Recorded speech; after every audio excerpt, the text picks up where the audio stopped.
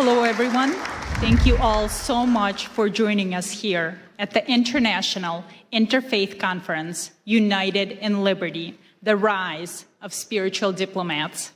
My name is Olga Schmidt, and I am so honored to welcome to the stage a world-class opera singer, Miss Maria Maksakova, to perform the U.S. National Anthem.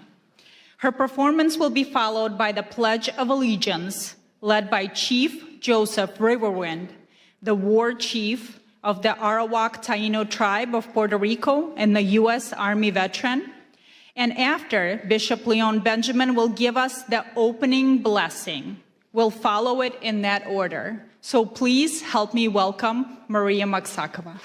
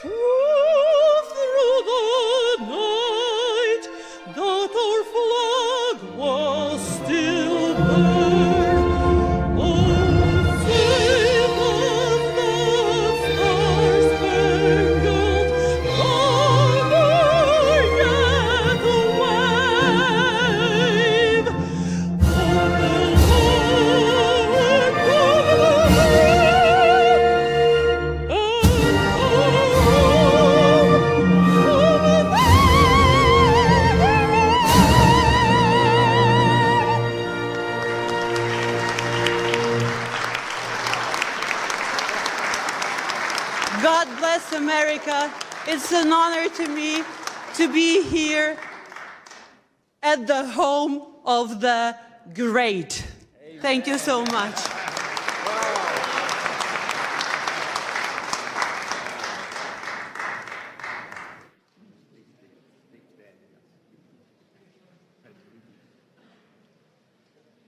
Chief Joseph Riverwind will join us next.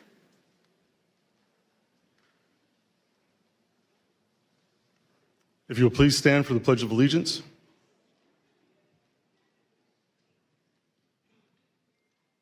I pledge allegiance to the flag of the United States of America and to the republic for which it stands, one nation, under God, indivisible, with liberty and justice for all.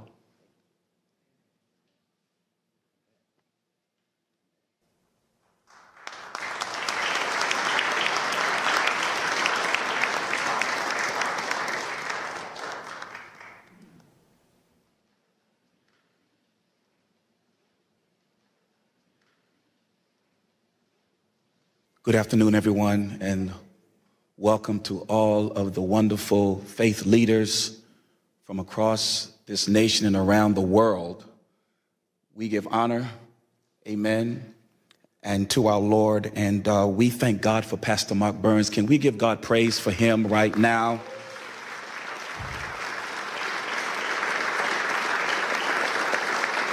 The rise of spiritual diplomats as we pray today. The road of faith is not a road that is sometimes easy to get on.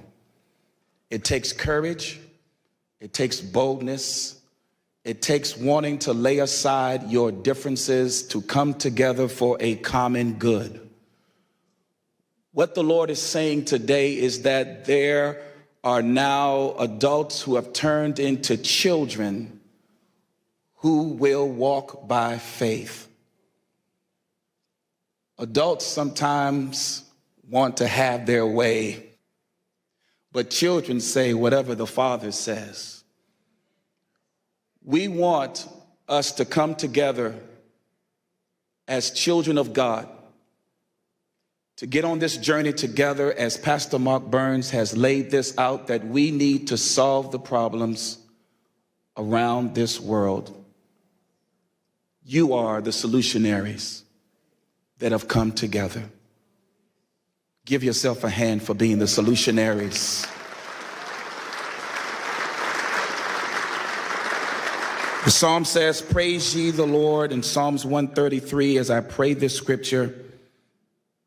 Behold, how good and pleasant it is for brethren to dwell together in unity. It is the precious ointment upon the head that ran down upon the beard, even Aaron's beard that went down to the skirts of his garments, as the dew of Hermon and as the dew that descended upon the mountains of Zion. For there the Lord commanded the blessing, even life forevermore. So, Father, we come to you now, Lord, as you said in your word. Let this anointing now flow upon this wonderful spiritual diplomat service, that let it flow, oh God, from the head. As Pastor Mark Burns has seen this in his heart, let it flow down, oh God, to every person that is in this room and those that may be watching afar off.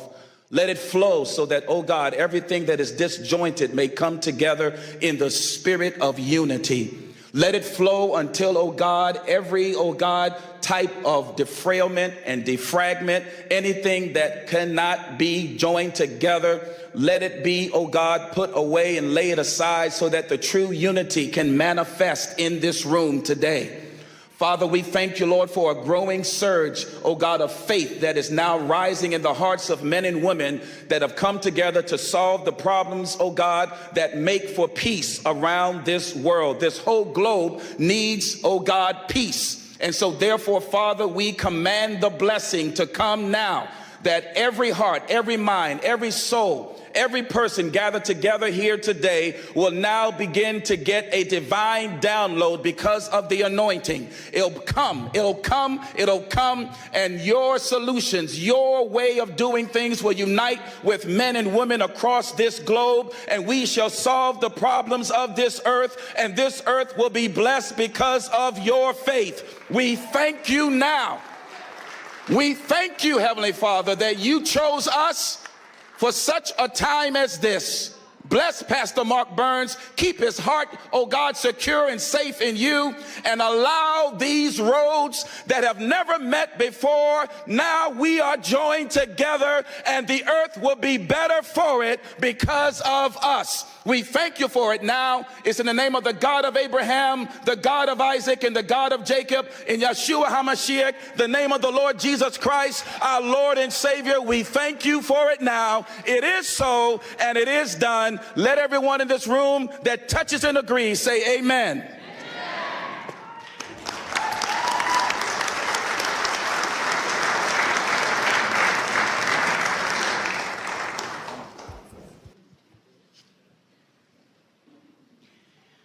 Ladies and gentlemen, it is my profound privilege to introduce a special video address prepared exclusively for this conference from a figure of immense global significance. Please direct your full attention to the screen for a message from the President of the United States of America, Donald J. Trump.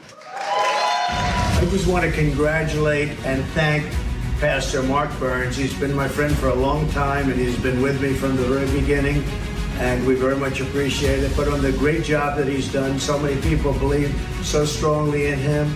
So God bless you, Pastor Burns, and keep going forward. We have a world that's very troubled, as you know. It's troubled, I think, perhaps like never before, but we'll solve the problem one way or the other. Thank you very much for the great job you've done, Mark, and keep it up.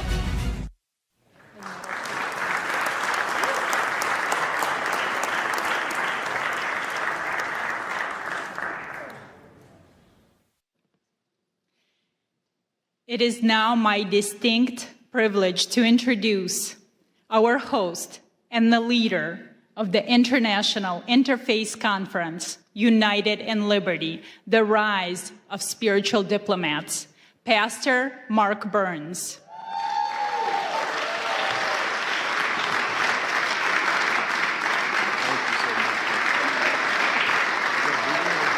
There's more.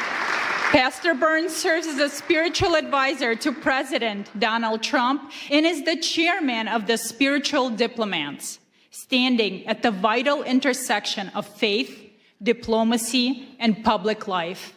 He's also the founder of the Harvest Praise and Worship Center and the co-founder of the Now television network, extending his influence across faith, media, and global engagement. Pastor Burns boldly promotes unity and justice. Through quiet diplomacy and principled leadership, he engages in spaces where traditional politics often cannot reach, building bridges, fostering reconciliation, and advancing peace.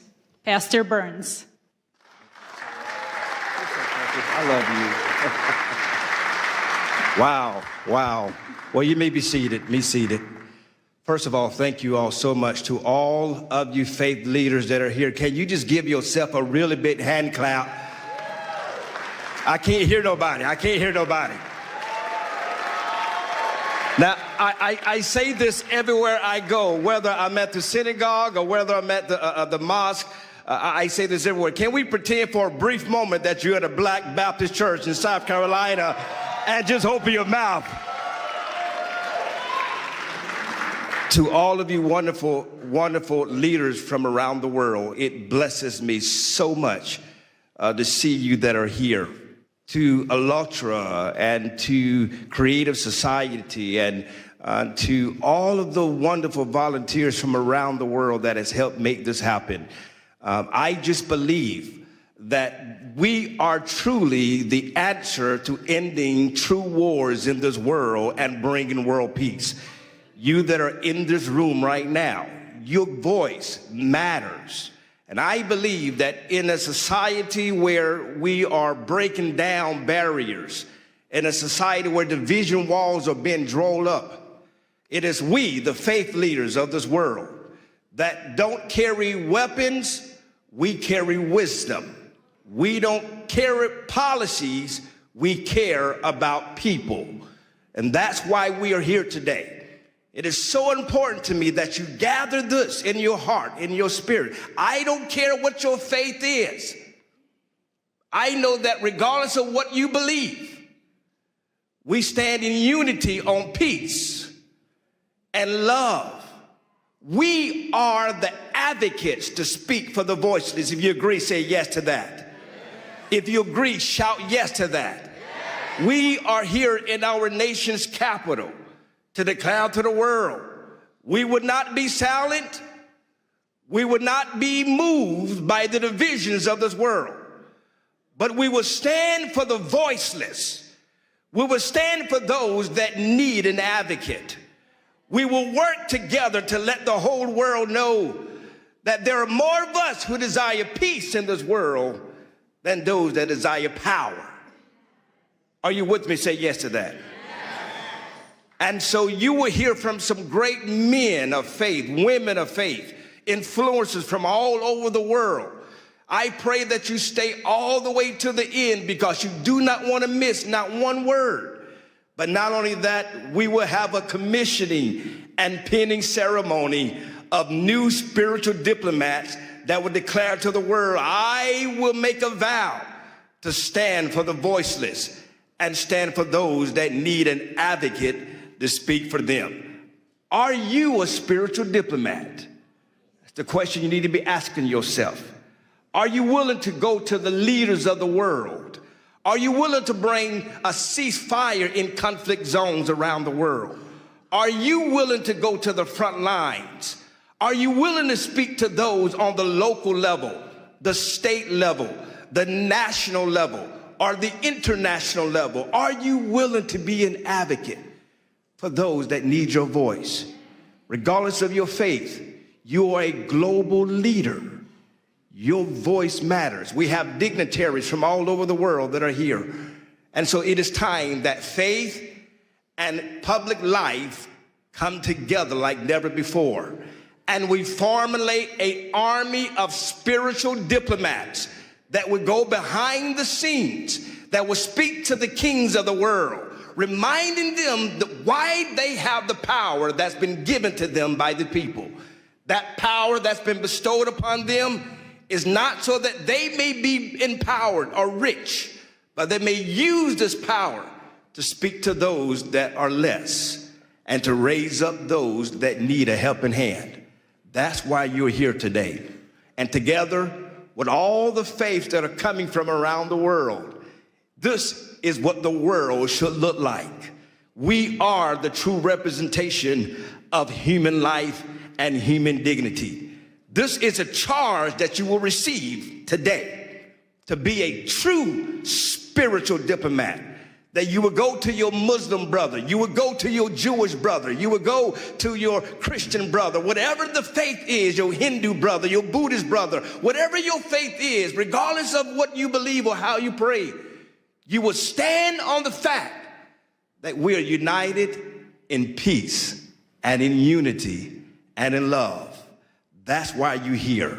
And I pray that you received a mantle, a charge to go out back to your countries, to go out back to your states, to go out to your provinces, to speak to the kings of your world, to speak to the leaders of politics and political world, and to remind them that you will be the voice of moral compass in their life, and remind them when they veer off and they start serving self-interest, you will be a voice to bring them back to the center and remind them who they are and why God has selected them in leadership. Let's bring peace to the world. Let's end the conflicts of the world. There's so much more that we're going to be doing together. This is not just a meeting. I need you to understand me clearly. If you're here just to be one of the number, if you're here just to take pictures, we don't need you nor want you. But if you truly here to roll up your sleeves and become the pit bulls of the world, and remind the leaders that you will not be silent, you will not be moved, but you will stand for those that are lost. You will lead the marches where there may need to be marches led. You will speak up for those that are being killed viciously. You would not be just keyboard warriors, but you would advocate for those that desperately need your leadership. If you agree with me, say yes to that. So that's why you're here. We're uniting the world together. And we started right here in our nation's capital. God bless you. Thank you all so much. There's much more to come. Please, please, stay to the end. You want to be commissioned. You want to be commissioned as a true spiritual diplomat, where you receive one of these spiritual diplomat pens that you wear with pride, that you're telling the world, I am a leader you could call on. I am a leader that will stand in the gap. I will always fight for those that need a voice and a helping hand. God bless you. Thank you all so much.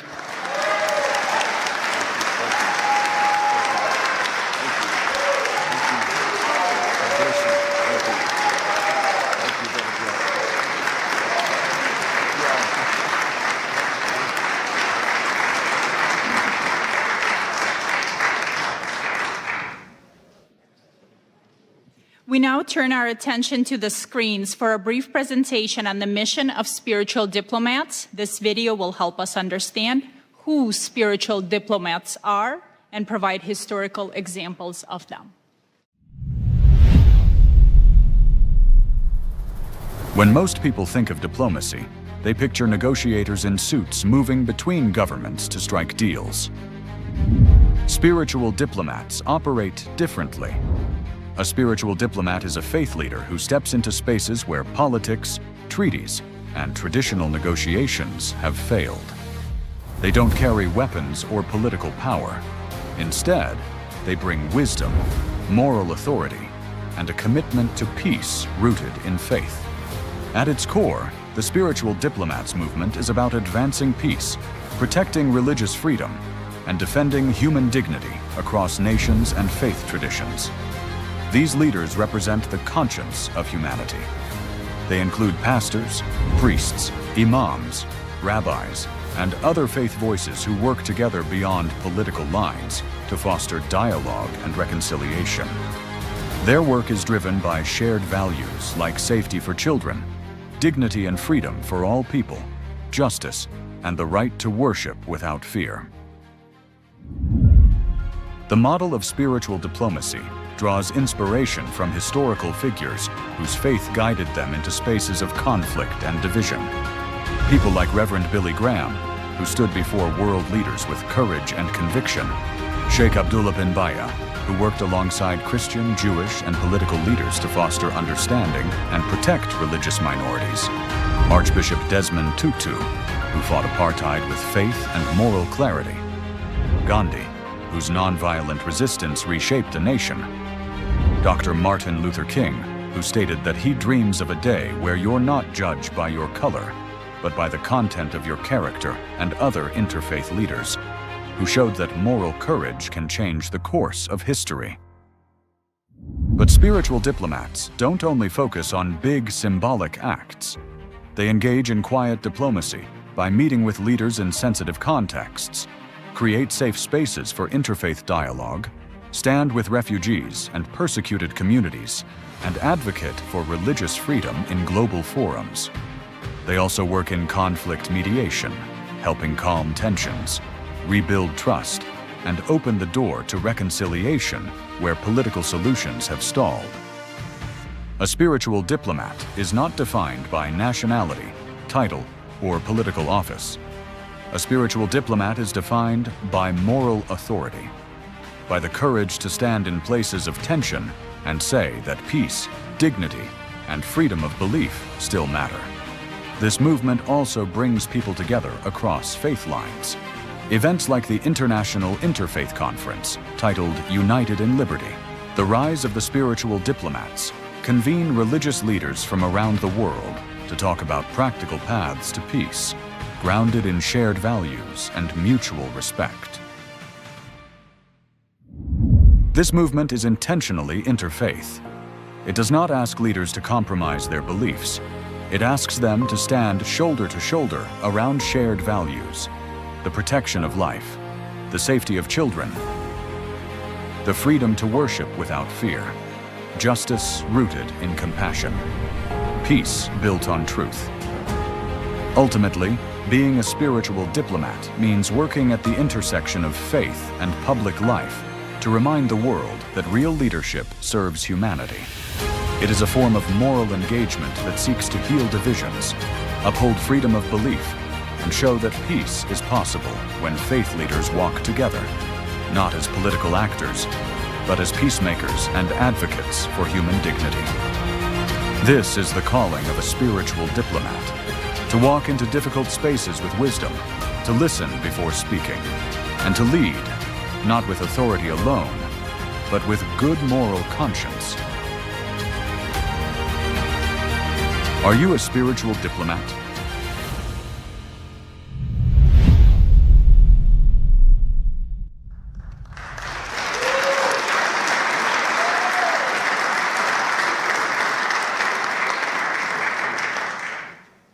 Traveling to us from Europe, we welcome George Simeon, President of the Alliance for the Union of Romanians, a courageous freedom fighter and defender of Christian rights. He brings a vital presentation on faith at the crossroads. He speaks to us today on how Romania's spiritual resilience offsets a lesson for a divided world.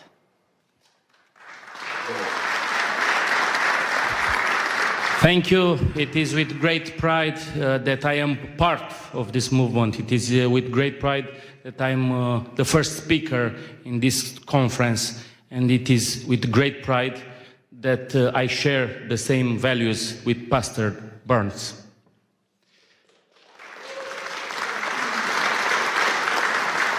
We come from Romania, a country where until recently You could have been jailed and punished for your belief.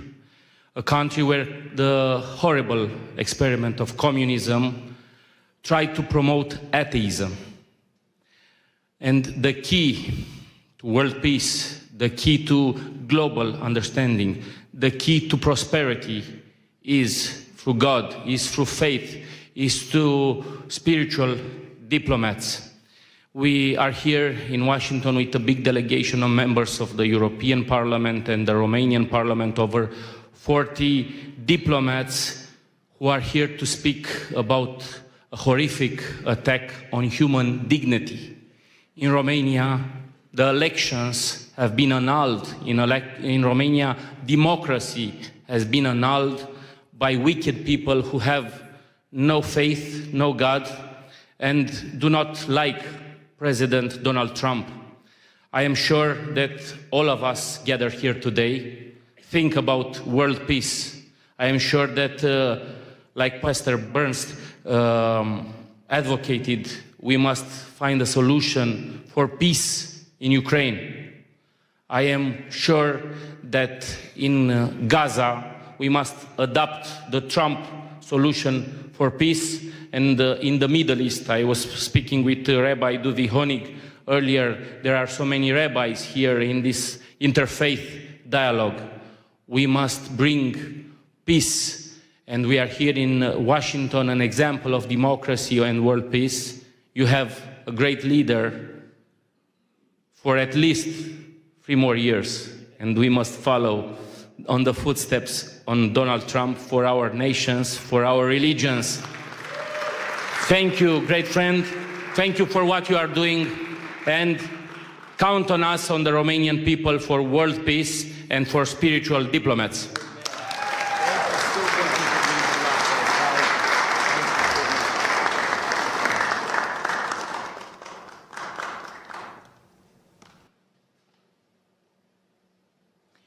Our next speaker is Brock Pierce, a renowned futurist, philanthropist, and the co-founder of the Tether and the EOS ecosystem. He is a visionary who understands that in times of crisis, action cannot wait for the government. He will speak on the critical role of private citizens and technology in humanitarian aid.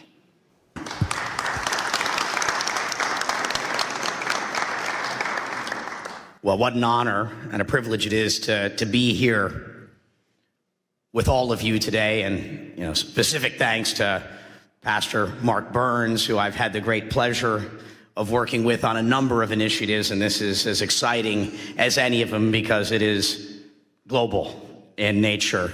And on behalf of all the Ukrainians that are here, this is one of them. And we've got a few other surprises I think we'll see in the months to come. But what a pleasure. I think it's worth talking, for a moment about the world, as it is right now. The world is changing rapidly. Technology has been creating uncertainty about what is our role, who am I, why am I here? And so there's a lot of fear in the world. There's a lot of uncertainty in the world and a lot of doubt that's leading to polarization and division from our technologies and tools. And what is the answer to all of that, in these moments? Faith. Faith is the answer to FUD. When you're feeling lost and you don't know where to go, faith is the answer. And that's what's brought us all together here today, is that we all believe in something more than our current moment, our present reality. We understand that there is a plan, that our life has meaning, and that we have a purpose for being here. And we just have to step into that, right? We have to say yes.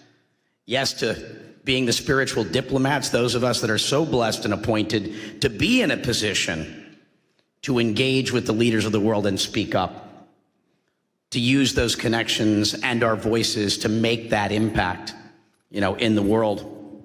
And so how do we deal with, the current reality, conspiracies that have replaced trust, tribalism that is replacing dialogue, ideology that is replacing wisdom, Again, I think the answer to all of it is how do we continue to find our faith to overcome these challenges so that we can find that peace.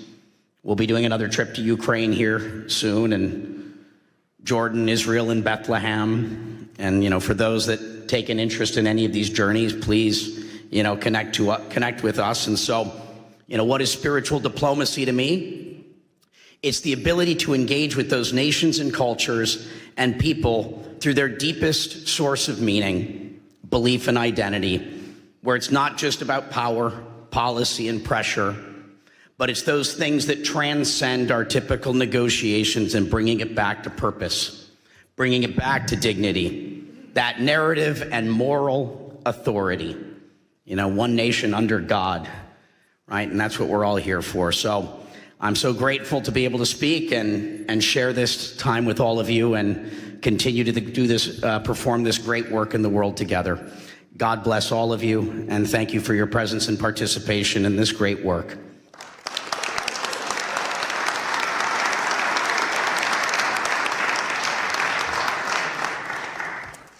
Now it is my distinct honor to introduce a video address by Rabbi Shlomo Moshe Amar, the former Sephardic chief rabbi of Israel and Jerusalem.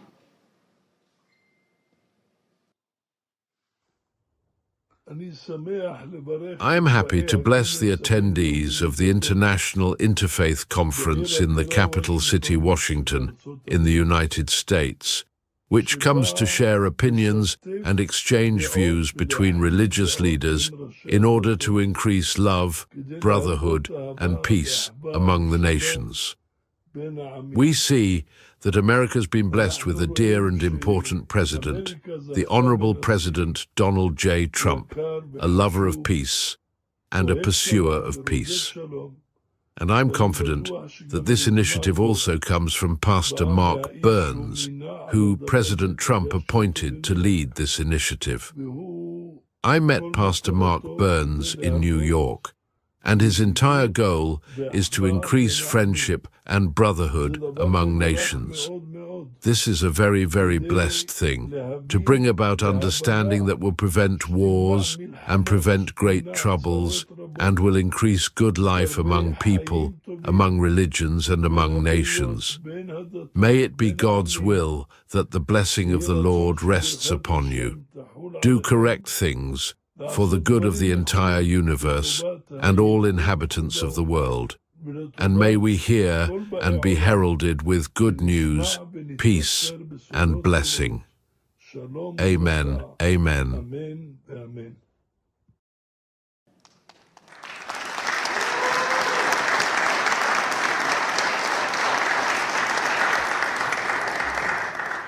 Now we are honored to hear from Rabbi Asher Lapading, a great Rhodes Scholar and the Director of Community Relations at the Jewish Federation of Greater Ann Arbor, Michigan. He has recently led multiple delegations to Syria. A true spiritual diplomat, he speaks today on the new Syria and the religious imperative to build bridges with nations, often deemed adversaries. Thank you. Thank you so much. It is such an honor to be presenting at this International Interfaith Conference of Spiritual Diplomats, United in Liberty. My deep gratitude to Pastor Mark Burns and all the organizers and participants. There's an old Jewish joke that mixes humor with some warning. If we don't heed the word of God, a man's house is caught in a great flood. He sees a large piece of wood floating by, but instead of grabbing it, he says to himself, I'm going to wait for God, for the God that I pray to. Then miraculously, someone from a boat throws him a life jacket. The man says, no, I'm waiting for God to send me God's relief. Soon a helicopter swoops overhead and sends down a ladder, and the man refuses to get on because he says, I'm waiting for God to save me. Well, eventually the water swallows him up. He dies, goes to heaven, and at the pearly gate he demands of God, or St. Peter, if you're Christian, where were you, God? I prayed to you for salvation, you ignored me. And God, or St. Peter, says, who do you think sent the wood? Who sent the boat?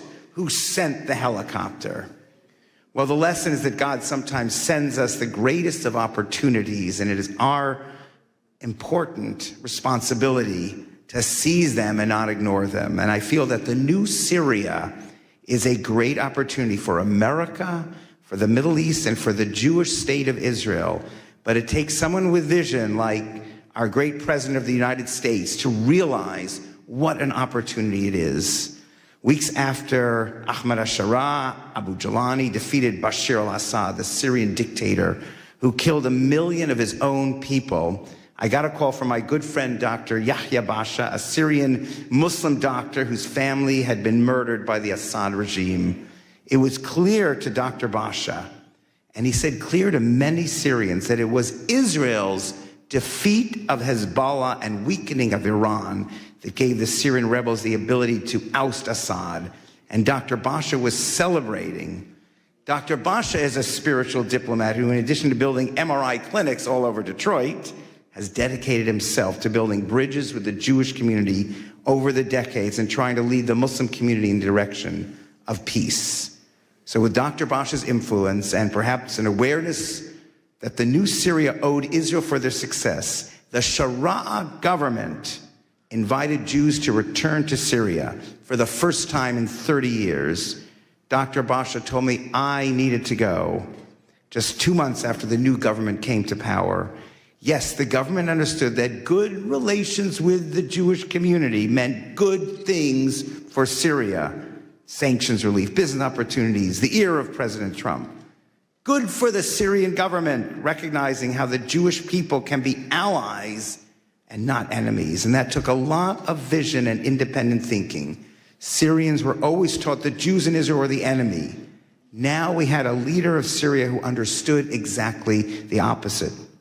And we were welcomed by everyone in Syria as Americans. But even more impressive, when people saw that I was Jewish, by seeing my kippah coming out of a synagogue in Damascus, they celebrated. Jews returning to Syria meant that Assad was truly gone. Since this first February trip, I have returned twice, leading 2 Jewish delegations, one with an Israeli reporter, David Horowitz. I wore my kippah everywhere and received the same joyous welcome from teenagers, from kids to older adults, and even armed guards who wanted to take their picture with me. At our visit with the president of the University of Damascus, I openly told faculty, students, and administrators that, yes, I am a Zionist, and I hope that Syria and Israel will become best friends. And while some were surprised, most understood. And I believe sincerely that the Sharaa administration understands. For over a decade, Syrians were tortured and killed by Assad's allies, Hezbollah and Iran and Russia. And Hezbollah alone killed tens of thousands of Syrians. So now Syria and its leadership understand that those who obsess with destroying Israel and America, Hezbollah, Iran, ISIS, Houthis, they are not friends. They are enemies of the new Syria, just as they are enemies of Israel and America. So after 3 trips, meeting with the Minister of the Muslim Waqf, the Minister of the Economy and Labor and Social Affairs, and many, many in the Foreign Office, I now am invited 2 more times to bring Jewish leaders, business leaders, and rabbis. And I can say with faith that a strong, unified Syria can be a great ally of America and Israel. God bless President Donald Trump for seeing this early on when he met with Sharaa in May. And now, as a strong supporter of Israel, I ask Israel to understand this. I believe God is sending America and Israel the wood, the boat, the helicopter. Israel has to figure out how to use all these opportunities while maintaining security. But I believe having a strong, unified Syria can be the best allies for Israel's security against its greatest enemies. Part of being a spiritual diplomat is seeing diplomacy and building unlikely bridges and breaking down old, outdated divisions and seeing that all, as the pastor said, as holy work accomplished by trusting in God to guide us into crucial opportunities, to the boat, to the helicopter. At these times, I think of the courage that it took for the great Martin Luther King to join with rabbis and Jewish leaders to fight together. Folks with different religions and backgrounds, but united in spirit and understanding and a respect for all human beings created in God's image. That is the courage needed to follow everything we see in the new Syria and Israel. And with America's blessing and hard work, Israel, Syria, America, and all those who love and want peace can be the greatest of friends and allies to prevail together against the forces against peace that surround both countries in the ultimate victory of light over darkness. Thank you.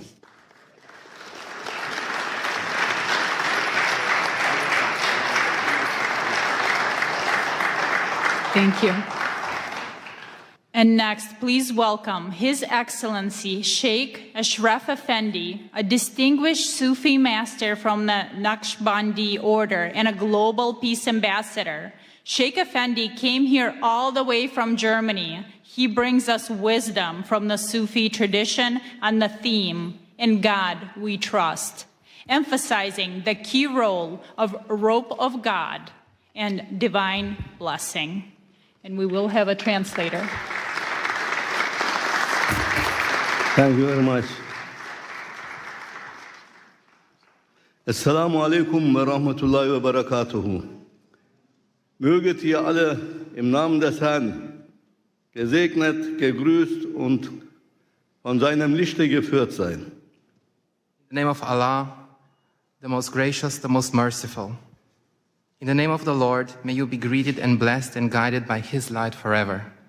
Zweifellos ist dies eine himmlische Zusammenkunft und das Werk göttlicher Inspiration.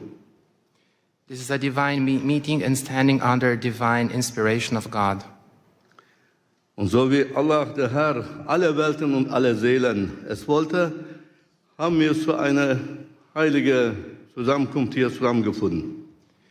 And as God wanted, guiding all the beings on this planet, we have found our way here to this meeting. Ewiger Dank sei dem Herrn der Welten sowie den Organisatoren, die diese göttliche Inspiration realisiert haben. Immense gratitude to the organizers of this event and the volunteers that are here and everyone today invited. Wir werden uns noch später bei Ihnen bedanken, ausführlich bedanken noch. Doch wir haben jetzt nicht die Zeit. Bevor die rote Karte gezeigt wird, müssen wir zum Thema kommen. At a later point, we will express our gratitude to the organizers in more detail and with the appreciation they deserve, but now our time is running out. Wie wahr, bei allen Friedensveranstaltungen zuvor haben wir noch nie so eine Hoffnung gehegt wie bei dieser. Truly, at all previous peace events, we have never had as much hope as we do at this one. Denn eine Veranstaltung dieser Art, die Politik und Spiritualität miteinander verbindet, findet zum ersten Mal statt und dies ausgerechnet an einem Ort, von dem aus die Welt politisch, wirtschaftlich, sogar militärisch beeinflusst und geführt wird. For an event of this kind, which combines politics and spirituality, is taking place for the very first time. And this, of all places, in a location from which the world is influenced and controlled politically, economically, and even militarily. So wie wir es verstanden haben, geht es um die Freiheit des Glaubens und um die Zusammenarbeit von Politik und Spiritualität. As we understand it, this here is about freedom of belief and about the cooperation of politics and spirituality. Oh ihr Edlen, was denkt ihr? Wie können wir die religiösen Führer, spirituelle Autoritäten oder Diplomaten dazu beitragen, die Freiheit des Glaubens und eine Zusammenarbeit mit der politischen Führung zu realisieren? So what do you think? How can we, the religious leaders, spiritual authorities and diplomats, contribute to realizing freedom of faith and cooperation with political leaders? Müssten wir dafür nicht zuerst selbst in unsere eigenen Reihen die Ketten des Extremismus sprengen und unseren Glauben von jedem Extremismus befreien? Don't we have first to break the chains of extremism ourselves within our own ranks and free our faith from all extremism? Wie wahr, Keine Glaubensgemeinschaft ist frei von Extremismus, dem Satansvirus. Truly, no religious community is free from extremism, the virus of Satan. Wie können wir als Menschen des Glaubens dann Frieden und Glaubensfreiheit schaffen unter den Geschöpfen der Menschen? How can we, as people of faith, create peace and freedom of belief among the Lord's creatures? Um Extremismus im eigenen Glauben zu bekämpfen, müssen wir selbst, also wir, die Vertreter unseres Glaubens, konsequent an den goldenen Regeln, dem göttlichen Kodex festhalten. So in order to combat extremism in our own faith, we ourselves, we, the representatives of our faith, must consistently adhere to the golden rules, the divine code. Zum Beispiel im Islam. Wer einen Menschen tötet, ist, als hätte er die gesamte Menschheit getötet. For instance, in Islam, whoever kills a human being is as if he has killed all of humanity. Zum Beispiel im Judentum. Du sollst nicht töten und du sollst nicht begehren, was dem anderen gehört. For example, in Judaism, thou shalt not kill, thou shalt not covet what belongs to another. Zum Beispiel im Christentum. Liebe deinen Nächsten wie dich selbst. For instance, in Christianity, love your neighbor as thyself. O ihr edlen Diener des glorreichen Herrn, wisset, nur wenn wir die Kodizes der Religion des Glaubens ernst nehmen, sie an höchste Stelle setzen, achten und als das Seil Gottes festhalten, können wir eine gute Beziehung zu unserem Schöpfer aufbauen, dem einen und einzigen Herrn.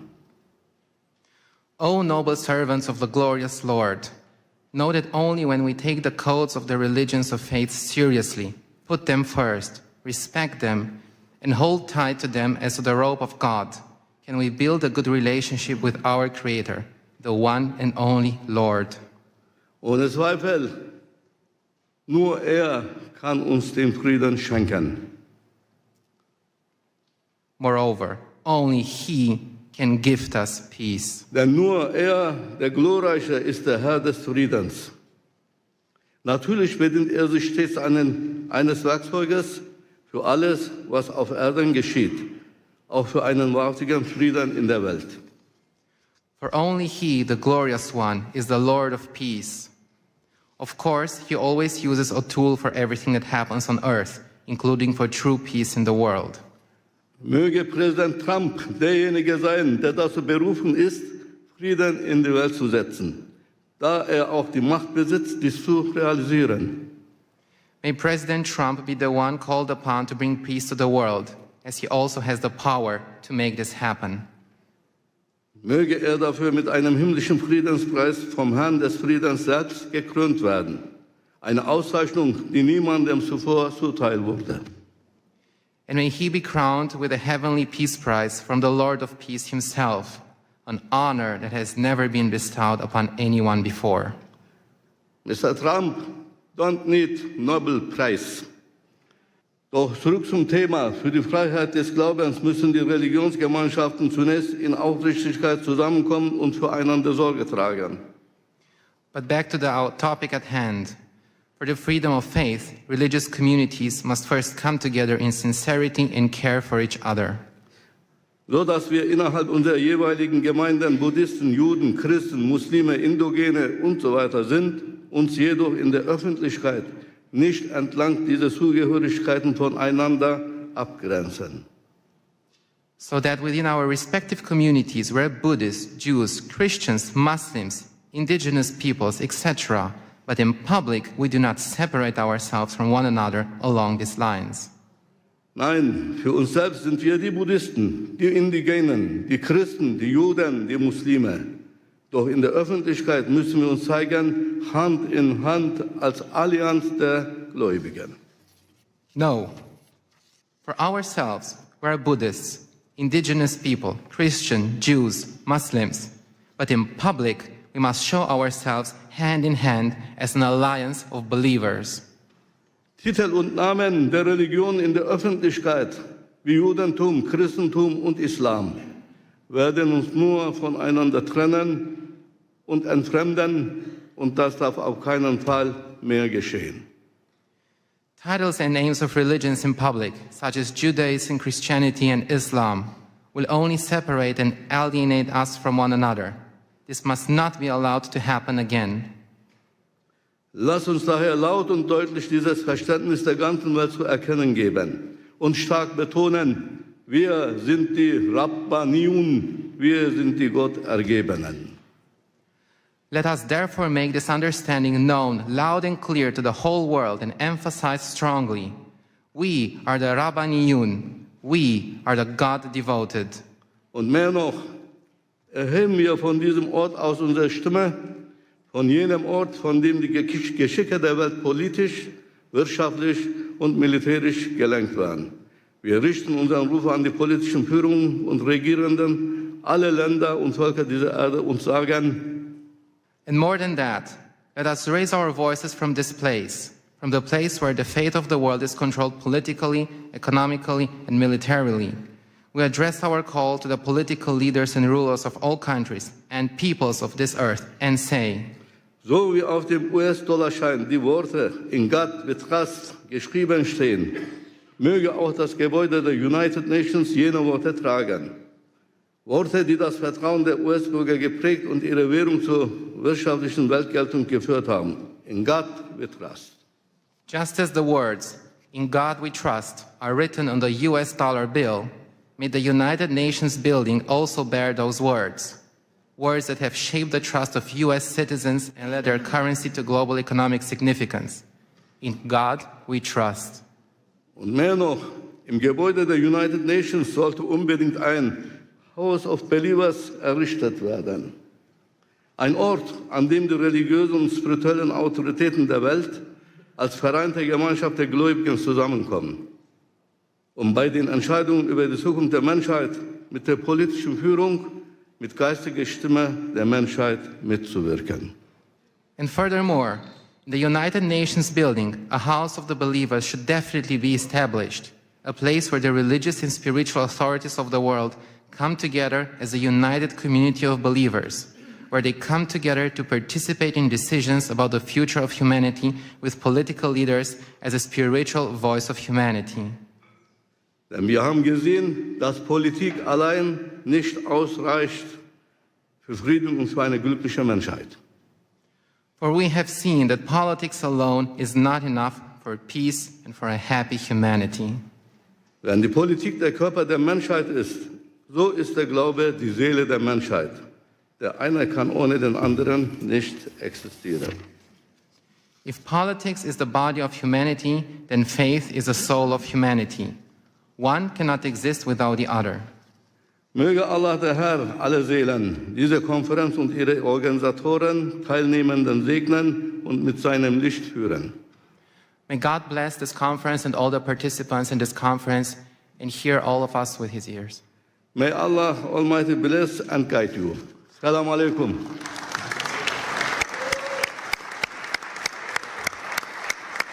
Thank you very much.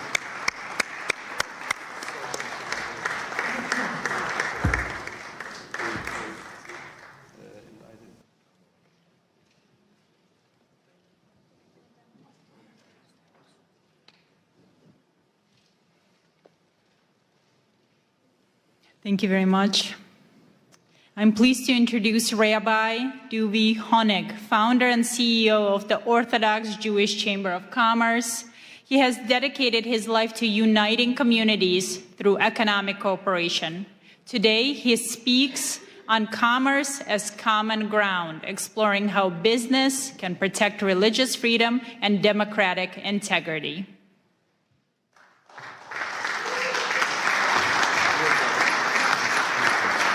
Thank you. Thank you all, thank you all, thank you all. Before I begin, I want to thank Pastor Mark Burns for his leadership, partnership, and tireless efforts in bringing today's International Interfaith Conference together. Thank you.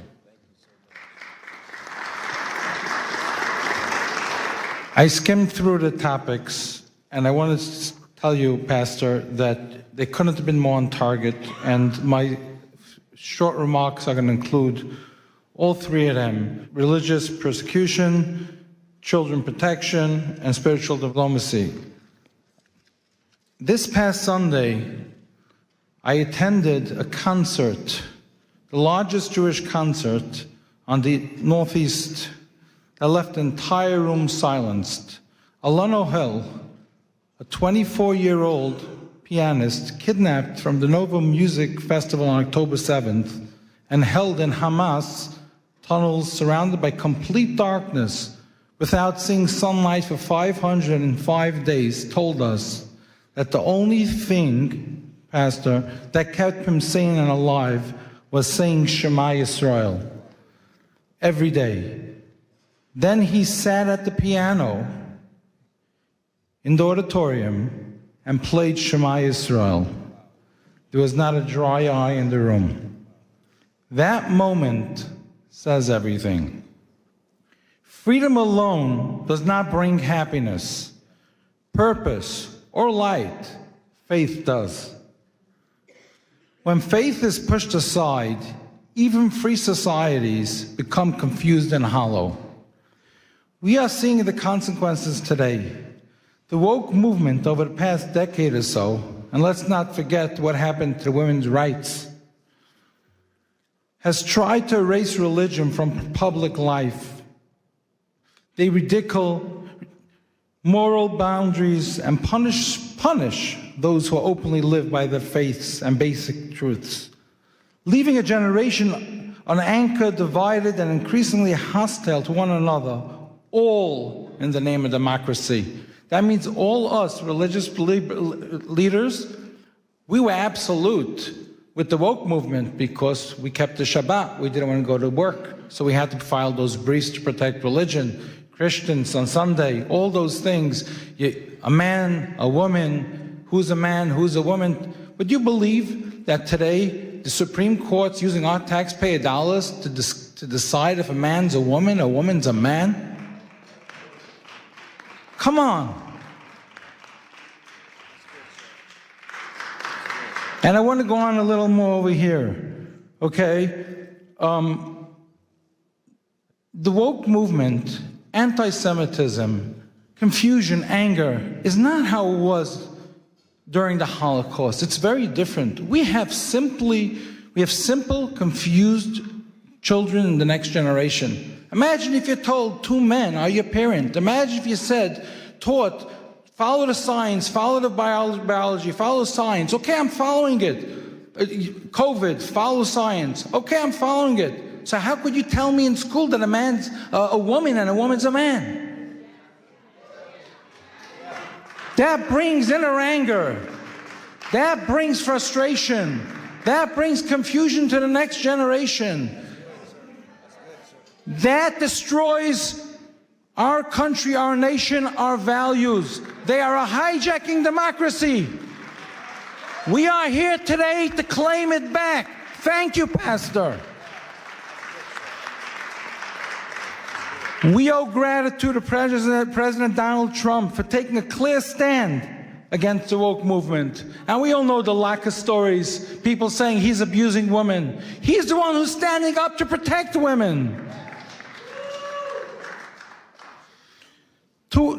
There's another issue I want to discuss, and I'm over here, by the way, I'm not wearing any gloves. I'm here, I told the pastor when he spoke, whoever's here for pictures, please leave. You know, we're not here for that. We want takeaways. We want to discuss topics that empower us. We want to discuss topics that empower us all together as faith leaders, that we could stand together and represent our communities without being intimidated or threatened when we speak up, because that happens way too often. And this is a topic that I want to bring up and work with everyone together with Pastor. Too often, political faith-based liaisons and appointees by the government specifically abused authority entrusted to them. Instead of compassion, there's silence when we reach out to them for help. Instead of dialogue, there's intimidation. Duvi, if you make this public, and you speak up and you complain to President Trump that I didn't include the Jewish communities in Nassau County or Rockland County or 770, the Chabad community reached out to me for over a year. The Jewish liaison didn't respond to him. And I have a whole list of the biggest communities. And then I have a tweet from President Donald Trump who said that Lakewood, New Jersey, where I reside, is the #1 supporter of him, the Orthodox community. And we built it. 2016, Donald Trump, the Trump organization was a sponsor by my event, and we built his network with him. And still our community goes ignored. And I spoke up against this, and I got threats from the Jewish liaison from the White House, and he blackmailed me and cut me out of the Hanukkah party because I spoke up. And I am calling him out, resign. We need to speak up and have people represent the president who represents the president's interests. People who stand by empowering faith-based leaders, not intimidating faith-based leaders. When we stand together like this, our different divisions, different departments, in the White House, in government, and I was threatened by state when I endorsed Lee Zeldin. I was threatened by state liaisons because of the crash, smash, and grabs, and they said you won't have any place with the new administration because you stood up for them. When I called out President Biden's team for hosting a hate-based summit, blaming it on the Jews, blaming it on Jersey City, blaming it on Rockland County attacks, blaming it on anti-Semitism, but not including one Orthodox Jew, I called them out for it, and the White House took a fight with me, and the Jewish liaison cut me out then as well because I spoke up for what's right. But I work with the other liaisons, I work with the government, I work with the administration itself, and I'm able to help community leaders day in, day out because I'm above them. But it's those communities who reach out to me that I have to bypass on their behalf that we have to speak out for. On another note, in a multi-billion-dollar economic stimulation creating thousands of jobs in the U.S., New Jersey will host FIFA 2026. And we, the Orthodox Jewish Chamber of Commerce, are taking the lead, working with the new administration in New Jersey to form. And I met with the Lieutenant Governor. He came to my JBIZ Expo, and we had a meeting for a half hour about this. And he's also a pastor. He wanted to be here today, but he was just sworn in, and he couldn't make it. I spoke to him about forming a FIFA faith-based committee, using the world's largest sporting platform to bring people closer together, promote respect across faiths and cultures, and unite rather than divide. Not like Europe. We're going to set over here in the United States, we're going to set that tone that sports unites people, doesn't divide people. I want to pause from personal note. Today, January 22nd, is my birthday.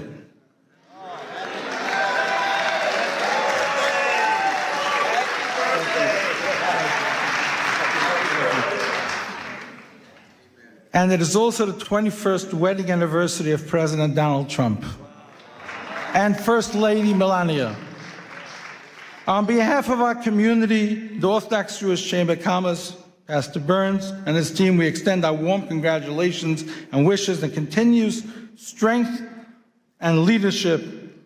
Our chairman, J. Morton Davis, who couldn't be here today, he's close to 100, the close friend of the president, for half a century sends his congratulations to the president.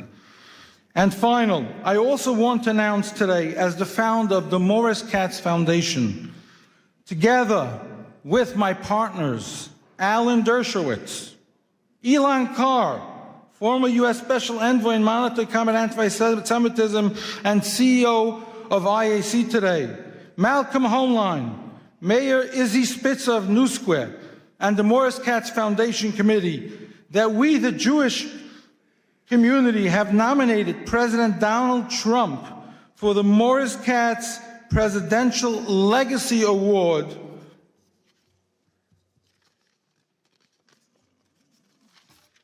for President's Day 2026.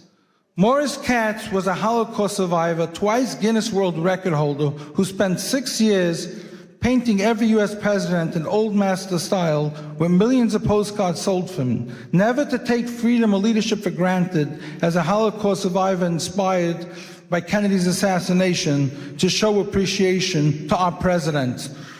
In that same spirit, after efforts to diminish President's Day just 2 years ago, amid renewed threats to religious freedom, we proudly advance this nomination following prior honorees Ambassador Mike Huckabee and President Isaac Herzog from Israel, who took leadership stands putting American democracy first, carrying the artist's presidential collection message of appreciation to all.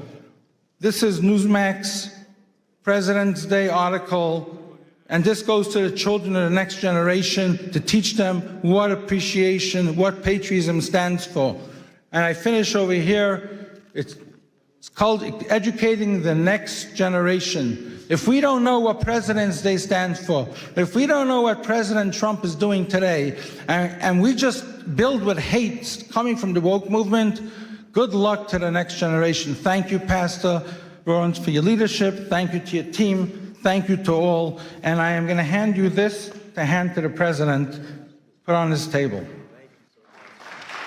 Thank you.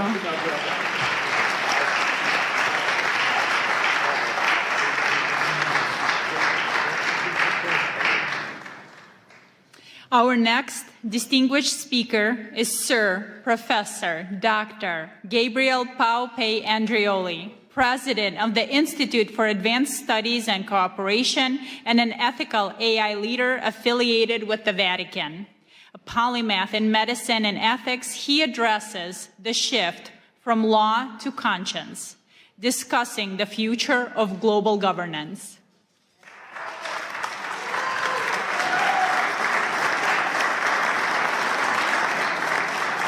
It's a true honor to be here, and I wanted to thank ALLATRA and Pastor Burns for inviting me. I had the good fortune of having them at the Vatican, at the Pontifical Academy of Science a few months ago, and it was a great honor, and I think united we stand. And also I brought a little present for you. So it's a rosary from the Holy Father.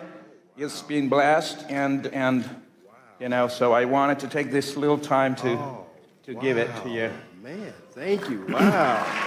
Holiness. So the Holy Father is always with us and in our heart. Wow. Thank you. So much. Thank you. What a special. So special. Wow.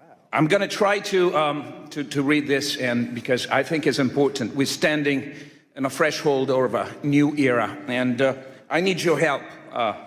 We all need to stay together. So esteemed spiritual leaders and diplomats, ladies and gentlemen, we're living in a time of extraordinary paradox. Never before has humanity possessed such technological power, scientific knowledge, and global connectivity.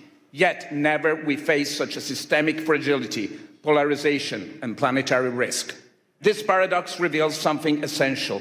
The central challenge of our time is no longer technological, but political, constitutional, and ethical architecture.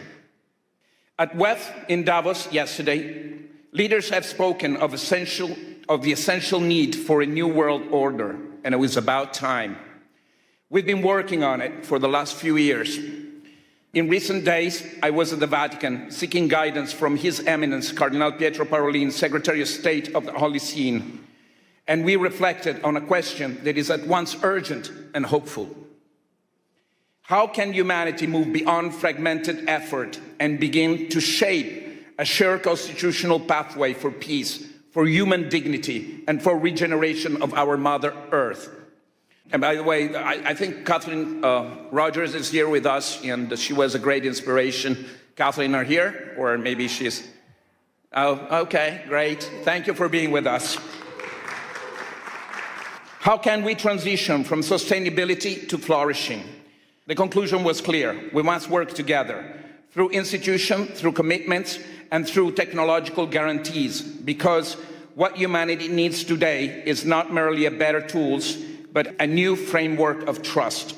A framework capable of translating ethical intention into credible, verifiable, enforceable cooperation across borders, systems, and generations. For many years, sustainability has guided political discourse. To sustain is to hold, to resist, to maintain balance, and balance, when treated as an end rather than as a phase, becomes stasis.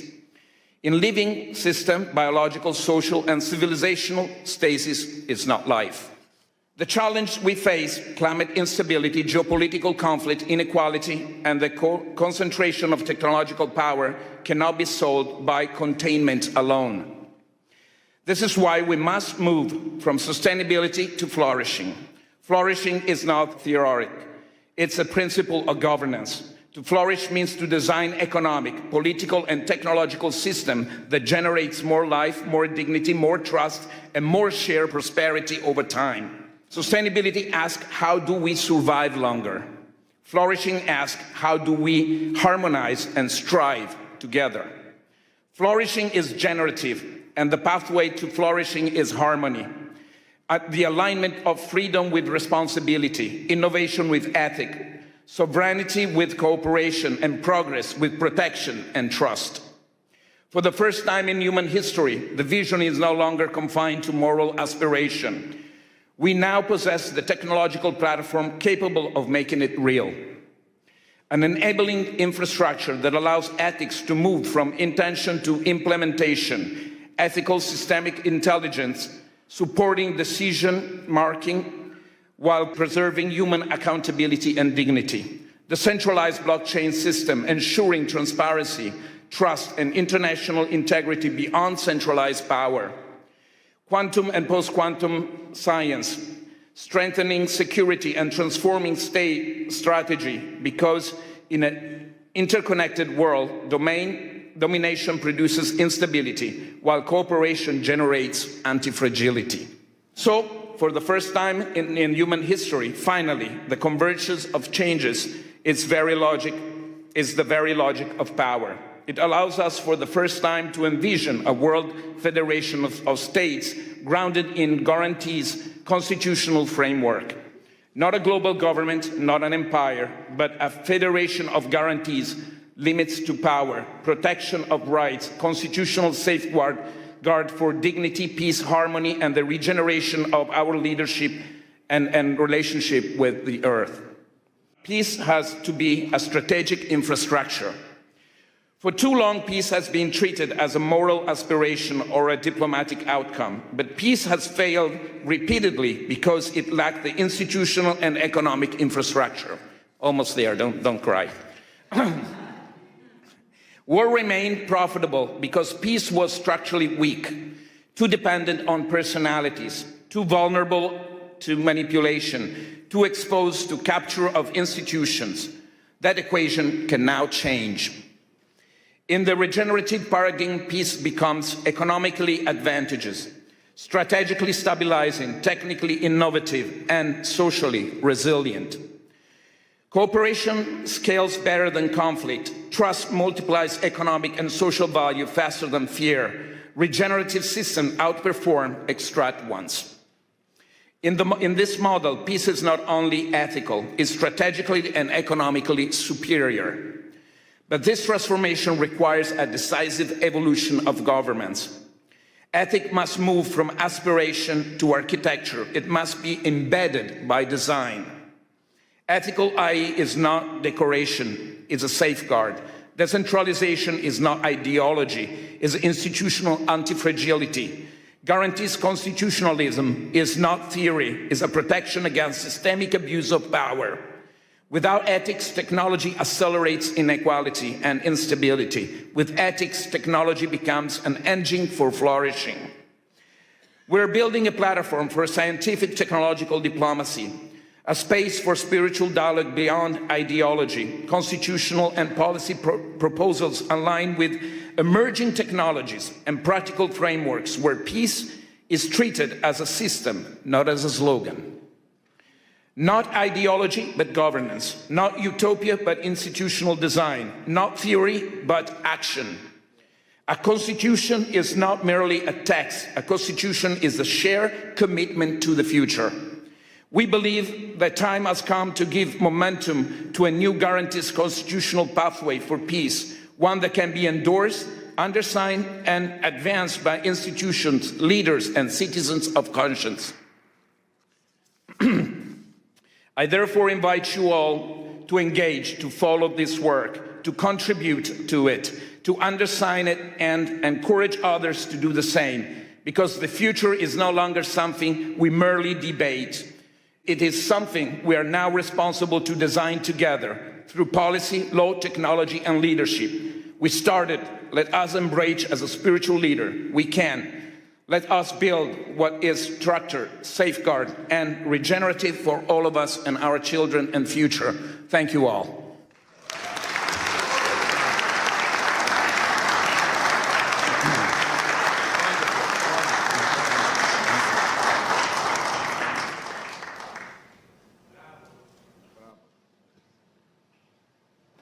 From Nigeria, we welcome Reverend Biodun Fadoyinbo, the Global Senior Pastor of the Commonwealth of Zion Assembly, impacting millions across Africa and the globe. He will share his experience on using spiritual diplomacy to end conflicts, drawing from his vast experience in Nigeria and beyond.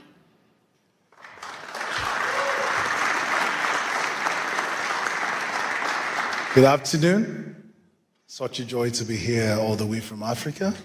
And I really appreciate Pastor Mark Burns for this privilege to speak with you. I want to thank you for this privilege, and I want us to know that it's very important for us to be here. And we are here because, not just because we've been invited here, but because God has brought us together and given us the kind of influence and affluence that we have to influence our world and to help our community and to experience peace. I want you to know that the world is looking not for leaders, not for speakers, but those who will broker peace all over the world. In this age where a sentence from a faith leader can shape hearts, move markets, and also topple government. I'm not a diplomat by training, but I have witnessed negotiation where treaties have failed. But I've seen prayers accomplish what political pressure could not do. This is not a call to replace politics with religion. But religion does not compete, but it completes diplomacy. We speak not of ourselves, but we need to know that we are messengers of God. I have been a pastor for 27 years. I found out that faith leaders are the only people that speak for 1 hour plus, and nobody stands up to say, excuse me, I want to contribute. Even in the court of law, people can say, my Lord, I want to speak. But in religious gatherings, religious leaders just speak and influence people. Their words are looked upon as the words of God. With this authority and this place of authority that God has given to us, we need to learn how to influence people. Because sometimes the way we speak, let's be honest, we speak from the place of tradition, we have authority, we have legitimacy of community, we have moral gravitas that secular institutions often forget. I want you to know that God has called us a call to forgiveness. A teaching of forgiveness can end blood feud. A sermon of dignity can inspire human rights movement. We remember the words of Archbishop Desmond Tutu. Even though it was not violent, even through his messages, he dismantled apartheid through his messages. We remember Pope John Paul II, whose simple appeal, war never again, echoed through Poland and beyond. We also remember sermons the baptized ethnic cleansing, and the casual dehumanization that turned neighbors into enemies. The weight of our words are measured not in their eloquence, but we must consider the consequences of our words. Today, our world suffers from dialogue deficit. We talk at each other, but not to each other. Faith leaders must understand their position and where God has placed them. So what does responsibility look like? Number one, we must, first of all, know that we stand for truth instead of triumph. We must understand that the role is not to win arguments, but to seek wisdom. Secondly, we must understand that courage must be displayed over convenience. We need to confront intolerance within our own communities and call for peace at all times. We must know that we've been positioned to influence. Our words carry weight. Our words carry weight beyond. We must see microphone not as a trophy, but we must see it as a means of influence to influence people to broker peace in our society. I want to round off by telling us about something that happened during the Central African Republic Civil War, when Muslims and Christians were slaughtering each other. One imam and one pastor made a pact. They stood at the checkpoint between warring neighborhoods, joined hands together, and they said the first bullet to be fired must pass through the imam and the pastor. For 18 months, they stood there and they held hands together. But for 18 months, no one fired a bullet. Eventually, others joined them. Their words carried weight, not because they had power, but because they had the courage to stake their lives on their conviction. Words carry weight. Your words carry weight too. The question is not whether you speak, it's not whether you will speak, but whether you will speak in the ways that will heal rather than divide. Will you reach the voiceless rather than just the powerful? Will you use your position to heal your community, heal your country, and avoid the differences in the religion and make sure that we heal our world? This is something we need to stand up to, and our lives will not remain the same. God bless our world.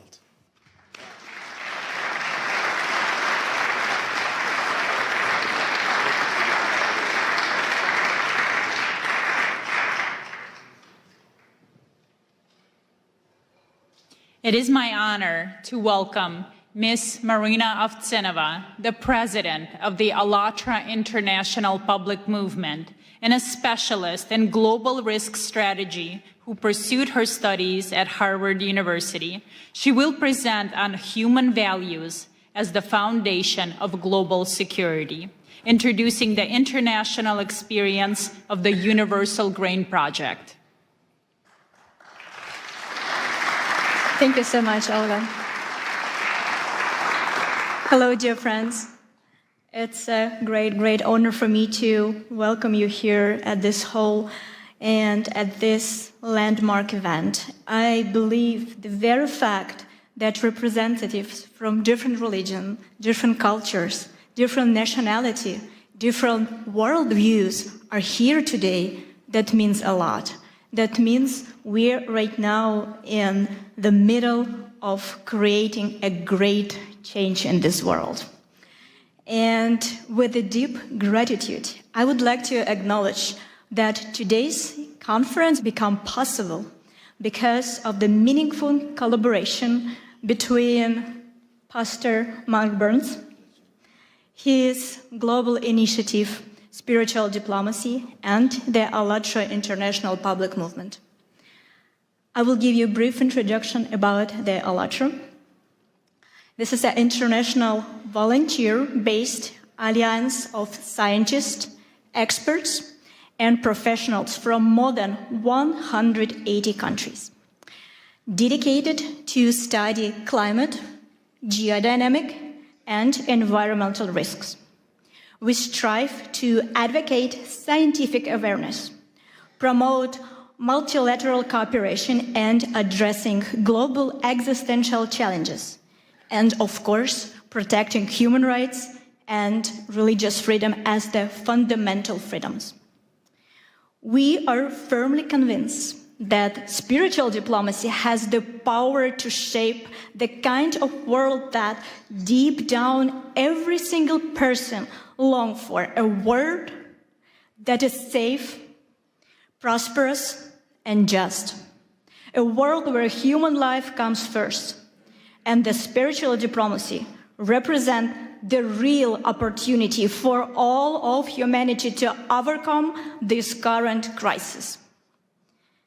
And we have solid evidence that we presented to you today that humanity is deeply seeking spiritual diplomacy as the force capable of transforming our world. Back in 2017, we initiated a large-scale international social research project called the Universal Grain. We defined the goal of this project as following: to identify the scientifically sustainable, the fundamental values shared by all people on the earth, regardless of their religion, nationality, social status, political affiliation, in order to find unshakable foundation for understanding among all of humanity. The result of this extensive research was the documentary film, The Universal Grain: Life, What Unites Us All. An international team of thousands of ALLATRA volunteers worked on its creation, including reporters, camera operators, and of course translators.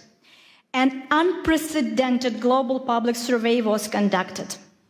Our volunteers went basically everywhere, into the streets of major cities, and they also traveled to the remote settlement of indigenous community.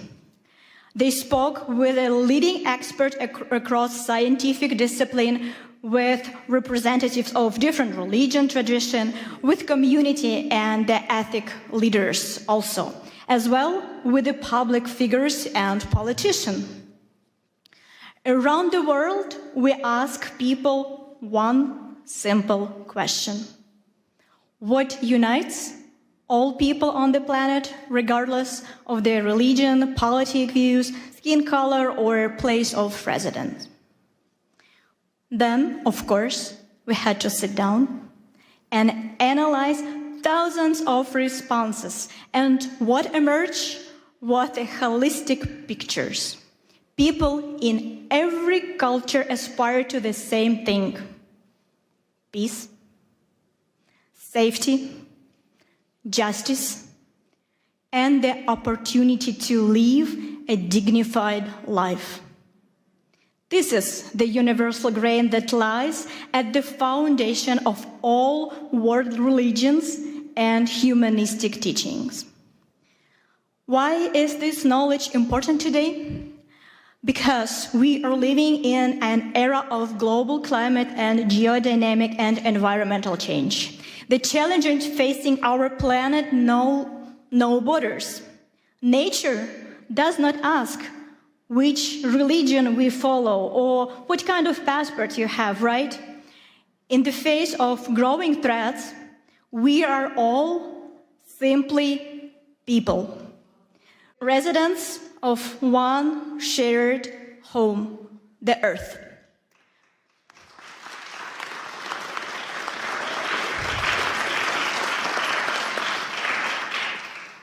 And we know for sure that civilization can survive global changes only if we are able to rise above our disagreements, to welcome our differences as the source of richness, while standing firmly on the shared moral foundation. And now, I would like to invite you to watch a short video segment. It is only a small section from the vast collection of interviews gathered during this project. But you will see it provides how much we all have in common. Let's watch it.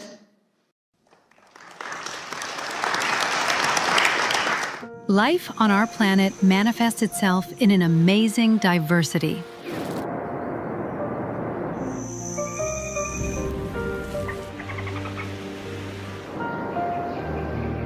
Likewise, human civilization demonstrates an equally impressive variety of cultures, traditions, and religious beliefs that have been forming over centuries. This kind of rich heritage reflects various approaches to understanding human values and people's life in society. Within the framework of the Universal Grain, the unique social research project of ALLATRA International Public Movement, the volunteers addressed people worldwide with question, what do all of us have in common? And their answers show what unites us all. Siamo partecipanti volontari di un movimento internazionale che si chiama ALLATRA. And we're conducting a research, the Universal Grain.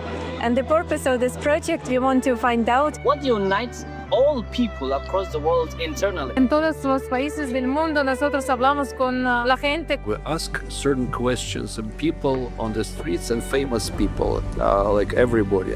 Apa yang mempersatukan manusia di planet ini tanpa melihat agamanya? Unabhängig von der Religion, Politik. Co właśnie robi człowieka człowiekiem, co jednoczy właśnie wszystkich ludzi. As one unified world community. We are all human beings here. Aside everything, aside the colors, we are all human beings. So it inspires and it unites all of us here. I think people feel love and care for other people in the same way, despite whether from their religion, their beliefs, anything like that. So I definitely think we all have that in common, definitely. I think that love unites all of us. When this feeling fills our hearts, you know life becomes very happy and beautiful. And you're happy.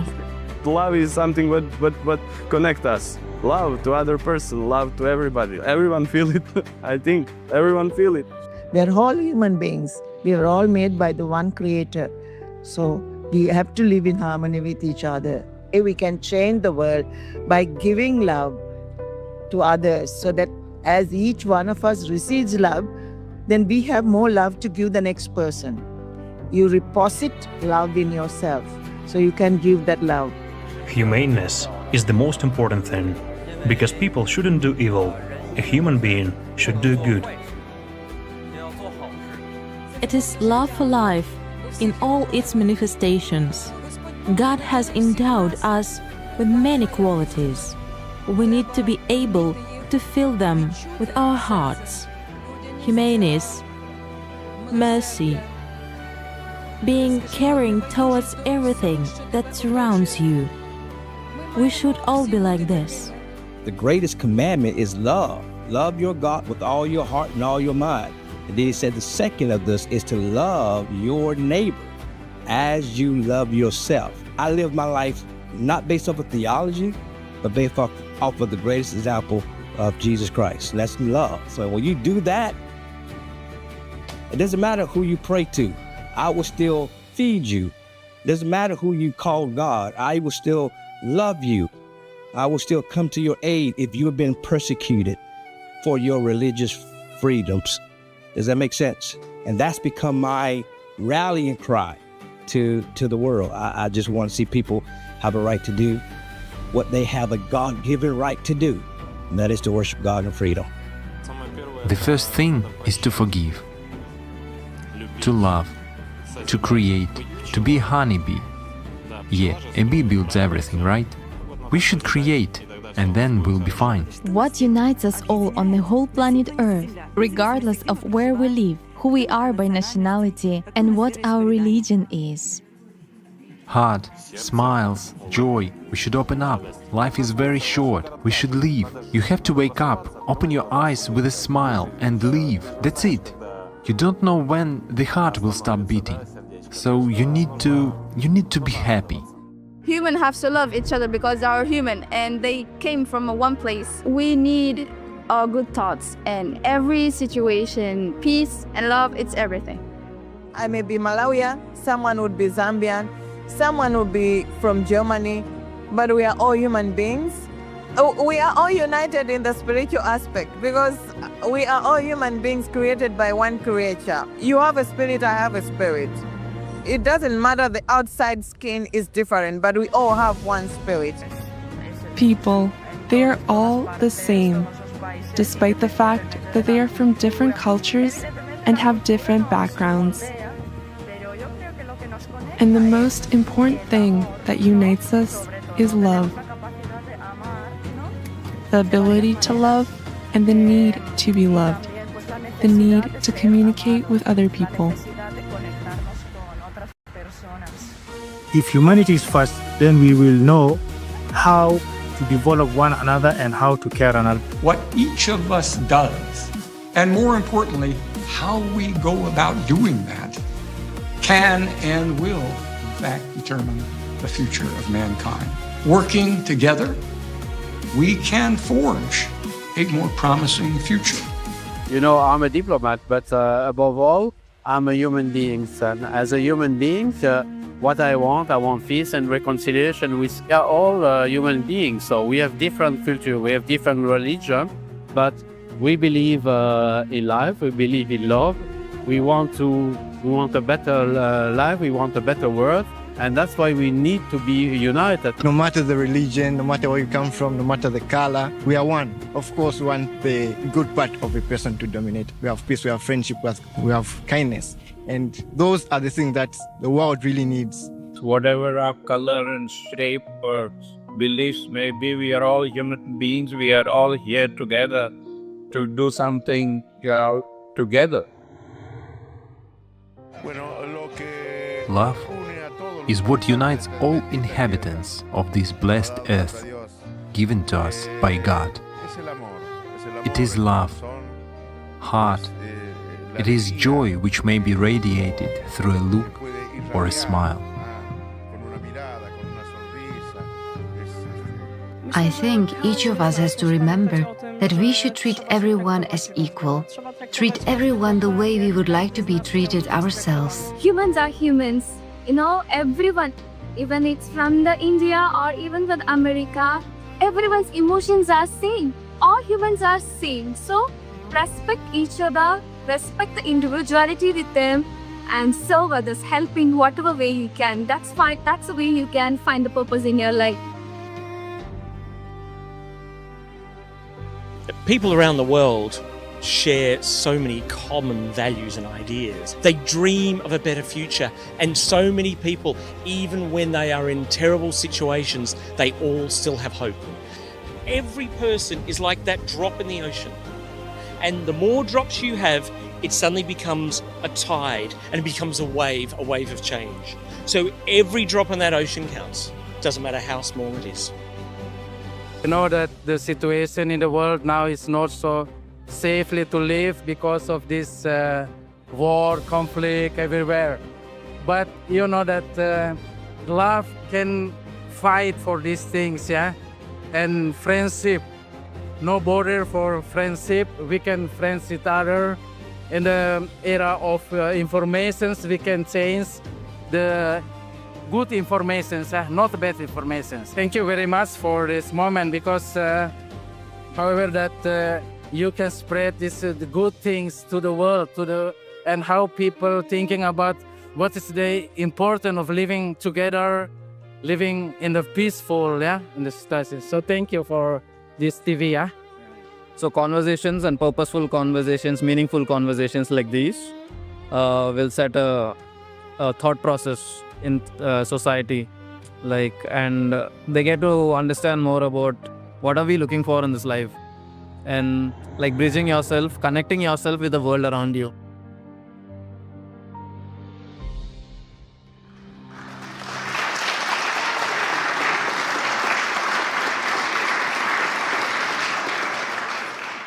remember, this is just a short excerpt from the huge work that our volunteer did for the benefits of the entire humanity. And what you have seen is the powerful evidence that the spiritual diplomacy is not an abstract idea, but a vital necessity, capable of answering humanity's shared demand for a world where goodness and humanity prevail.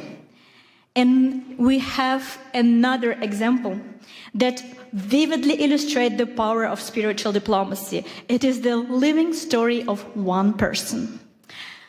You know, unfortunately, we live in such a world where we need to pay a very high price for the desire to say a truth.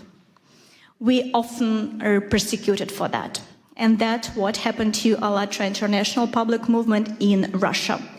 The reason why Russian authority persecuted us because of our uncompromised scientific position and our open position for support of Ukraine. And the Russian authority, they did not forgive us that, of course, right? For telling the truth. And we become the target of their propaganda and their persecution machine. Our participant, in order to have the ability to continue their work, continue to spread the truth, had to leave their homes and leave very, very rapidly. So, sorry.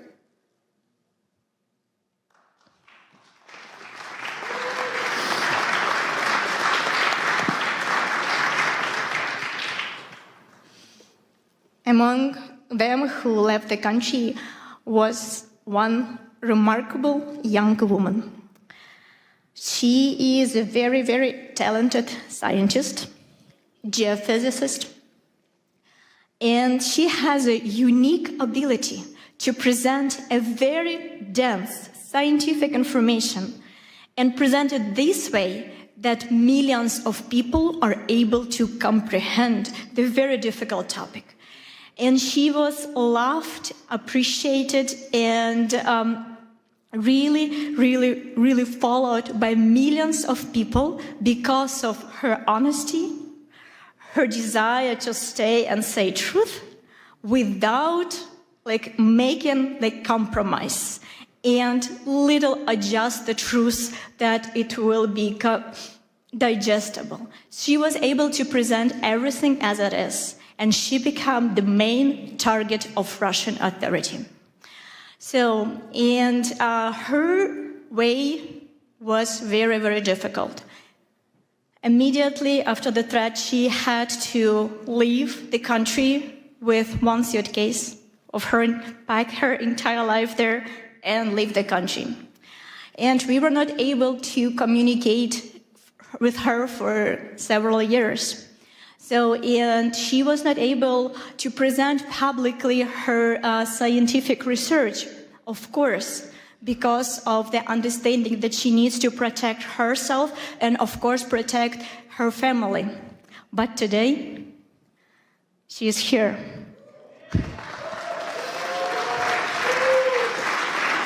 And this is one of the victory of spiritual diplomacy. And she is here because she wants to express her gratitude to Pastor Burns because of his support, his guidance. She is here to present him personally with the book that she wrote about Pastor Mark Burns. Ladies and gentlemen, please welcome Елизавета Хромова.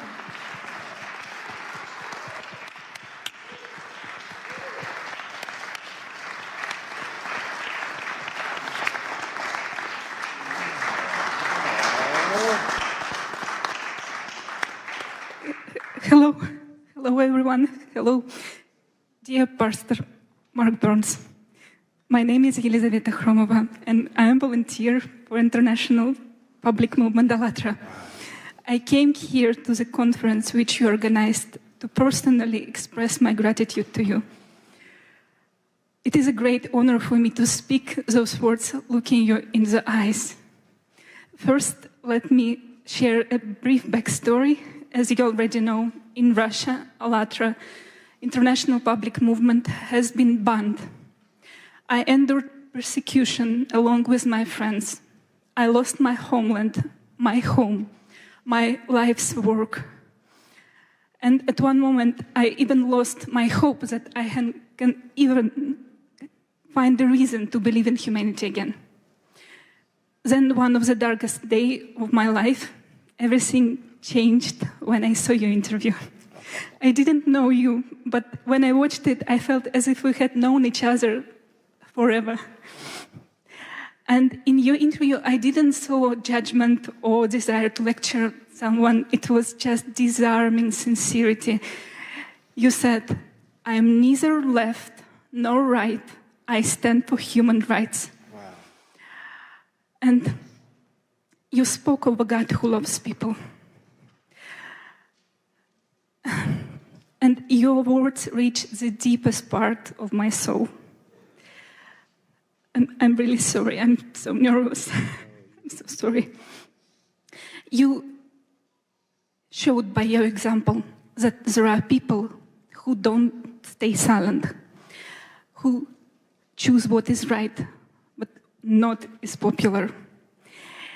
There are people who build bridges between people, cultures, and beliefs. And in these bridges, we can meet each other face to face and see in each other the dearest and the closest one another. I saw in you the ministry of Jesus Christ in action. As Christ sit at the table with the despised and outcast, he said, I see you, I am with you, and you did the same. You reached out to those whom others tried to destroy it.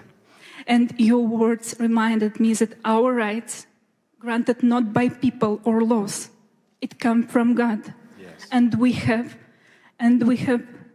protected in every corner of this world for all people and for all faiths. And this is why I wrote this book about persecution, about my path back to home, to hope and faith, and I dedicated this for you, because you became a voice for me in the darkness. And this book is called Pastor Mark Burns, The Man Who Restored My Faith. You didn't just help me find my faith back, but you also showed me that faith can unite, heal, and lift us up. My God.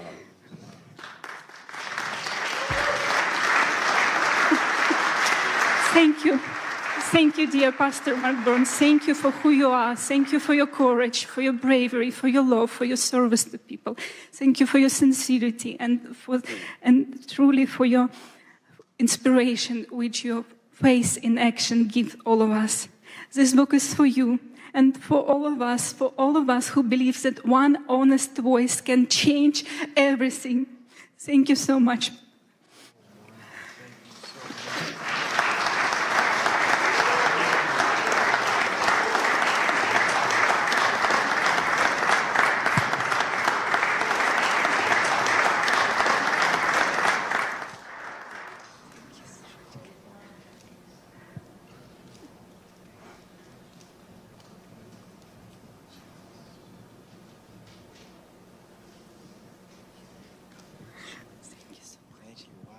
Give her a wonderful hand clap. Wow.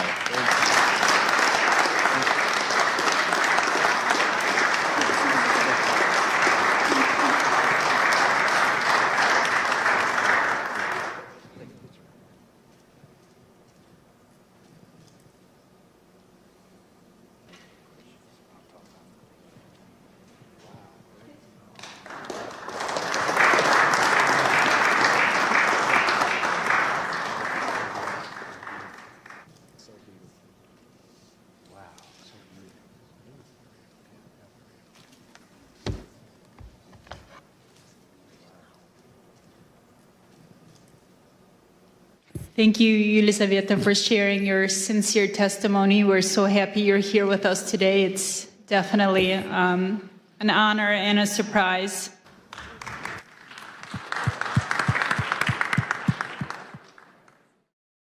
Ladies and gentlemen, we are starting. Thank you so much. And we are honored to welcome Congressman Mark Harris, representing North Carolina's 8th District, to the podium to open the second session dedicated to the critical theme of religious persecution and human rights. Mark Harris is a former senior pastor and a dedicated public servant. He will speak to us on the absolute necessity of safeguarding the rights of all people to practice their faith without fear. Congressman?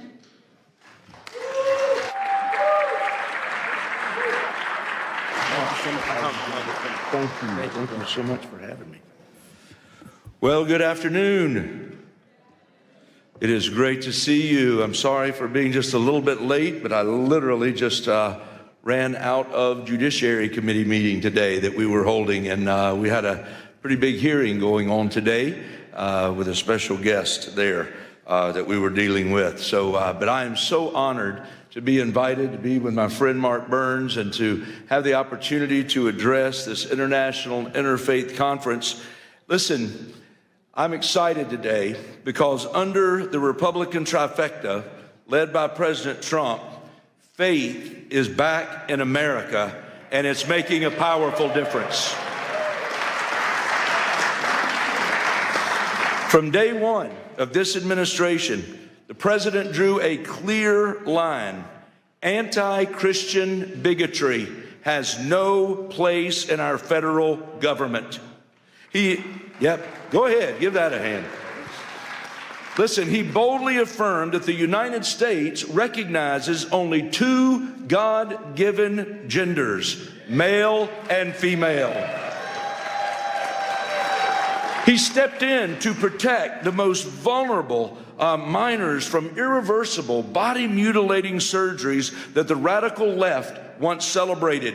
And he restored fairness, safety, and dignity for young girls in sports, ending the painful experiment that allowed biological males to compete against them, shattering dreams, causing injuries, and leaving too many girls feeling unsafe and sidelined in spaces that were meant just for them. And President Trump said, that will not stand any longer.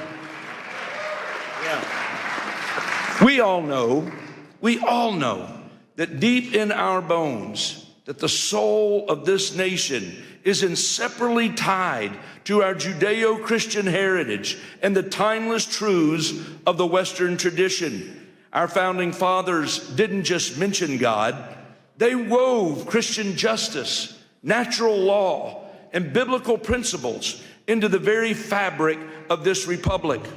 For decades, those foundations were chipped away by an aggressive secularism and left-wing ideology. But praise God, the tide is turning. It's turning in the halls of government, it's turning in communities across the land, and it is turning in the hearts of everyday Americans. Government works best when it gets out of the way, when it respects the sacred space. When it respects the sacred space of parents to raise their children according to their convictions, for entrepreneurs to be able to build businesses without endless red tape, and for churches to be able to preach the gospel and biblical truth without fear of reprisal from any source, come or shine. Listen, that's the limited, accountable government our founders designed. Yet for far too long, unelected DC bureaucrats have overstepped, intruding into schoolrooms ahead of moms, ahead of dads and local teachers, and even casting shadows over the pulpits of our pastors. Consider the IRS's chilling overreach, threatening to revoke a church's tax-exempt status if a pastor would dare to apply scripture to the moral issues of our day. Ladies and gentlemen, the First Amendment was written to protect exactly that kind of speech. That's why I am so thankful to have been able to introduce in this 119th Congress the Free Speech Fairness Act, which is legislation to shield pastors and churches and nonprofits so they can speak freely according to conscience without the constant threat of IRS intimidation. It's frankly absurd that we even need this bill in the first place. Imagine having to explain to George Washington that the government he helped forge would one day try to muzzle Christian voices in their own sanctuaries. But I'm standing before you today because I believe you're a group that understands that there's still urgent work that must be done. This very week, as thousands march the streets of Washington for the National March for Life, celebrating the Dobbs victory while pressing forward to protect millions of unborn lives still at risk, I believe we've all got to stand shoulder to shoulder and arm in arm, and we've got to recommit ourselves to that fight. And we've got to do it together. Listen, the Supreme Court got it right in the Dobbs decision, returning the issue to the people and their elected representatives. But tragically, as I stand here before you today, the total number of abortions has actually risen since that time, fueled by the explosion of chemical abortions delivered by mail through telehealth and shield law loopholes.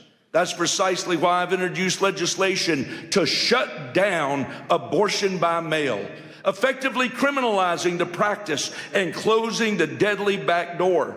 Ladies and gentlemen, legislation is essential, but even that is not enough on its own.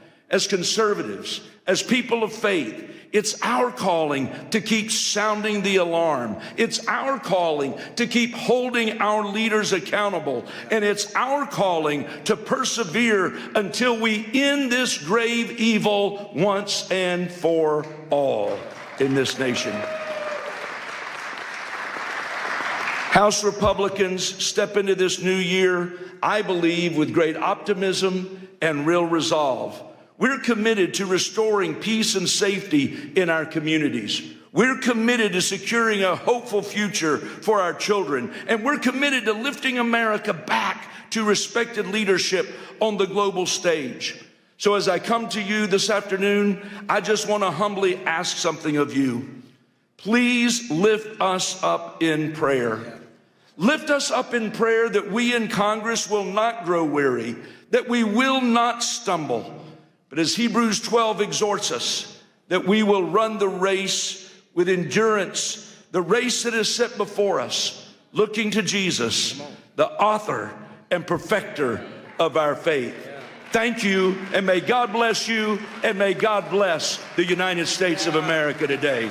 You're sent here to fight, so let's fight, fight, fight until we get it done.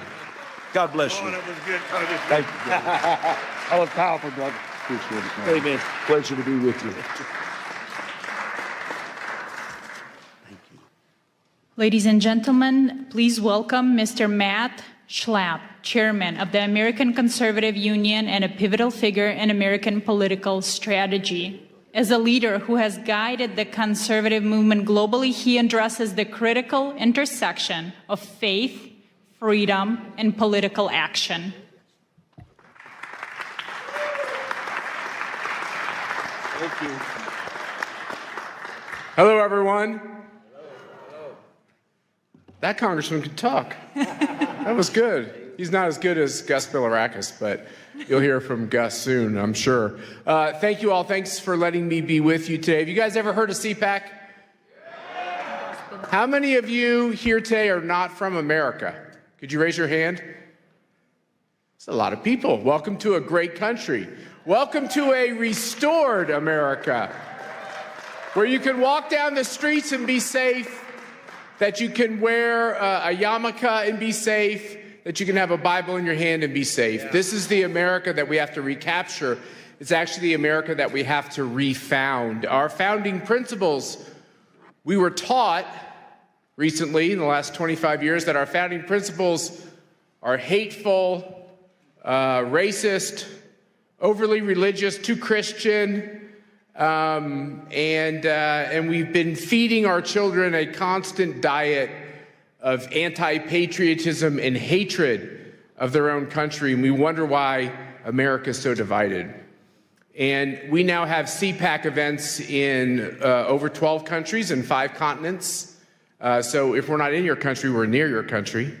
And what we're seeing is common themes in all these countries. In each one of our countries, we see the problems of the basic persecution of religious freedom, the persecution of political speech, and we wonder where it's all coming from.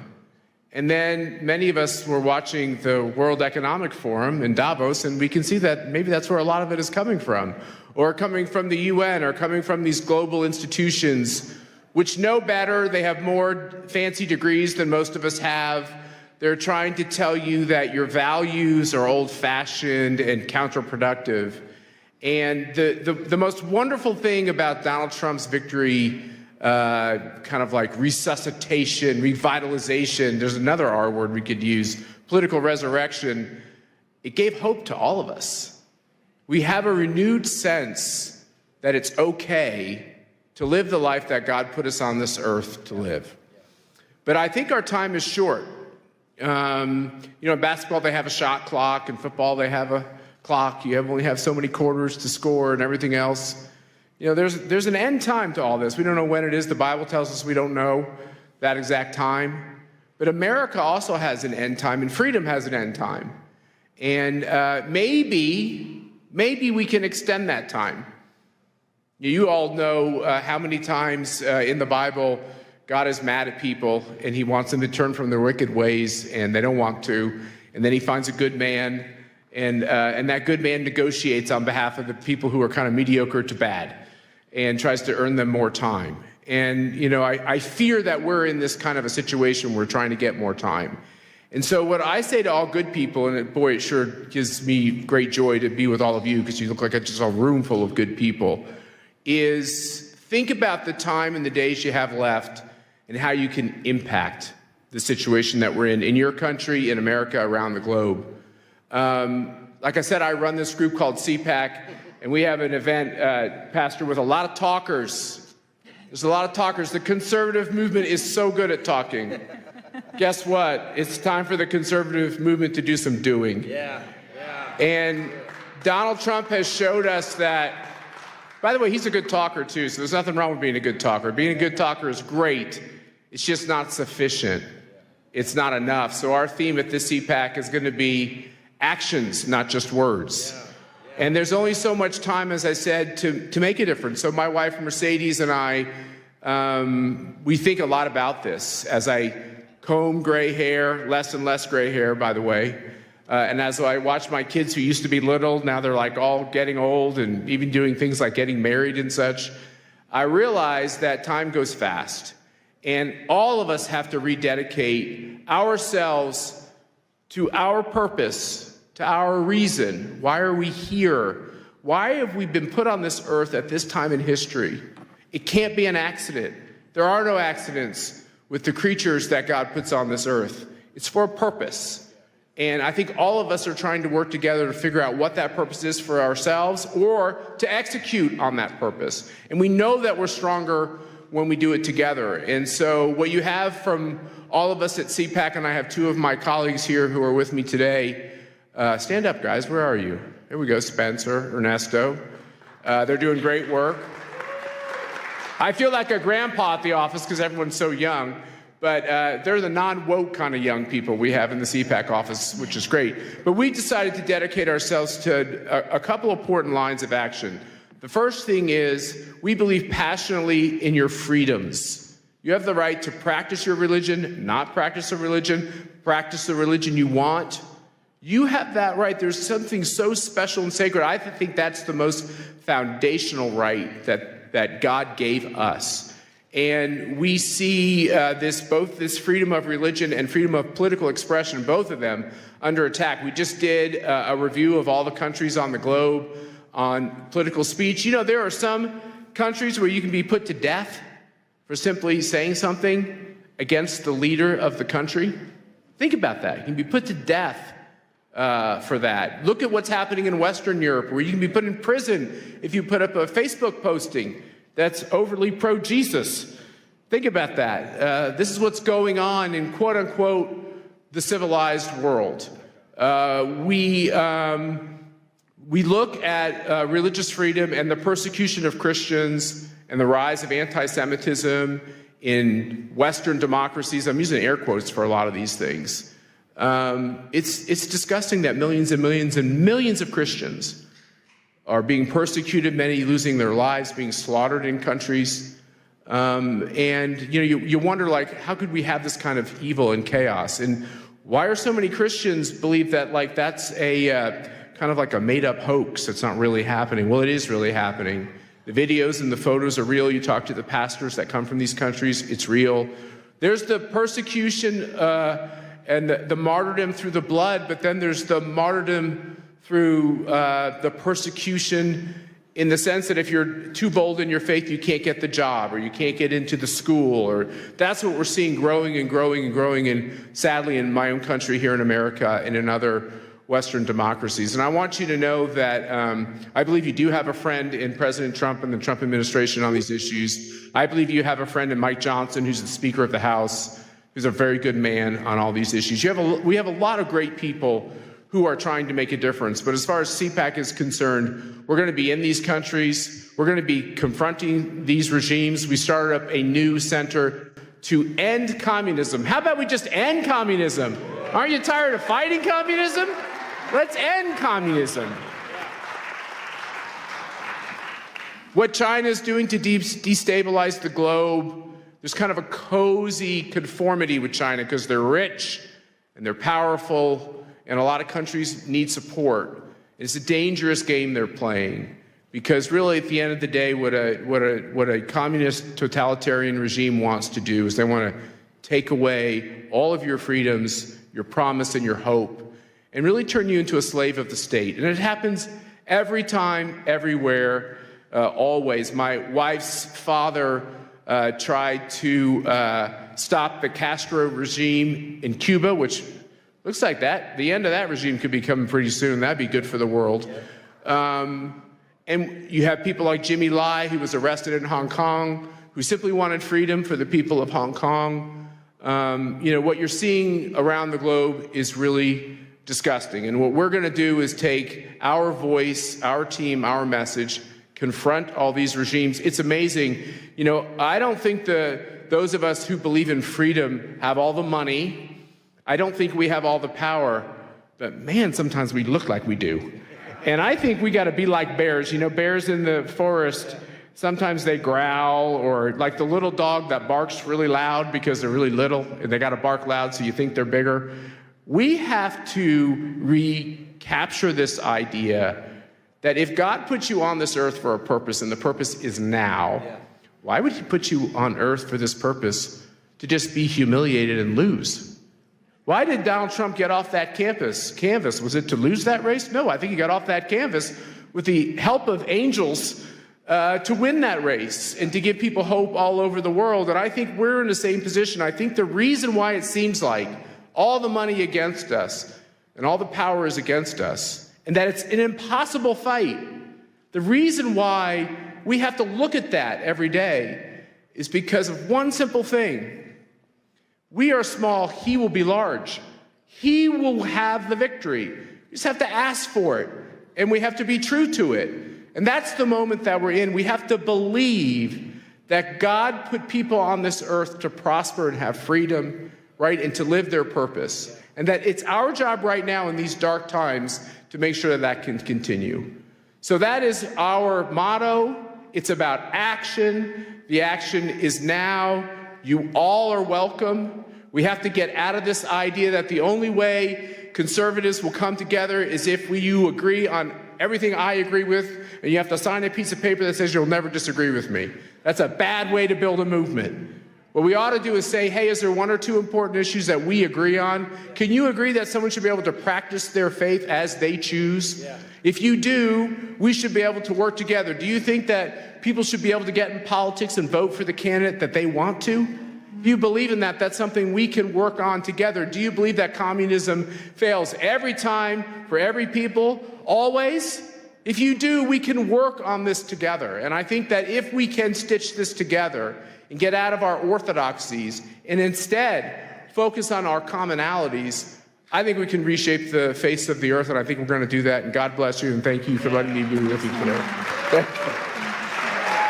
Thanks, Pastor. That was awesome. Was that time? No, perfect. Now it is an honor to introduce Congressman Gus Bilirakis of Florida, recognized as one of the most effective lawmakers in Congress. He's a steadfast champion for international human rights and will speak on the importance of protecting religious freedom against discrimination worldwide.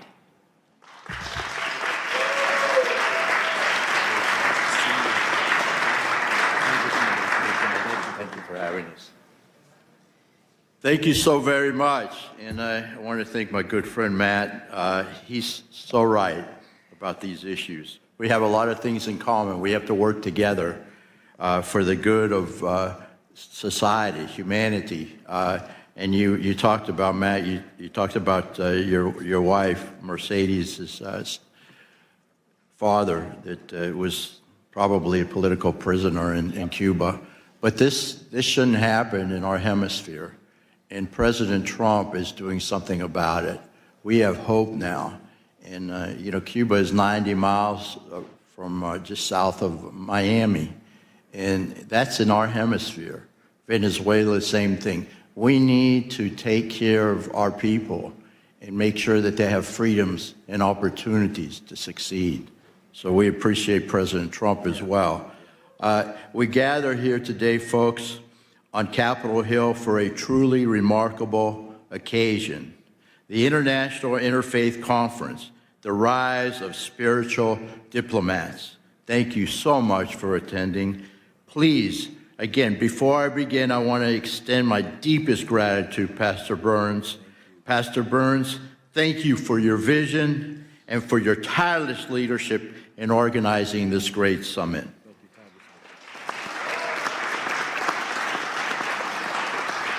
You have called us here to recognize a new era of spiritual diplomacy, where faith leaders don't just shepherd their own flocks, but step into the breach as mediators, peacemakers, and defenders of the innocent, where traditional politics often falls short.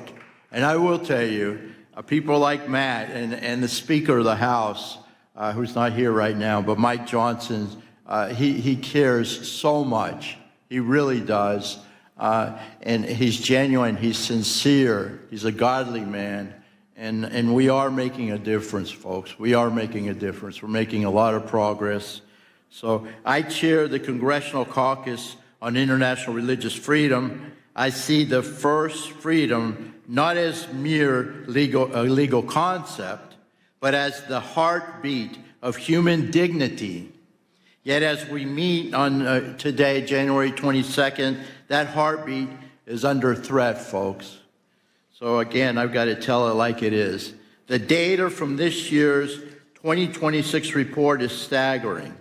We are witnessing government restrictions on religion at their highest global levels in decades, unfortunately. We are so very fortunate here in the United States of America. And I know there's some bumps in the road, but we have religious freedom. And we should never, ever take that for granted. But in Nigeria, folks, the crisis has reached a breaking point. Statistics from the start of this year show that over 3,400 Christians were killed for their faith in the last reporting period alone. In this day and age, it's happening around the world, folks. I have fought to ensure Nigeria remains a country of particular concern, because we cannot stay silent while thousands are slaughtered. Do you agree? Yeah.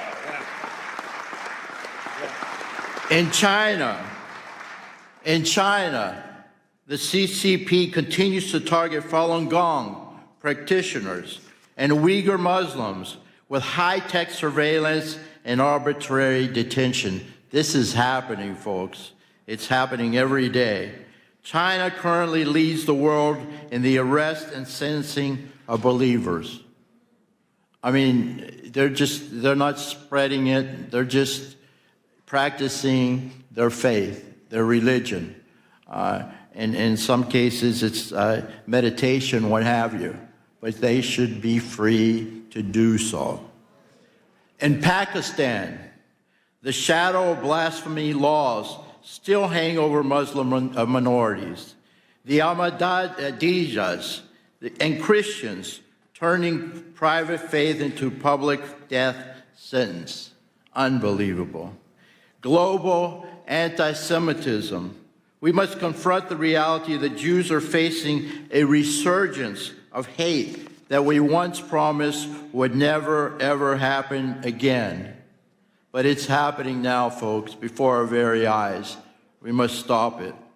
The challenges we face are not only legal, in which regimes weaponize the laws to crush dissent, but also social, as tolerance breeds in the vacuum of silence. We must not stay silent. We must act, folks. And that's what we're doing in this Congress. This is where the spiritual diplomat comes in. You are the ones who can reach the places a secular envoy cannot. You speak a language of universal values, justice, peace, and the sacredness of life that resonates deeper than any treaty. You're the ones. We can do this together. I'm Greek American, and we say, Oli Mazi, all together. We can do this together if we stick together.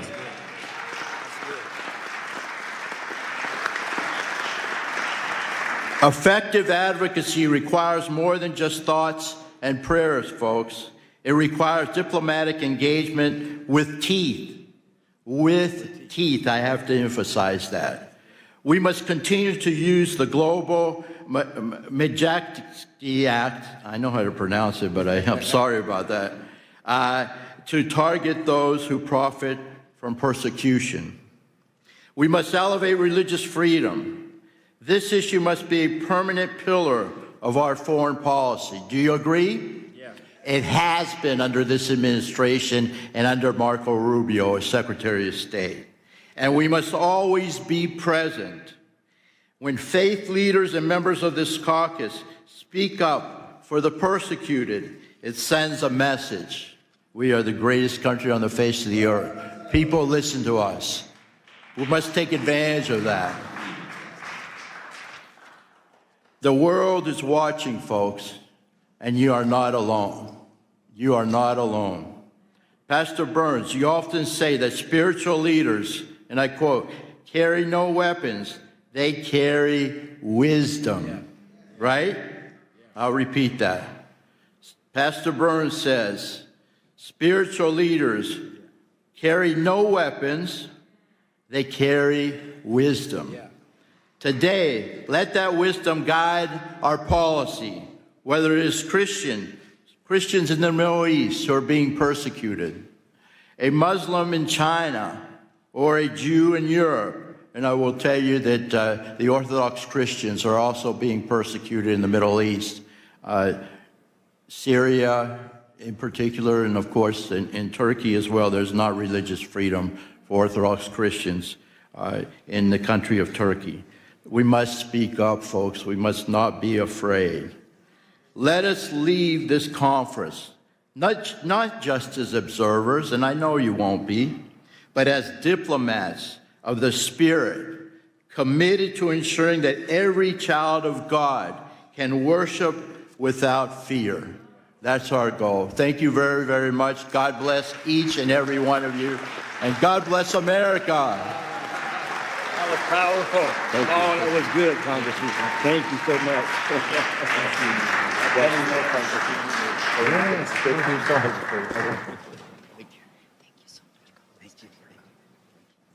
Well, you know, I think I'm about to speak again. But before Matt Schnapp leaves, this man, again, you all know who he is. He does so much for America. He does so much for the conservative movement in America. He literally, him and his wonderful wife, Mercedes, bring millions of conservatives all over the world to bring a message of unity and peace. And it's a great honor for me as he have to slip out. But as you know, we're going to be pinning everyone who takes the commitment of becoming a true spiritual diplomat. And here I am going to pin my brother Matt right here in front of everybody with this wonderful spiritual diplomat pin. He's taking it very seriously. And I told him I'm hoping I would be called up to the varsity league and be invited to CPAC and speak for the next time. But hopefully I'll get called up to the big league next. But I want everybody to witness here today. There's a pin on my dear brother, Mr. Matt Schlapp, for all the wonderful work that he does as a spiritual diplomat around the world. And I want us to realize, yes, that it's because of leaders like Matt we have a safer world and a safer place for our children to grow up. Thank you so much, my brother. Thank you. Thank you. I have to just say, you heard it here. He called me on the carpet. He's coming. You're speaking at CPAC, whether you like it or not. There we go. Thank you, brother. God bless you. Thank you very much. It was great to hear from the congressman. And now it is my honor again to welcome Pastor Mark Burns back to the podium as he addresses the key topic entitled From Pulpits to Peace Tables: Why Faith Leaders Must Engage the World. Wonderful. Well, first of all, I'm going to tell you, you should give yourself a big hand clap of all the wonderful people that are here today. Come on now, you can do better than that. Come on now, come on. We're here at the nation's capital to take back this nation, take back the world, and we're here to protect faith of all people around the world. Do you believe that? Say yes to that. Hurrah. Listen, the Bible says that violence taken by force. We're here to make a loud declaration to the world. The evil that is happening in Ukraine, the evil that is happening in China, the evil that is happening in Taiwan and Cambodia, the evil that is happening in India and Pakistan, the evil and the wars that are happening all over the world. We can bring an end to this evil. Korea right now is under attack. Right now. People are dying of all faiths. In Nigeria, Christians and Muslims alike are being killed by terrorists. We're the voice that can help bring that. I want to tell you, my brother, I pray that you hear my heart. I pray that you hear my heart. Don't take this pen. We'll do it at the end. So please don't leave. But don't take the vow. You're not vowing to a person. You're not even vowing to an organization. You're vowing that you will be willing to protect the innocent and speak for the voiceless. I can't hear nobody. I can't hear nobody.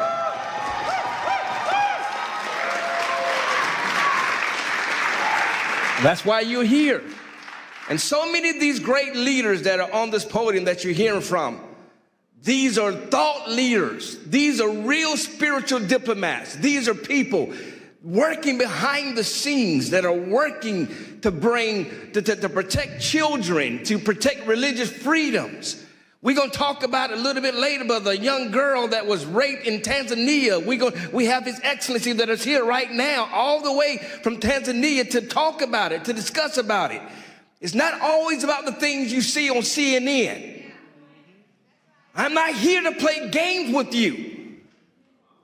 I was recently at an embassy, and I'm not going to mention the name of the embassy, but I was sitting down with the ambassador, and we were sitting down, and everybody was eating, and everybody was loving on each other and patting each other on the back, and I put my hand down, and I said, "Don't you understand why we're here?" I said, "I'm here because people are dying right now in your country. We don't have time to be sitting here drinking champagne. People are dying.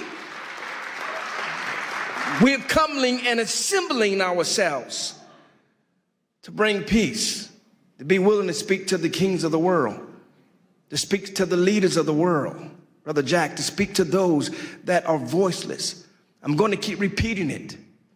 I want you to get up and leave and exit yourself out of this room if you just want to get a lapel pin, just to say, I was there. I don't need you, nor do I want you. I am not here to play games. There are too many people that meet in this building, and all they do is talk, talk, talk, and nothing ever happens. I need people who are going to go to the front lines with me.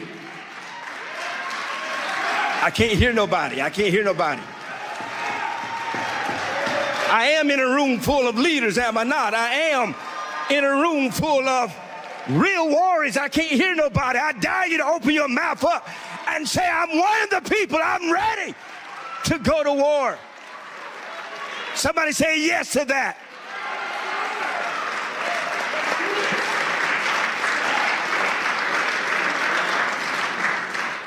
And so I pray that you're not here. Right now, Korea is under attack. Who's going to stand with me? Right now, Pakistan is under attack. Who's going to stand with me? I'm going there in April. Who's standing with me? I am going to Iran. Who is standing with me? I can't hear nobody.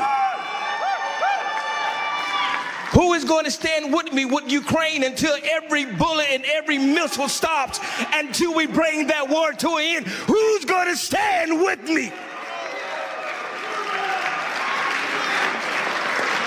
I don't need cowards, and I don't need people who are just here to be here. I need people who's willing to go to the front lines, who's willing to risk your name and your reputation to stand with somebody who may pray to a different God, who may believe different than you, but you're willing to stand on the name of peace. Who will stand with me?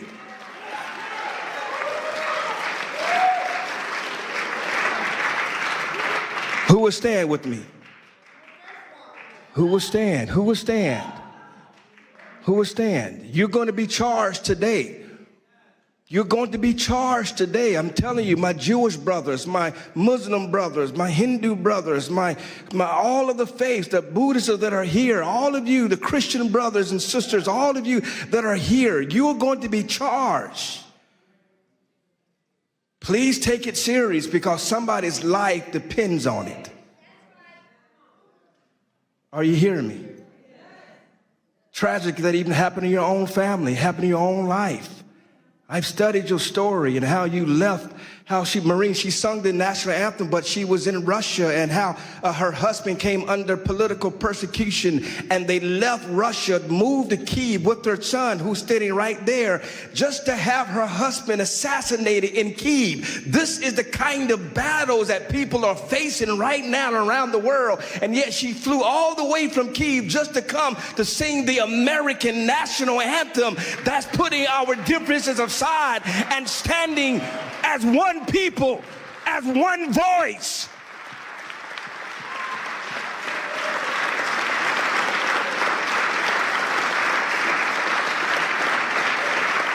ALLATRA, even right now, who is under attack by Russia, by Ukraine, and yet they're standing. Creative Society of Russia is attacking them for standing with Ukraine. But yet they got volunteers all over the world. I'm telling you right now, every faith leader, you need the organization of ALLATRA and Creative Society. You need them. You need people like them that will go to the trenches. They are not just talkers, and they don't do it. They don't do it. And I'm talking about Olga here and Marina here. Olga is the head of a Creative Society, and Marina is the head of ALLATRA. And they have volunteers all over the world. When I'm at the Vatican, they got volunteers that are there. When I'm in Korea, they got volunteers that are there. When I am in Africa, they got volunteers that are there. These people don't just talk the game, they do it. And they don't need no presidential invitation. Quit waiting for the White House to invite you. You don't need an invitation. I can't hear nobody. You don't need an invitation, Valerie. You show up and fight. You show up and fight. You do it faithfully, consistently. So these leaders that are up here, they're not here to waste your time. They're not here to be famous. We have real serious issues, Marquetta, real serious issues. that we're going to solve. And what I'm going to be asking of you is helping us to continue to create this network. We're going to be introducing to you an email and a number that you who are out there around the world to communicate. And it's not just international or national issues. So you hear what I'm telling you. I got an invitation. We're going to Chicago right now. There's mold that is happening in Chicago right now. And we're not going to allow partisan lines, Republicans or Democrats, to block simply by helping people. Are you hearing me? No real Republican was supporting Ukraine until I got there. And I came up with the mindset that I'm going to stand what is right, not what is popular. Are y'all hearing what I'm telling you? I don't care what your faith is. I don't care what you believe. Rabbi Duby, I'm going to stand for what is right and not what is popular. Are you hearing me? And so we got battles all over the world, desperately needing people to come and remind them that help is on the way, that you're not by yourself. I'm not here to give you some political rah-rah speech. I thank the president for sending me the video. Thank you, Mr. President. He's in Davos and he stopped and he sent me a video to tell everybody he's supporting what we're doing. But that's not what I'm living for. We've got to get to the point where that spiritual diplomacy lasts beyond whoever's president. Because there are rape victims that need us. There are drug addicts that need us. There are religious people that are dying for practicing their faith that need us. Who's willing to go speak to the kings of the world? Who's willing to risk their reputations? Are you hearing what I'm telling you? And so I pray that you receive what I'm telling you. I want this movement to continue to grow and grow bigger. We're planning to do this again in 6 months at Mar-a-Lago at the president's house. And we're going to bring it even bigger and even greater. Then we're going to G20. We're going to do a wonderful event at G20. Amen. We're going to take over Miami. And then we're going to go to Qatar. And then we're going to the Vatican. We're taking this all over the world to bring peace. I believe we're going to have a spiritual diplomacy right there in Tehran, in Iran. We're going to do it right there in Iran and show the world that we won't allow evil to win. Y'all not talking back to me. We won't allow evil to win. We will stand for what is right and not what is popular. Somebody say yes to that. We're going to go to North Korea. We're going to knock down the wall. We're going to get to Kim Jong-un. We're going to tell the world that we are here to faith, that we will not have enemies in the name of faith. Are y'all hear what I'm telling you? If you're playing politics, leave me alone. Don't get a picture with me. Think I'm playing with you. I'm not. I'm not. I don't got nothing to lose. You don't understand how I got here. I didn't get here by sucking up to nobody. The president calls me his pit bull for a reason, so I'm not here to impress you. Are y'all hearing what I'm telling you? But I'm going to be here after President Trump. But I'm going to be here to be in the next president face, and the next president face, and the next president face, to tell the world that we will unite the communities around the world. We will stop being divided by who you pray to, and we will stand on the principle of peace and love for the whole world to come together. Whether you're black, whether you're white, whether you're young, whether you're old, whether you're Jew, whether you're Christian, whether you're Muslim, Buddhist, it doesn't matter. If you're a human being, we shall stand until we reach the promised land. God bless you all.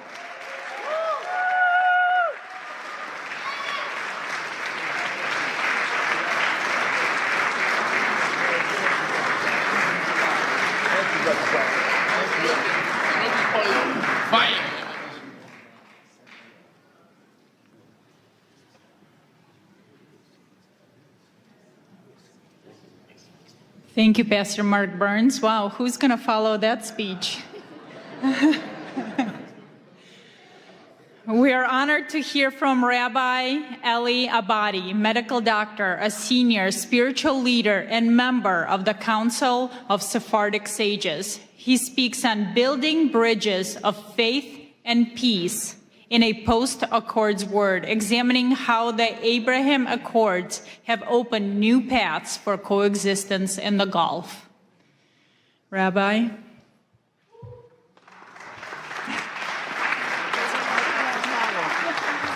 Pastor, that's a very hard act to follow. I was the lucky one. First of all, Pastor Burns, I want to thank you very much for the privilege and the honor that you bestowed on me in coming and addressing this illustrious audience.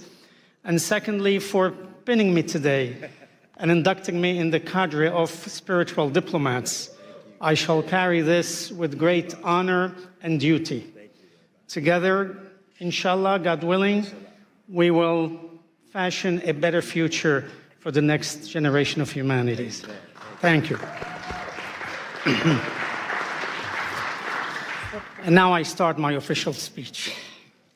Your Excellency, Pastor Dr. Mark Burns, President Marina Otsenova, honorable congressmen and parliament members, honorable ambassadors, esteemed rabbis, imams, pastors, reverends, bishops, and religious leaders, distinguished speakers, and dear audience.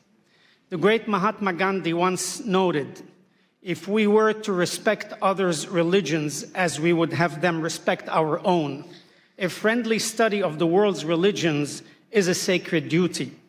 We are gathered here today as global faith, political, and thought leaders from many areas of human endeavors to find a path toward a peaceful coexistence between all religions, nations, and all people, especially the world's three Abrahamic religions, Judaism, Christianity, and Islam, and few others. As Edmund Burke said, religion is essentially the art and theory of remaking of humanity. And therefore, we as leaders ought to embark in remaking mankind to cherish, protect, and foment a peaceful coexistence. As the United Nations Manifesto on the Culture of Peace stated, we must learn to use one another's religious belief as ways to connect, not as reasons for conflict. For 800 years, Judaism, Christianity, and Islam were inextricably intertwined in medieval Spain, the era of convivencia. Each had a common ancestry, similar values, and holy scriptures. As Genesis 42:13 states, we are all brothers, children of one Father. Living together side by side in Spain, very often in close quarters, the people of these religions flourished. They naturally found a way of understanding and respect for each other's culture, bringing forth an enlightened culture. Thus, the seed of Renaissance had been planted. Remarkable individuals of different faiths made lasting contributions to civilization. However, and unfortunately, gradually over the next 3 centuries, large forces vying for power gave way to puritanical judgments, absolutism, and religious extremism. Ultimately, these exclusive policies and the conflict they unleashed extinguished the shared learning that had flourished. The fragile unity between the three faiths was lost. Up until these days, these conflicts still exist in many areas in the world that we must end and return to the days of old. In the area of faith, Jews, Christians, and Muslims believe that God made a covenant with Abraham. It was to keep faith in one God and to worship him and to teach the practice of worship to his children down through the generations. In return, God would preserve, protect, and multiply the children of Abraham. This covenant became the legacy or trust for the children of Abraham to continue. Abraham's offspring would become great nations. And as stated in Genesis 17:4, the Lord said to Abraham, "Herewith my covenant with you, and you shall be the father of many nations." The people of these nations are now called Jews, Christians, and Muslims. We are all monotheists. We all believe in one God, the creator of all that is, in the universe and on earth. As leaders, we are enjoined by our faiths to find path toward a peaceful coexistence between all religions and all people.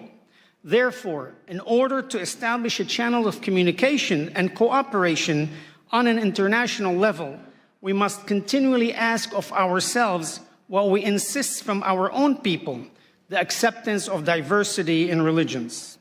First, as leader, we must lead by example and communicate to our people that peace is a basic human right.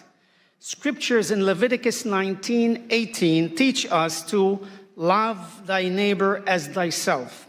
It is a directive that teaches each one of us here today to love one another through peace, acceptance, and understanding.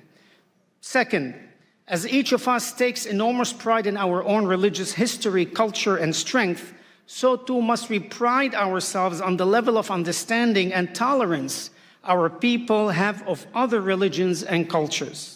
As we encourage our people's pride in our own religions, we must castigate our congregations should intolerance and ignorance of other religions and cultures arises. Third, it is our responsibility to guide our people towards looking for the inestimable value of peace and not in conflict. Yes, the world is made up of different races, colors, ethnicities, religions, and political ideology. However, the seeds of peace begin to grow when people of all faiths and backgrounds are encouraged to communicate, tolerate, accept, and ultimately love each other. Today, ordinary people from all three faiths share a deep desire for peace and justice, and from many other faiths, not just these three. They all aspire to seek, to encourage a model friendship and respect for each other. We as leaders of our respective faiths and people do also share a deep desire for peace and justice. We will work towards it, and we pledge our time, efforts, and wherewithal to the implementation of being spiritual diplomats between people, nations, and religions. Our aim should be threefold. One, to stand together should any of our communities suffer harassment or attack. Two, to respond together to events, local or global, which have an impact on the relationships between all of us. And three, to overcome some of the misrepresentation, demonization, stereotyping, prejudice, and lack of awareness in the world through an ongoing educational process that teaches peace and respect for each religion, ethnicity, race, and nationality with a goal of a peaceful and respectful coexistence. It is time to take the initiative without waiting for more ignorance, hatred, and war to occur. It's time to actively bring peace where there is conflict. It is time to seek the good instead of evil, hope instead of despair, and love instead of hatred. It is time to allow our love of God and respect for His covenant to protect and multiply the children of Abraham, to materialize into a worldwide covenant of peace and protection for all of humanity. Given the many examples in history, as well as some conflicts which are so recent that they continue to take place as we speak, they demonstrate the need for leaders to speak out and preach against religious intolerance, ethnic persecution, and race superiority. The core of these conflicts stem from the idea that one's religion, ethnicity, and race is the superior one, giving a person or group of people the religious duty to impose their religion on others under penalty of death, or to persecute other ethnicities and nationalities. Terminology such as infidels or heretics ought to be eliminated from our vocabulary. Using these words allow the zealots to attack, persecute, force conversions, and even kill anyone who has been branded as such. As leaders, we ought to condemn the use of this terminology. Equally as important, we need to teach that religion and religious values can and should be transmitted only through love, acceptance, and tolerance. Religion can only be appreciated if transmitted peacefully and with the consent and wholehearted acceptance of the individual. We as religious leaders have the responsibility to highlight the beauty of religion while teaching our own people how religion can bring harmony, peace, and understanding. On 5 occasions in the Bible, 1 in Leviticus, 3 in Ezekiel, and 1 in Nehemiah, each state that the religious statutes given by the Almighty are, quote, so mankind can live through them. And our sages in the Talmud expound on this announcement, saying specifically that by obeying the religious statutes, we are to live through them and not to die through them. In Psalm 34:15, King David exhorts us to search for peace and pursue it. Our sages in Ethics of the Father state, be from the disciples of Aaron, the high priest, love peace, pursue peace, and love your fellow human. Each of us here today as leaders, we must make that commitment to encourage our people to pursue peace and love one another. All of us here Christian, Muslims, Buddhists, Hindus, and others, can effect change by planting the seed of true peace amongst us and our co-religionists. We can come to the reconciliation of our people. Oseh shalom bimromav, hu berachamav ya'aseh shalom aleinu, v'al amo Yisrael ve'imru amen. He who makes peace in his high heavens, may he in his mercy bring peace upon us and upon his entire nation, and let us say amen. Peace be unto you. Assalamu alaikum. Shalom aleichem. May God bless us with this endeavor. Thank you, and God bless you. Have a beautiful night, Rabbi. Thank you for that powerful speech. Hey, we just get started.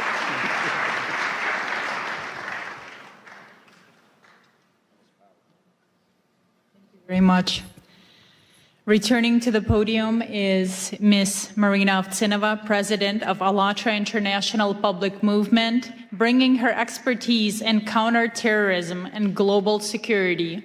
She addresses a grave threat to democracy, from stigmatization to repression, focusing on the danger of anti-cultism. Thank you so much. It's a really big pleasure to have the opportunity to address you once again. Thank you so much for that, Pastor Burns. And the energy in this room feels really huge, right? It feels like a really strong. And it's because we all, every single person in the room, we gathered to defend human freedom. A person's dignity. We all, every single person here understands what that means. And we're here to protect the right to believe, to speak the truth, and to live without fear. These freedoms are the very fundamental on which true security in human society is built. But we need to acknowledge something very clear. That foundation, that really important foundation for the human freedom is now in danger. Because today there is a well-organized structure at work, deliberately attacking that very foundation. And many of the deep, tragic stories that you will hear today from our speakers from this stage are direct result of the action of this transnational structure and its destructive manipulative techniques. So let me educate you a little bit. So what is that, and why does it pose a threat to every person and to society as a whole? The transnational anti-cult network is the highly coordinated international system made up of individual organization, activist, pseudo expert, and biased journalist. Their goal is to systematic dehumanization and destruction of targeted group of people and the incitement of hatred and hostility within the society. What this network does is often described more simply as anti-cultism. But in reality, anti-cultism is the technology of dehumanization and repression. Let me be clear right away. The anti-cult network can target absolutely any group, not just religious one. They can target social organization, hobby club, or even political party. And no matter who they choose, anti-cult agents follow the same well-practiced playbook. First, they slap the label on the targeted group in the media, calling them sect, cult, or simply dangerous group. Then, the step number 2, they launched an aggressive media campaign to smear that group using fake discriminations, false testimonies, and distorted information. Through these dirty media campaigns, they dehumanize the people in the targeted group. They strip them out of their humanity. And as a result, Those exposed to this manipulation stop seeing the targeted group as equal, as neighbors, as co-workers, as parents, as children, or fellow citizens. Instead, they begin to treat them as outsider or enemy. And after this stage of dehumanization, society is effectively giving, quote unquote, permission to persecute. People are fired from their jobs, pushed out of the public life, silenced through the pressure and intimidation, dragged into court, and even subjected to violence. And in the end, the very foundation of democracy collapses. Freedom of consciousness, the right to speak freely, the rights one's face, and the right to human dignity. If these step-by-step patterns feels historically familiar, you're not mistaken. This is the very same mechanism Nazi Germany used to dehumanize the Jewish people, one step at a time, through the language of hatred, lies, and systematic propaganda. That process led to the tragedy of the Holocaust.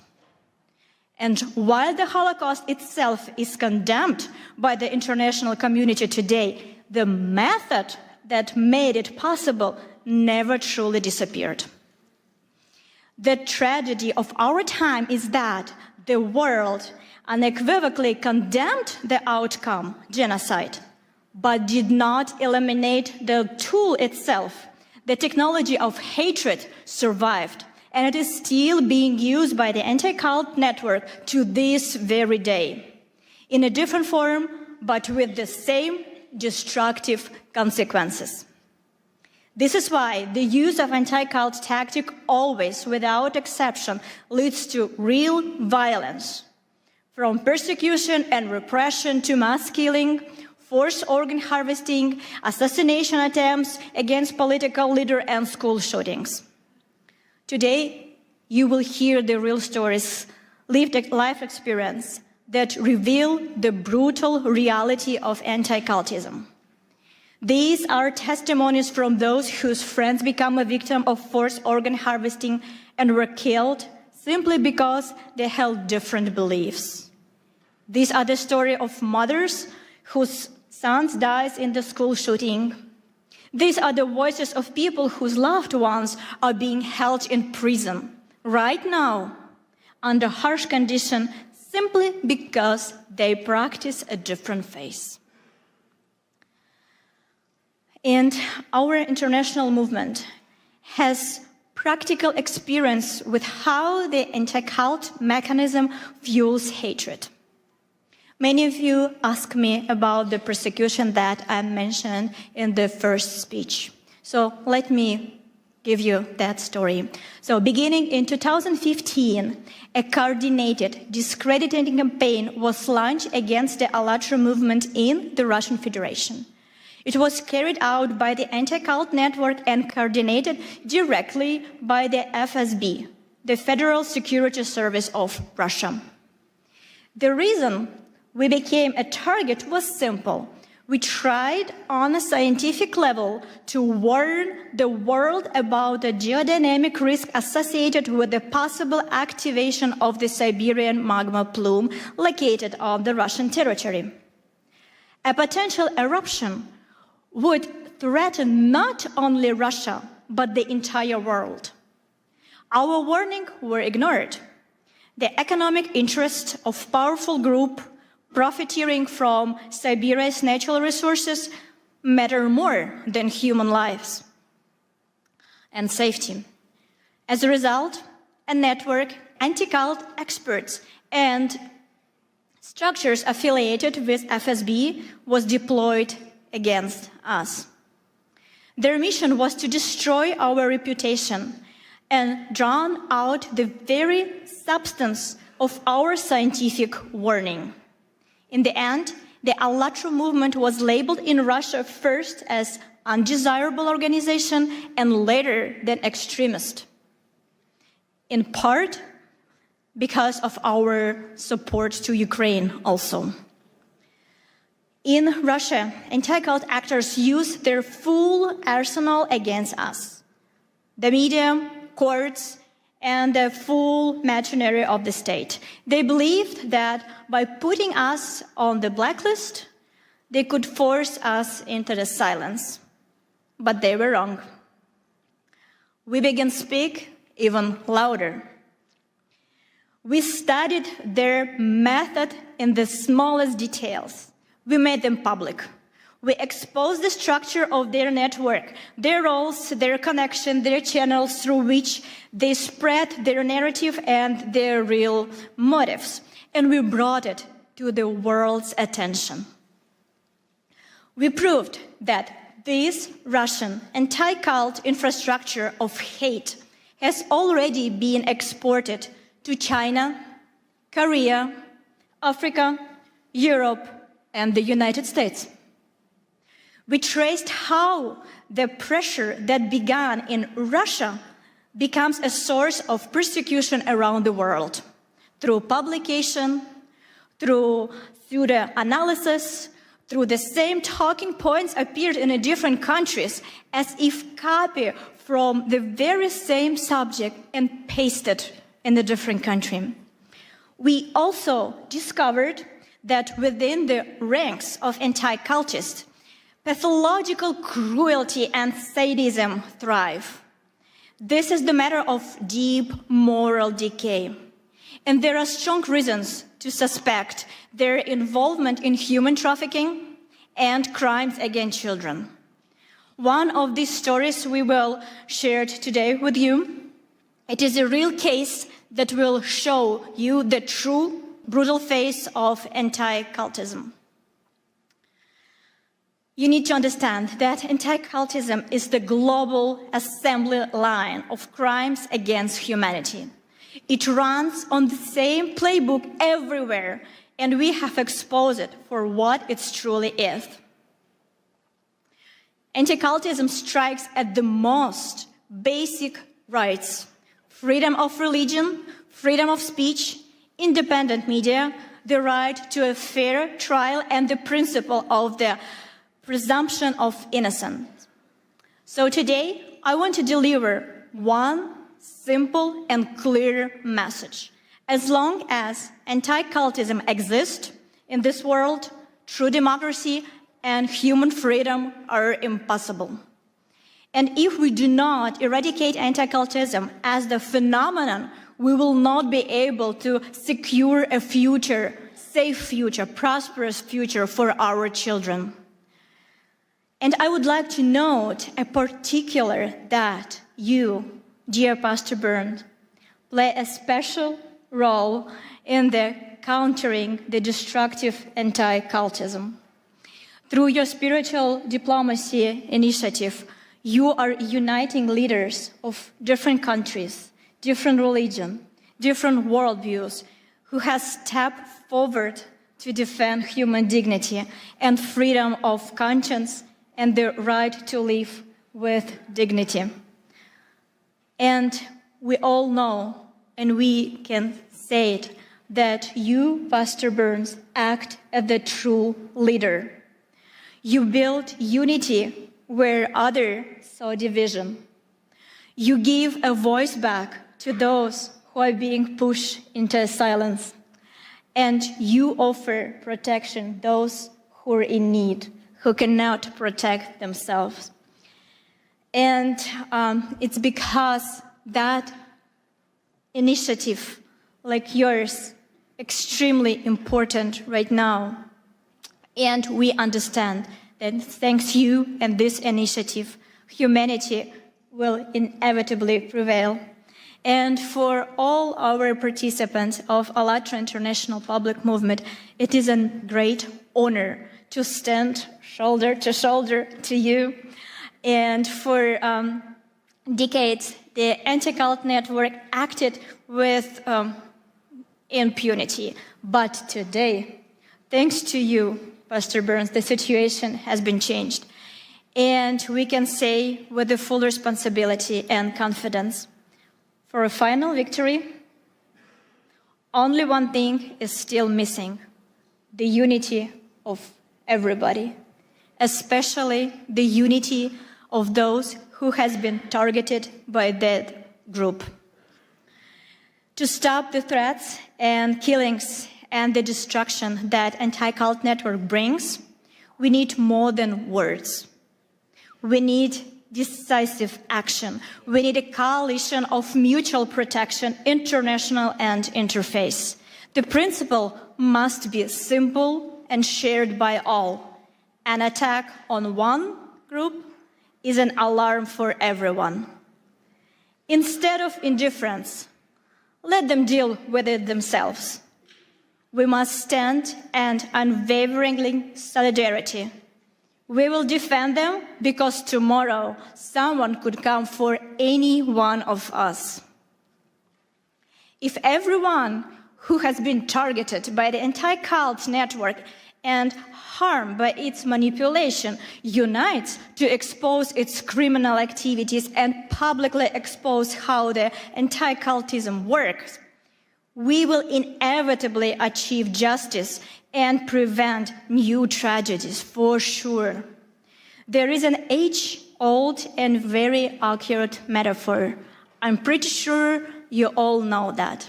But please, think one more time with me when I will cite this word, how we can use it, what we can take home. We all know that it is very, very easy to break a single twig. It takes almost no effort. But if we gather all twigs together into one bundle, it becomes stronger. Not because each twig has become stronger, but because they are together. And that is exactly how we must act right now. Each of us may believe in our own way. Each of us can continue doing what we are doing. We're all leaders. We all have our missions. But together, by protecting our future, our children from this organization, by standing for rights, for freedom of religion, for freedom of choice, for freedom of your thoughts, your action. So we definitely can change this world.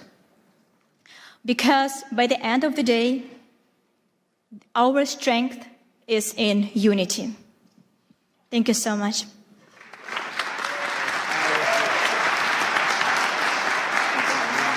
Wonderful. That's so powerful.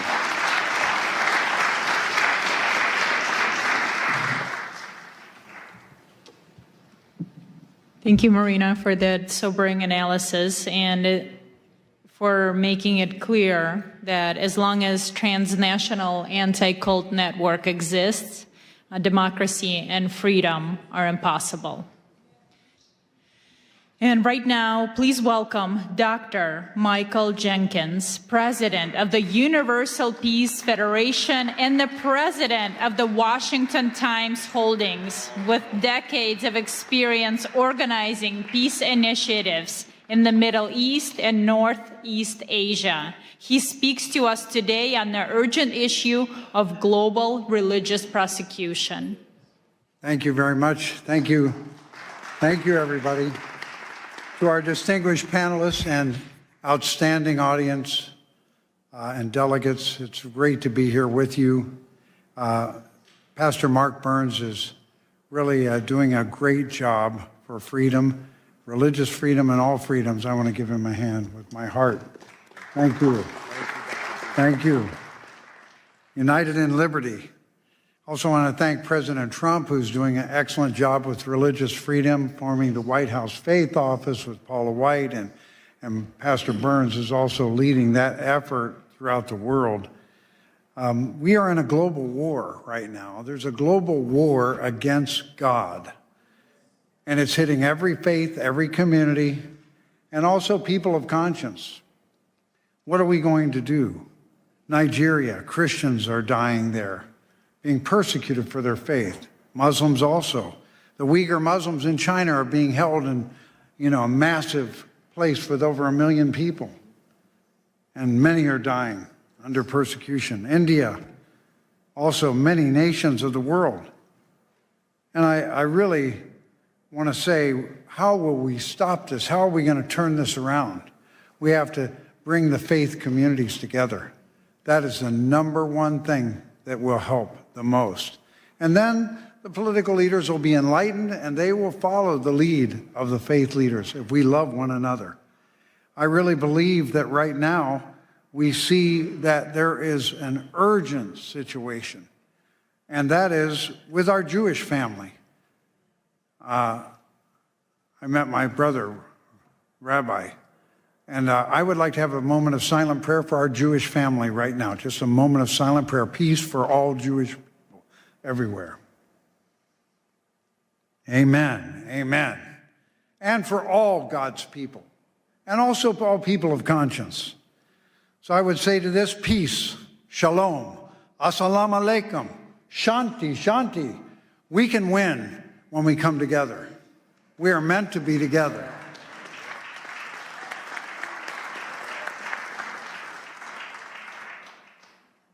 I was fortunate to be called for the Middle East Peace Initiative for many years, and I went over there dozens of times to Gaza, to Jordan, also to Lebanon, all the countries around that area. And I found interfaith dialogue can do more to heal divisions than anything else. Other things are important too. Economic development, all kinds of friendship, education, economic investment. But interfaith dialogue can bring hearts together. Suddenly, your Muslim brother or your Jewish sister or whoever it is, your Christian friend, are no longer strangers that we have images about. They become family. They become family. So even as miserable as it has been for the people of Gaza and Israel, interfaith dialogue has to rise, Pastor Burns, right away. Right away. You need to lead it too, because you're so much fun to be with. This man loves everybody. One thing about interfaith dialogue, if you love people and you really appreciate how God is working through their faith, it changes you. That's why America has such a central role to play, because there is an understanding that all faiths are welcome here, even though we mess up a lot of times. All people are welcome in America, all faiths. How are we going to make that happen? We need leadership. We need the spiritual diplomats. Spiritual diplomats are not political leaders, but they can help lead the way for political leaders. Our congressman who came here, how great it is that they support. But they're also, the lead of spiritual diplomats is something that's not restricted. We don't have to worry about a lot of protocols, right, Doc? That's right. You just go and start engaging with love and wanting to heal. So I just want to highlight a couple areas in the world that are shockingly going the wrong direction. We usually see countries that are unstable or countries where there's kind of a strong leader, a strong man leading that oppress other people. But how about democracies? How about democracies? We never imagine democracies. No, they really follow the will of the people. Well, in Japan, a terrible thing has happened. Matt Schlapp talked about communism. Why is communism a problem? Fundamentally, it denies the existence of God, and it sees religion as the enemy. So earlier on, Father Moon and Dr. Han developed a movement in Japan in the late 70s, and it was so effective at stopping communism. Prime Minister Kishi brought him in together, and then Prime Minister Abe, and they all worked together, and communism did not take over Japan. They were trying very hard in the 70s. It was possible it could happen. But then those same communists formed lawyers' groups that have been against this movement of family federation. And they've been against it for years and years and years. And then finally, a more liberal leader came as the Prime Minister of Japan, and he kind of caved into them and said, we got to get rid of this group. And he announced, we can't. They haven't broken any law. So somebody came up with the idea, we don't need a law. If they've just made some disturbances or they've had lawsuits, we can use that. So they used that. Fortunately, there's a new prime minister now, so I think a new history is about to be written. But why do we bring this up? Because when a democracy like Japan goes the wrong direction, a domino effect occurs. So last year, Rwanda, and Kenya cited Japan's example of closing or dissolving a religion without breaking any law. They got excited about it. This happened in 23 and 24. Rwanda has now closed, shut down, or destroyed 10,000 Christian churches in 2 years. And they cited Japan's example. They're a world democracy. And then also Korea. Now the leader of Korea is really not supporting the faith traditions. He's more of a left-leaning person. That's why President Trump challenged him when he came to the Oval Office. He said, what's going on in Korea? Looks like some kind of a revolution or purge. You're persecuting churches. They went after Yoido Full Gospel Church. They went after Billy Kim, who was the translator for Billy Graham. On July 18th, this last year, they raided thousands of organizations, or thousands of people came out and raided many churches, including the Family Fed. And they went to Sagero Church, a Presbyterian church, and because that leader is standing up for family values, marriage in the image of God, and freedom of speech, he's now in jail now. He's been in jail for almost 137 days, right? And Mother Han of the Family Fed, she's been put in jail now for 125 days. She has not been convicted of anything. So we're just calling your attention to that, because when you come together, we can move our faith communities together, and then the nations can move. God bless you all from your nations, your faith. God bless your family, and God bless America. You're so good.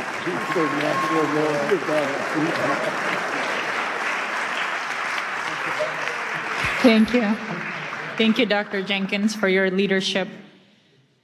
Now it is my pleasure to introduce Reverend Damian Dunkley, President of the Family Federation for World Peace and Unification, USA. He brings a critical report on religious persecution in Korea.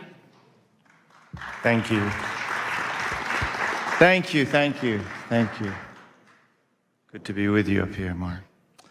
Dr. King said, I've been to the mountaintop and I've seen the promised land.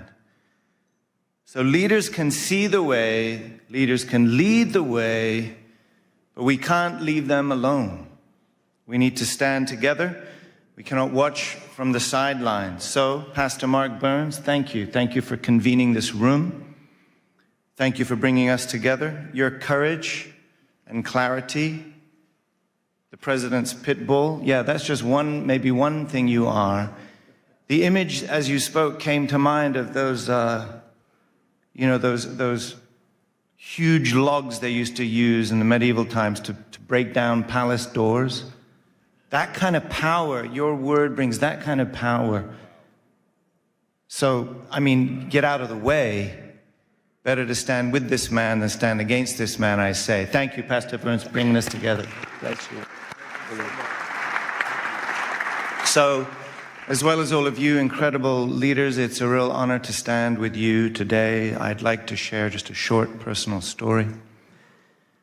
I've lived all over the world. It's crazy how many places, all over Europe, Southeast Asia, Northeast Asia, and I've visited all kinds of places, Oceania, Central Asia, Central and South America, Middle East.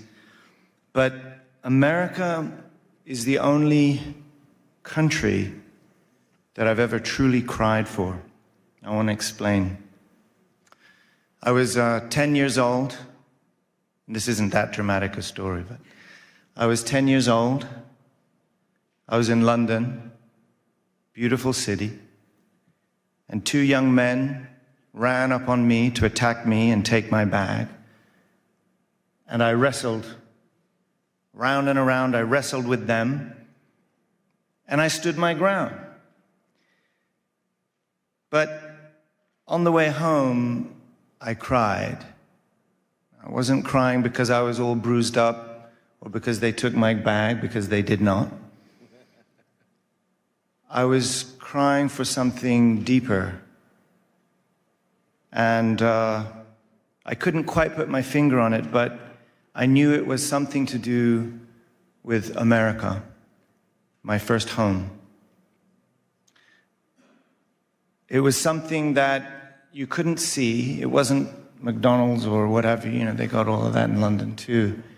It was something intangible, something invisible that back then I didn't know what it was, but I know what it is today. Even at 10, I could sense that freedom in America and freedom, even in Europe, is not the same thing. We use the same word in England and America to say freedom. We translate that word into many other languages.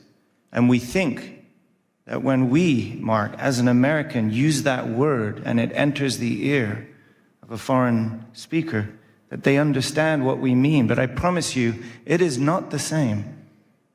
It is not the same. Now, we can lose it here. Thank God we haven't yet. But there's something I just wanted to testify to you about this concept of freedom. And it has something to do with what our founders built here, right? Our Constitution says that our rights are inalienable. This is endowed by our Creator. This is so unique. So our freedom is rooted in this because government does not grant it. Government is realizing it, honoring it, accepting it, and protecting it. Protecting something not that the government gave, protecting something that God has already given. Freedom is our birthright from God. And freedom of religion is the freedom to worship God. There's a lot of folks that may think that's just important for religious people. But I've been experiencing through many of these stories that you're hearing about, when you go to these places firsthand, you realize whether it's a democracy or not doesn't mean necessarily anything anymore. Because there's no democracy without freedom, and there's no freedom without God.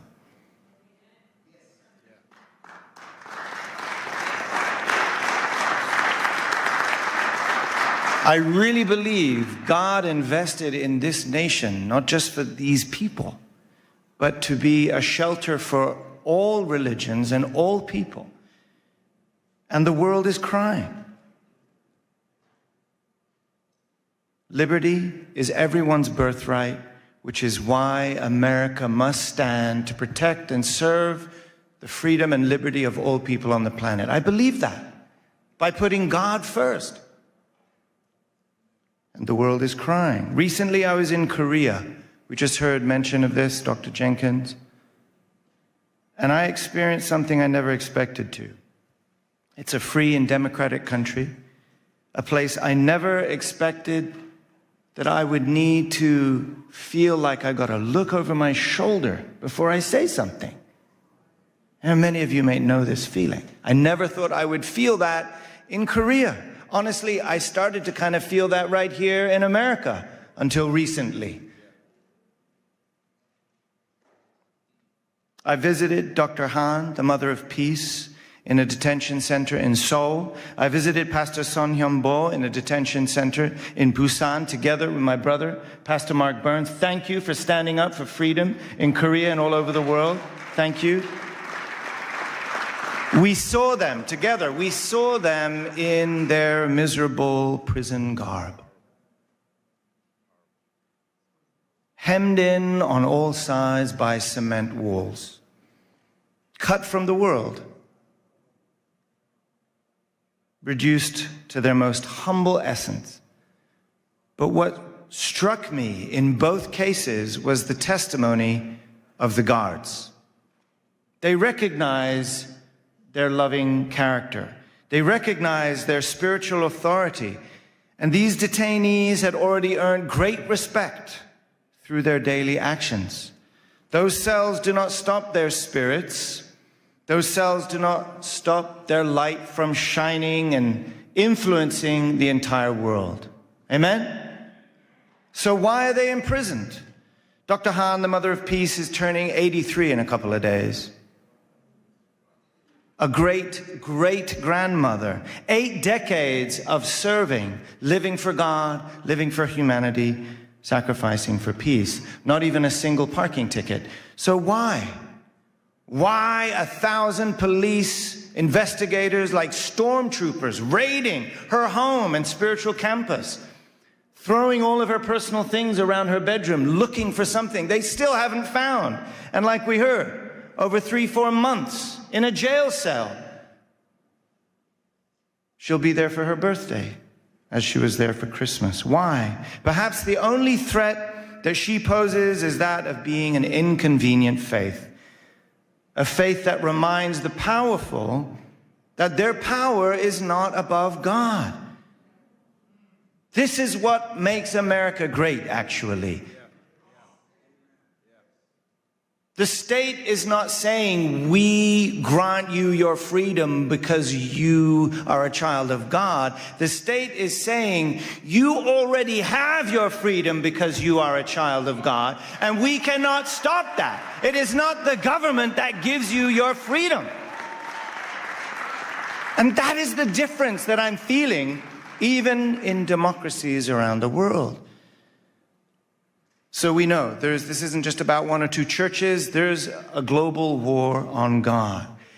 And that's why I'm just drawing our attention to this unique taste of freedom, rooted in religious freedom right here in America. We need to protect it right here in America for the sake of not just America, but for the sake of the world. That is why we're coming together. Religious freedom is America's greatest treasure. And if we lose it, it's not just lost here. It will affect the planet, I promise you.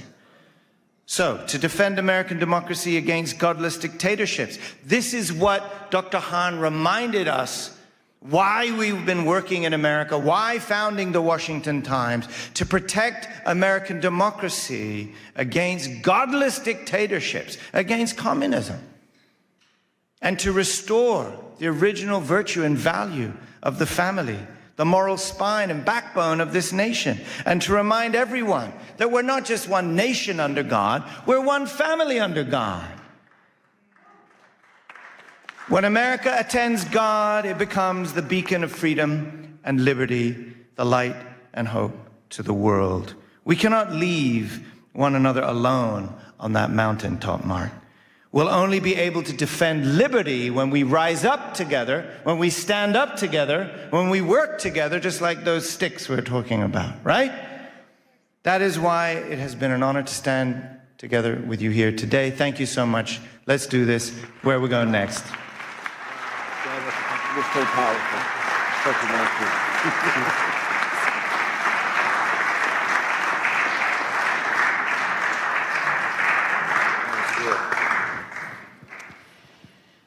Our next speaker is a courageous voice for truth.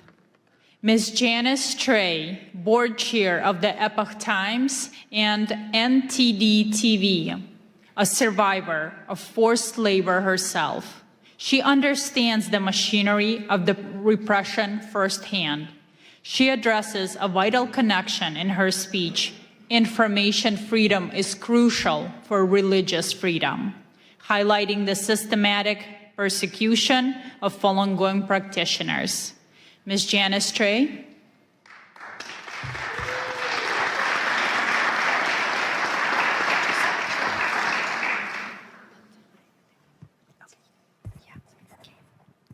Thank you, Pastor Burns, for having me here in this magnificent Canon building, a congressional building.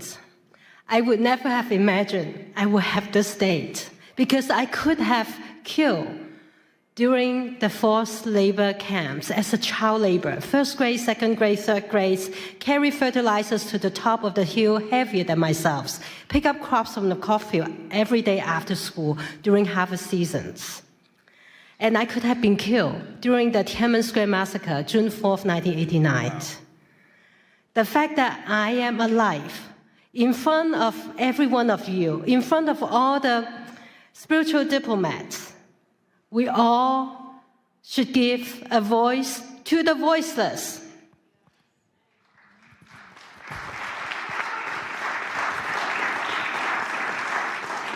Next slide, please. Today, we honor the Creator. We speak for the voiceless. to share life-saving actions, to unite as spiritual diplomats, to end communism once and for all, to counter information censorship, to restore humanity's freedom to connect with the divine. For 5,000 years, China was a land of the divine. But since 1949, the atheist communist regime has sought to erase faith, eliminate God with communism. And since 1999, 70 to 100 million people practicing a peaceful meditations have been brutally persecuted. And even the crimes against humanity, forced organ harvesting, was being used as an instrument for religious persecution, and it still goes on today. Next page. The repression does not stop at China's border. Under Xi Jinping's order, transnational repression has spread globally through subversion, deceptions, unrestricted warfare, and the erosion of moral and religious traditions abroad. Chinese Communist Party's propaganda, misinformation, disinformations have been amplified through coordinated online campaigns, films, legacy media. Next slide. Let me give you an example. New York Times reporter Nicole Hong published over 10 articles in a short 8-month period attacking Shen Yun. Without disclosing, her father worked for the United Front Works Organization. That is the Chinese Communist Party's spy organization overseas. And Nicole Hong and New York Times misleading articles were artificially amplified by thousands of inauthentic social media accounts appearing to be widely read, even make it to be most read New York Times articles in election year 2024. You know that cannot be true. But that is how information warfare operates. Next slide. What New York Times recycling the propaganda of the Chinese Communist Party on Shen Yun. What is Shen Yun? Shen Yun is the beauty of divine beings dancing. Shen Yun brings to life 5,000 years of China's divine traditional culture, nearly destroyed by the past several decades of Communist Party rule. Shen Yun Performing Arts is actually a U.S. company based in New York, founded 20 years ago. It's the fastest growing, successful American companies, and with 8 touring companies reaching over 20 countries, 200 cities every year, and it has inspired more than 10 million audience members. If you haven't seen it, go see it yourself.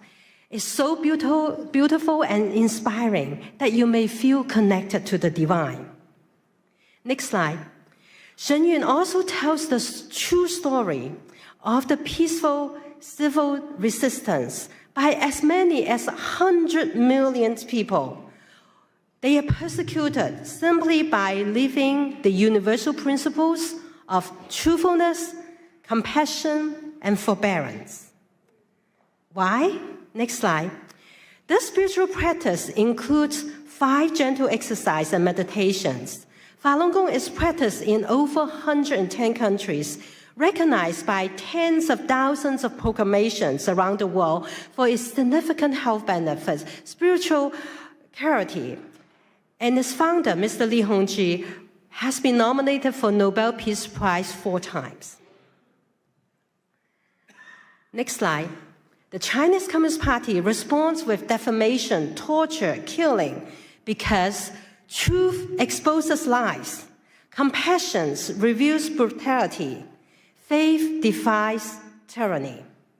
Falun Gong practitioners lead a very healthy and disciplined lives because they don't drink, they don't smoke. The Chinese Communist Party see them as the targets for organ transplants, benefits by killing them on demand. When humans become spare parts, the moral red line has been crossed. We must do something. We must do something now.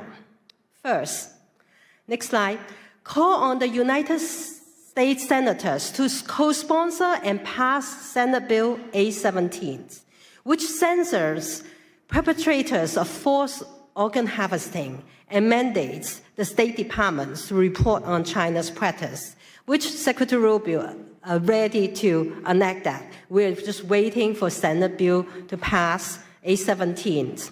And the companion bill in the House, 1540, has already passed unanimously.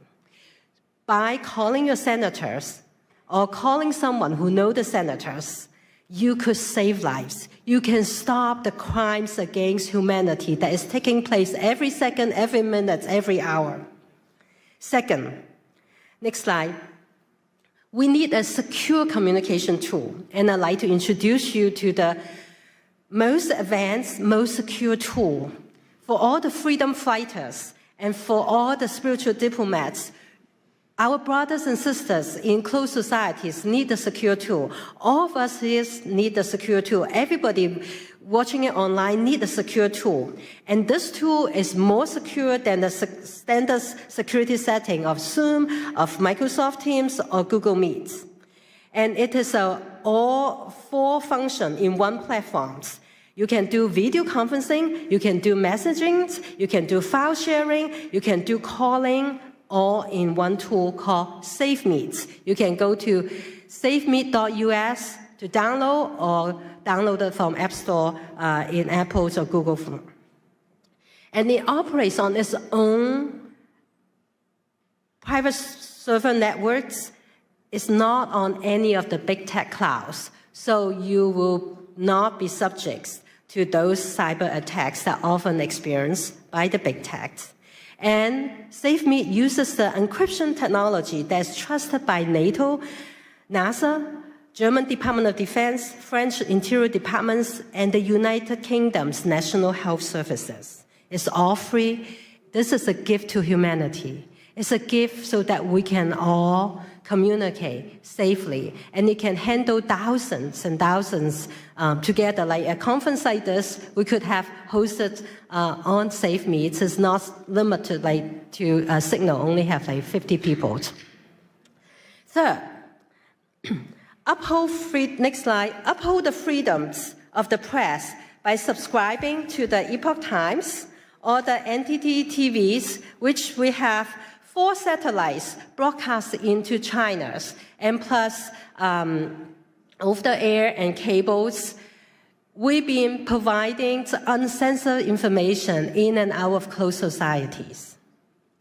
Despite all the suppressions by big tech, including demonetizations, including all the suppressions, for 25 years, we never bend down because we are nonprofits.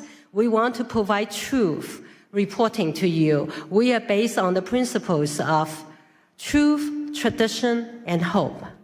Many of our readers and viewers learned about the pandemic in December 2019, a few months before the rest of the world know about pandemics.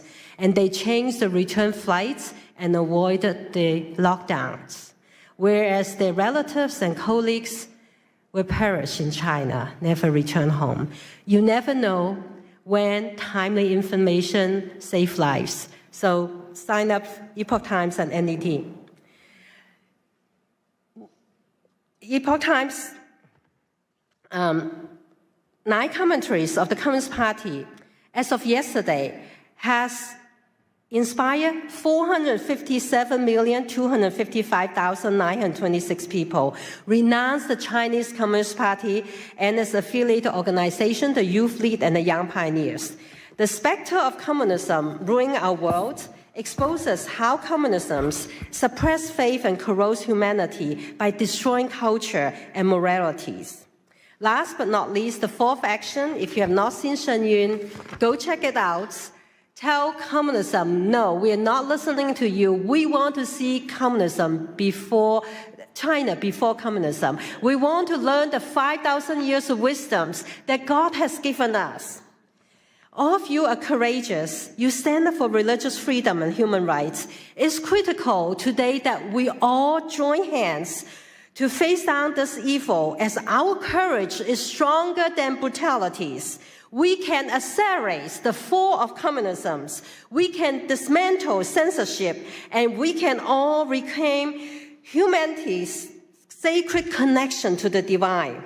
May God bless you, bless everyone who walked the path of truthfulness, compassion, forbearance, and may God bless the United States of America.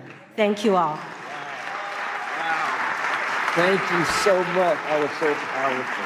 Thank you.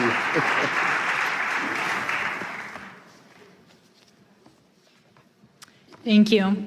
Next, I'm honored to introduce Ms. Rushan Abbas, founder and executive director of the Campaign for Uyghurs, with her own sister unjustly imprisoned by the CCP. Her advocacy is personal and unrelenting. She presents unbroken Uyghur voices calling for a united interfaith response to the atrocities facing the Uyghur people.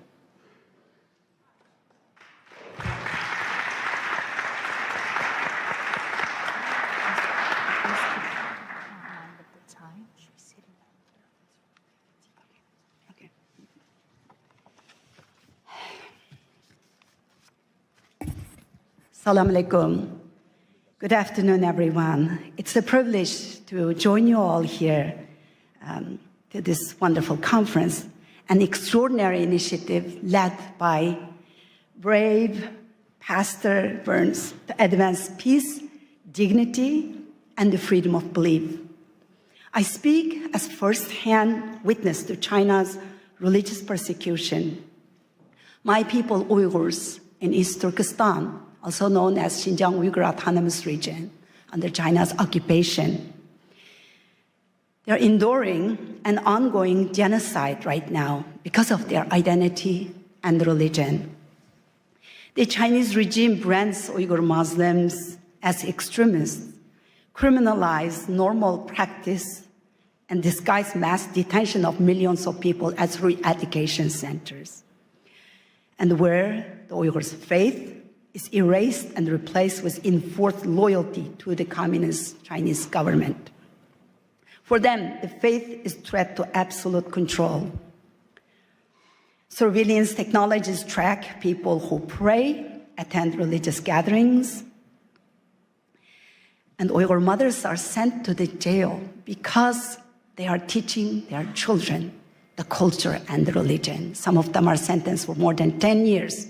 Over 1 million Uyghur children are taken from their families, sent to state-run orphanages, where being raised with Chinese communist ideologies, forsaking their religion and religious and their cultural identities.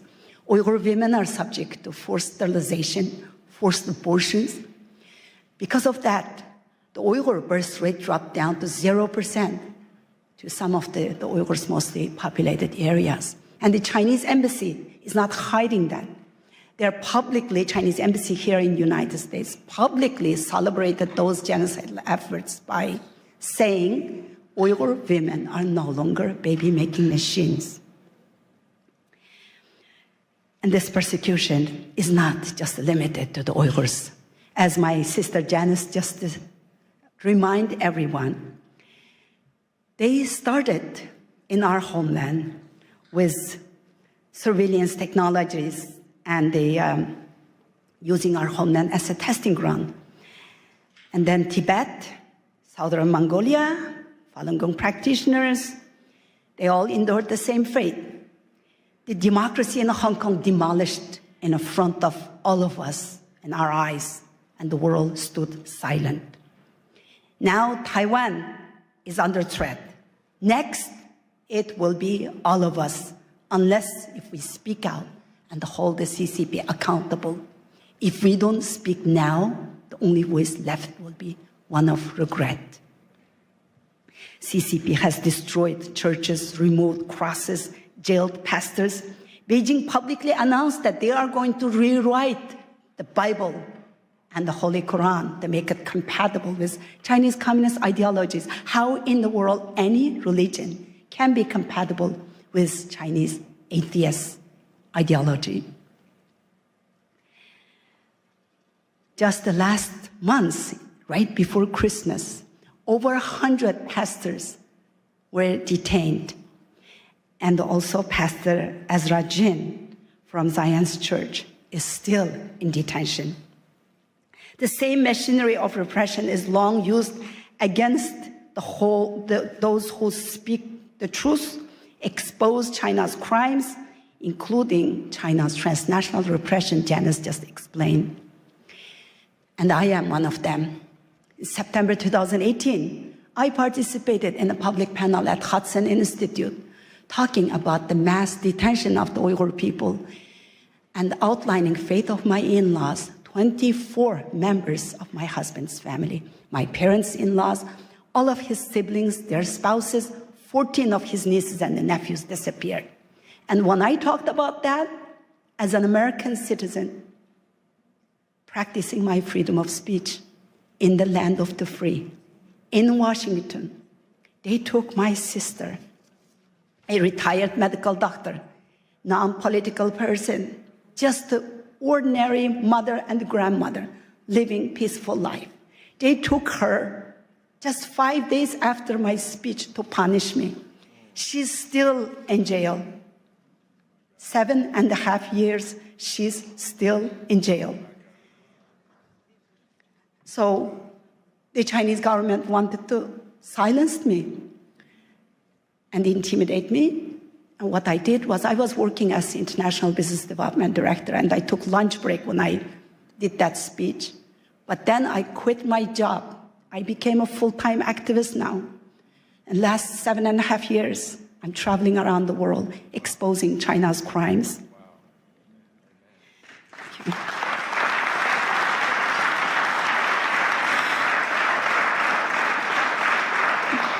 Our religion, our language, even our names, our identity, our faith, everything is being erased.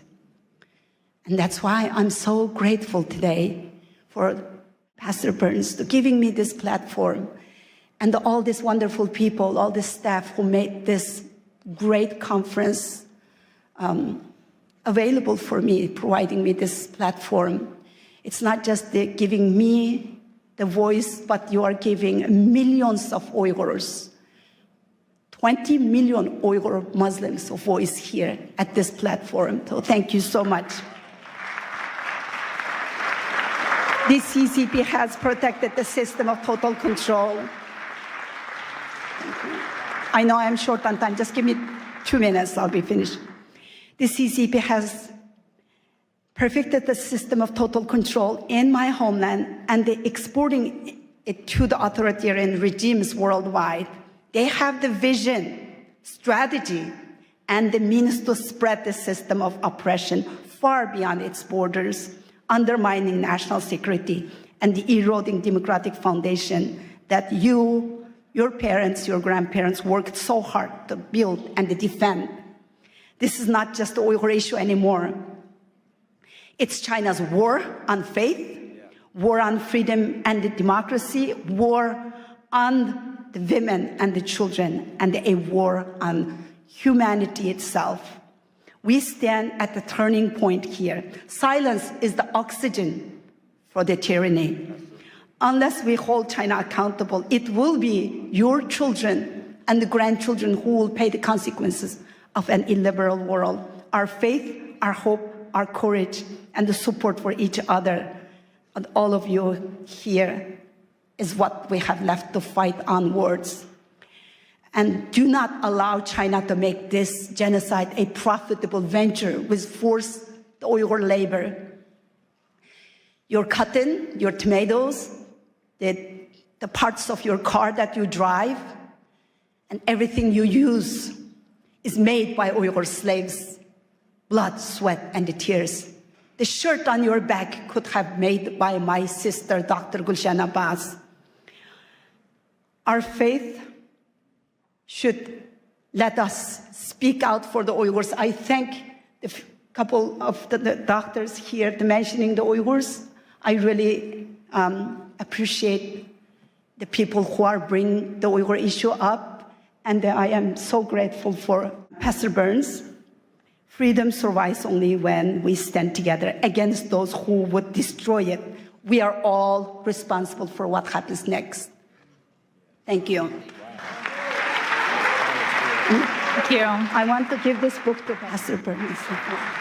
so much. We stand with you and your sister. Thank you so much. Sorry. Thank you. Next, I would like to introduce a delegation from Ukraine, Vitaly Arlov, co-founder of Ukrainian Week in Washington, D.C., and Alexander Ilash, Ukrainian Week in Washington, D.C. Committee, founder and chairman of Share Your Bread with the Hungry One charity in Ukraine. Good afternoon, everyone. It's a pleasure to be with you, and we just arrived yesterday to be here at this very important event, and we heard a lot about Ukraine today. A lot of those of you who support Ukraine and who really concerned, and we really believe that spiritual diplomacy, this very important subject, and this is what we all have to be united for, to do and to change the world together. Thanks to Pastor Mark, who has been with us in Ukraine not once, and who really stays strong for Ukraine and for peace and for just peace in Ukraine. Thank you, Pastor Mark, for what you're doing for our country. Yeah, Pastor Mark, thank you very much for your support Ukraine, visiting Ukraine. Thank you for your passion. Сьогодні ми хочемо пару слів сказати саме за духовні причини тої страшної війни. And while we're here, we would love to share with you just a couple of words about spiritual reasons for that horrific war in our country. Бо агресія Росії проти України має духовні причини. Because we deeply believe that there are spiritual reasons for that aggression of Russia against Ukraine. На жаль, слабке лідерство в світі приводить до важких часів. And unfortunately, we all know that a weak leadership bringing a hard and difficult times in humanity, in this world. Легкі часи народжують слабких лідерів. And easy time brings to a weak leadership. Слабке лідерство приводить до важких часів. And a weak leadership brings a hard days and hard years to our важкі часи world. Yeah. Народжують сильне лідерство. But difficult times bringing to a strong leadership. Але, на жаль, добрі часи знов приводять до слабкого лідерства. And unfortunately, good days and good years bring us to weak leadership again. Ми дуже дякуємо пастору Марку. So we're very much grateful to Pastor Mark. Що він піднімає прапор сильного лідерства, духовного лідерства. That he is the one who raising up on a high level the flag of spiritual diplomacy and spiritual leadership. В Україні, thank you very much. І сьогодні нам потрібне духовне лідерство для того, щоб відверто сказати, що реально відбувається в моїй країні. And today we all need that spiritual leadership to be able to say openly what's going on in my country of Ukraine. Сьогодні кілька міст, які налічують мільйони людей. These days several cities знаходяться під атаками, бомбардуванням російської армії. Cities are being under constant attacks of Russian army. І люди знаходяться без тепла і без електрики. And during these freezing winter days, people are living without electricity, without heating, without water in their houses for weeks. Сьогодні температура в Україні біля нуля по Фаренгейту. And today the temperature in Ukraine is about 0 with Fahrenheit, or minus 15, minus 20 with Celsius. Але Україна стоїть. But you know, despite all these challenges, Ukraine stays strong. Україна історично завжди була християнською країною останні більше ніж 1000 років. Historically, our country has been a Christian nation for over 1000 years. Тисячі місіонерів Україна відправила в Росію, в інші країни. And for those of you who never heard about that, Ukraine has sent thousands of missionaries all over the world. І це свідчить про те, що саме ця війна – це духовна війна. And this is one of the reasons of this spiritual war in our country. Сьогодні іранські дрони бомблять Україну і Ізраїль. Today, Iranian drones are bombing Ukraine and Israel. Сьогодні північна корейська зброя бомбить християнську країну Україну. And today, Northern Korean soldiers and weapons also bombing Ukraine. І Україна знаходиться зараз в християнській цивілізації. And these days, Ukraine is a country in a Christian civilization. А все, що на схід, це диктаторська цивілізація. And down to east, there is a lot of dictatorship civilizations. Де немає свободи для проповіді Євангелія. Where there is lack of freedom for the preaching of the gospel. Де Росія знов ставить комуністичні пам'ятники. Where in Russia they putting back those communistic monuments. Росія розбомбила 700 церков в Україні. Within this almost 4 years of this war in Ukraine, Russia has targeted and destroyed over 700 temples and church buildings І in деколи Ukraine. цілилась саме в церкву, бо поруч нічого більше не було. And we have a lot of cases when, for sure, we can say that they, for reason, they wanted to target church building because around the church there is nothing. It's just a church building. Next slide, please. В окупованому Мелітополі, окупованому Росією та Мелітополі, вони забрали церковне приміщення. And there is a city of Melitopol in Ukraine with a very nice church building. And І зробили з нього військовий музей російської Russian forces, армії. they occupied and they took over that church building and they made kind of like their military storage there. Росіяни вбили біля 70 пасторів і священиків. And it's over 70 pastors and priests who were killed within these 4 years of this war by Russian soldiers. Половина з них це протестантські євангельські віруючі. And half of those priests were evangelical Christians. Next slide, please. Evangelical pastors and priests. Це один з пасторів, Юрій, я його особисто знаю. This is the picture of Pastor Yuri. I knew him personally. Він прийшов на ранок для того, щоб провести ранкове молитовне служіння. He came to his church building in the morning to lead morning prayer service. Як тільки служіння закінчилось, And right after the service finished, люди розійшлися. And people left the building. І прилетіла російська авіаційна бомба і розбомбила і вбила його. Right after that prayer service, Russian aviabomb was dropped straight to that church building, destroyed the building and killed the pastor. Тому я дуже прошу, щоб ми, духовна дипломатія, повинна називати чорне чорним, а біле білим. And that's why, today here we are talking with you about spiritual diplomacy, and we have to be the people who will call white things white and black things Це black. справжня духовна битва. There in Ukraine we are on the real spiritual warfare. Наступний слайд. Why do I say this? В Україні повна свобода для проповіді Євангелія. Because you have to know that in Ukraine we have full-scale freedom to Пастор preach the Марк gospel. декілька місяців тому молився з президентом Зеленським і з урядовцями в нашій країні.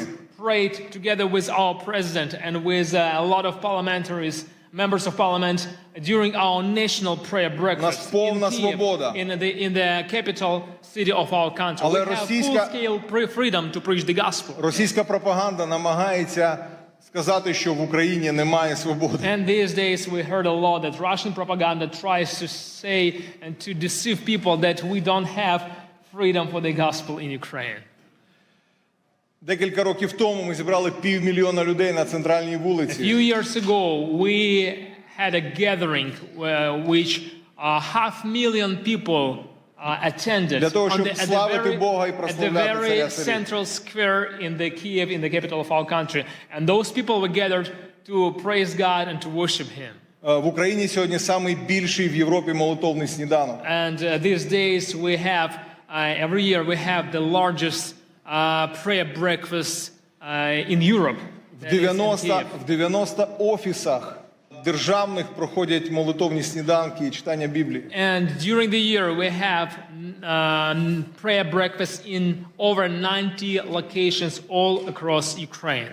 Диявол хоче все це зупинити. And the enemy, he tries to stop all of this. І дуже часто він розв'язує війни, коли відбуваються якісь стратегічні речі на And цій very землі. often we can see in the history that when some strategic things are developing for the sake of the gospel, then the war came to that place as a weapon of the enemy. Коли народився Мойсей, вбивали хлопчиків. When the Moses was born, the Pharaoh tried to kill all the boys. Коли Ісус народився, When Jesus вбивали was хлопчиків. born, they tried, Herod tried to kill all those boys. Коли 500 років тому в Європу пішла реформація, була війна 30 років. And 500 years ago, when Reformation came to Europe, there was a war for over 30 years.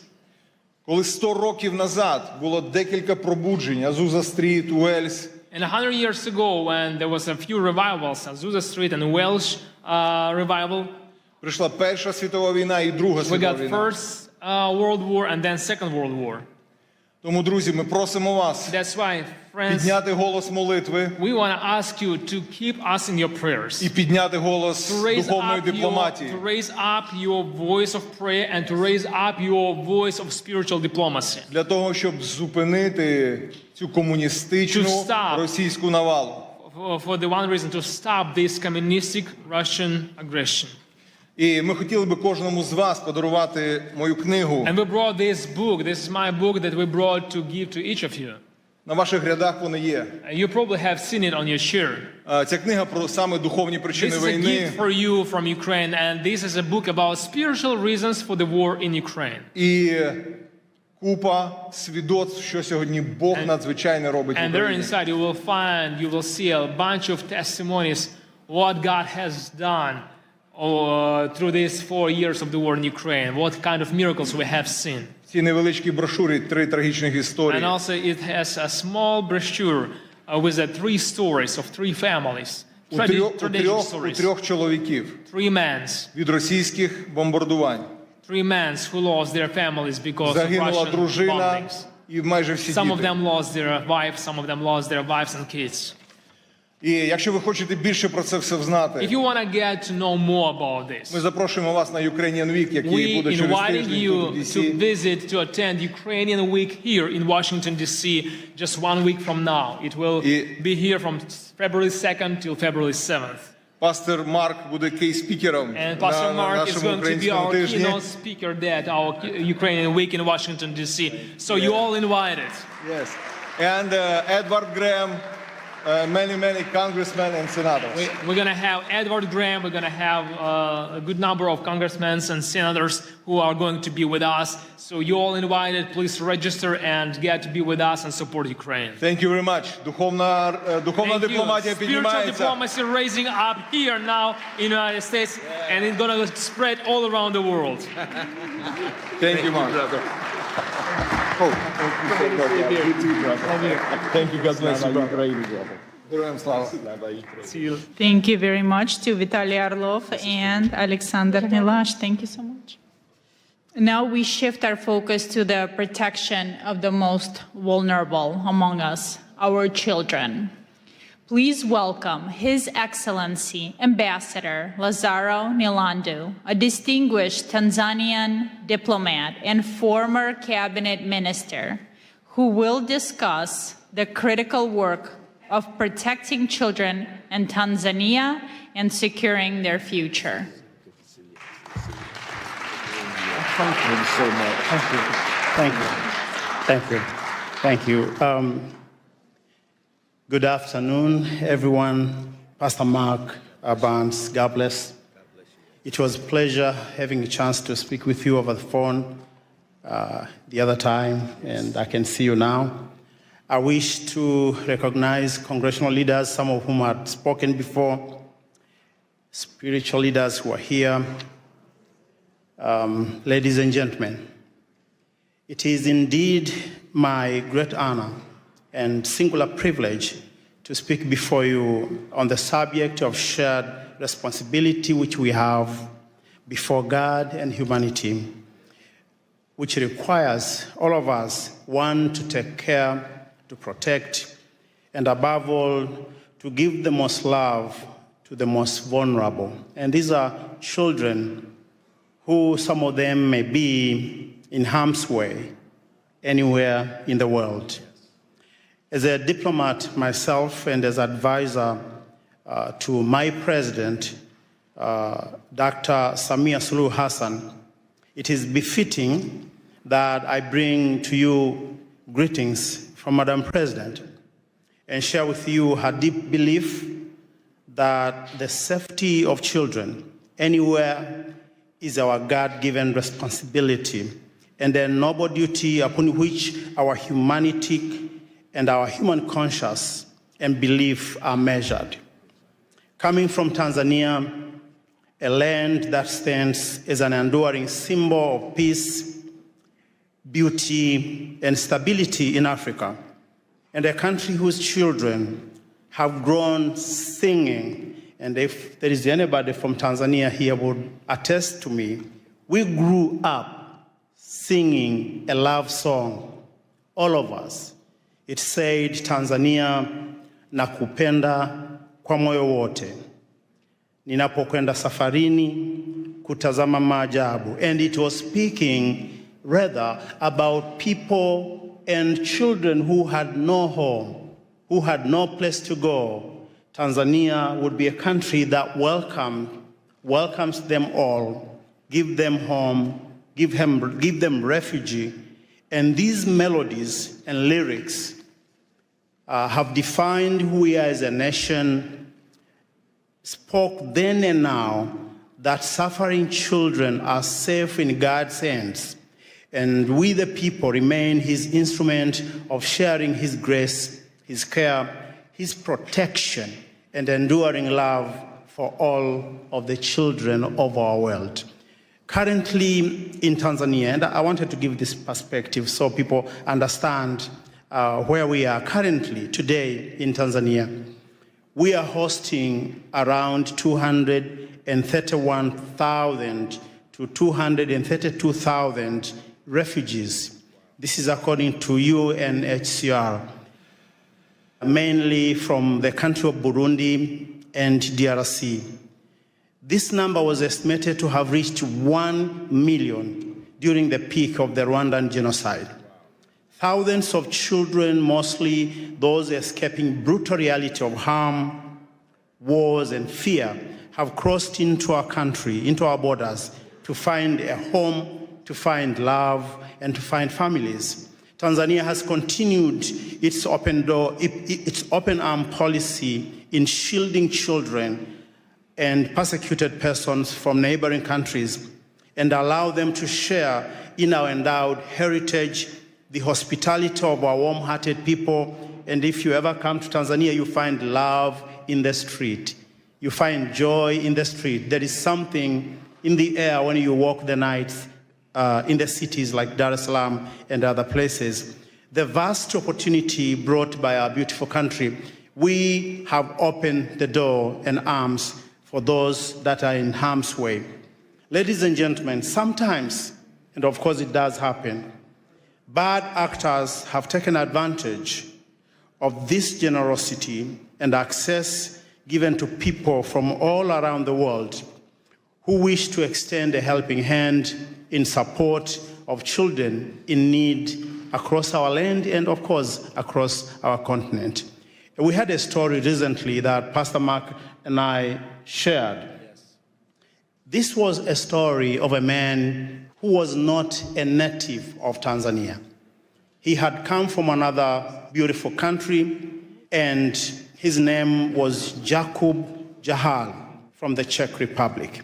This man, whose infamous actions represents a modern-day cross-border criminal rings targeting children, is alleged to have abused children and misappropriated charity funds meant to support those same children in need in an orphanage somewhere in Moshi, just beneath the beautiful foot of Mount Kilimanjaro. This man became a monster in hiding, accused of abusing children in the most inhumane ways. And Jacob is reportedly to have arrived in Tanzania sometimes in 2020, initially as a community support lead through an organization called Nature Skills, which was supporting vulnerable children and promoting environmental action.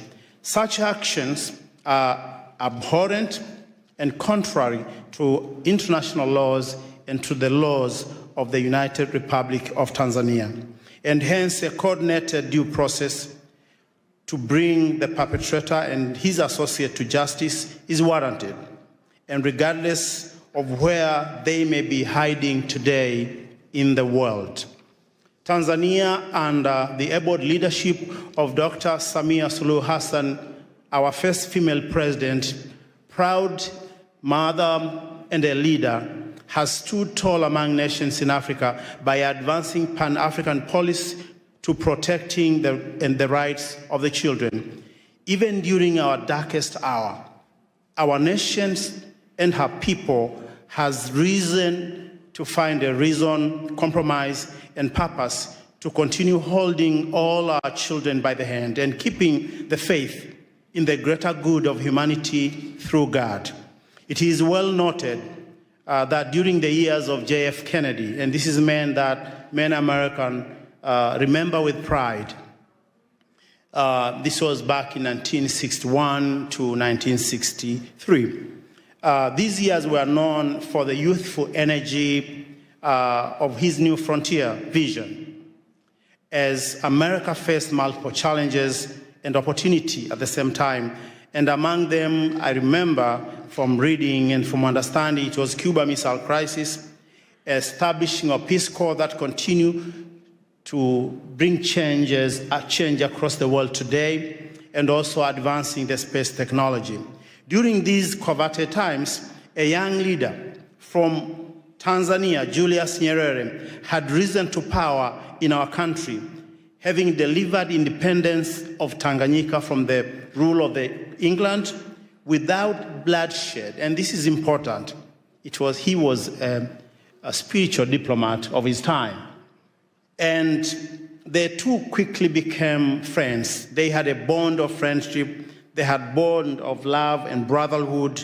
And this friendship resulted in JFK inviting Julius Nyerere to come to this city, Washington, D.C., on January 15, 1963. Among other things that they discussed was making the children of Africa and the children of Tanzania an endowment that we will all be proud. They discussed, among other things, the children's safety that would be the epicenter and foundation of Tanzania and U.S. relationships that have endured today. The welfare of Tanzanian school children, as I said, was among things they discussed then in 1963. Ladies and gentlemen, at such times as these, interfaith dialogue must continue to build trust. Where politics alone cannot, humanity is brought together in shared values and perspectives.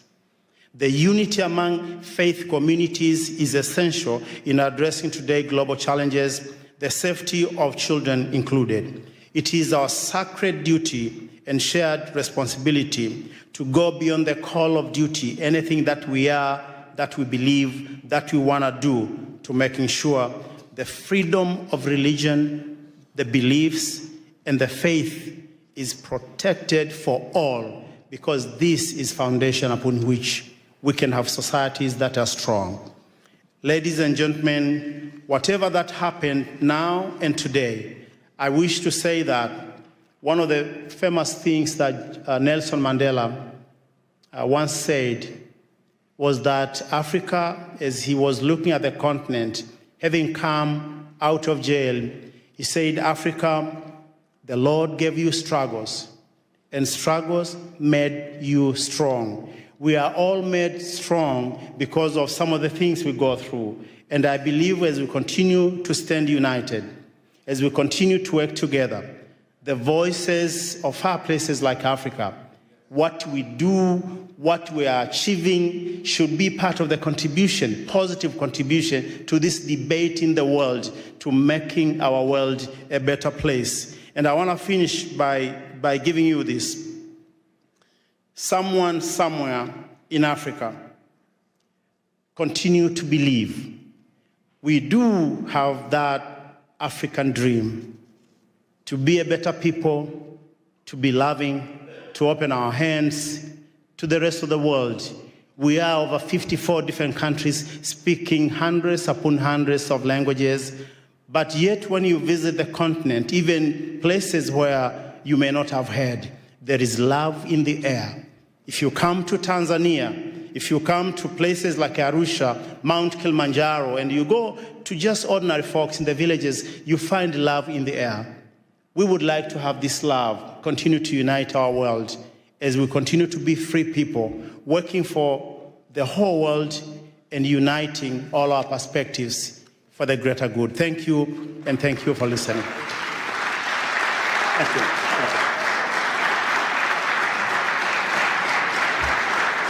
Thank you very much, Your Excellency. Thank you for bringing up the Yacobial case as well, that has allegedly committed the grave crimes against children in Tanzania. That is devastating, and I'm glad you're looking into it.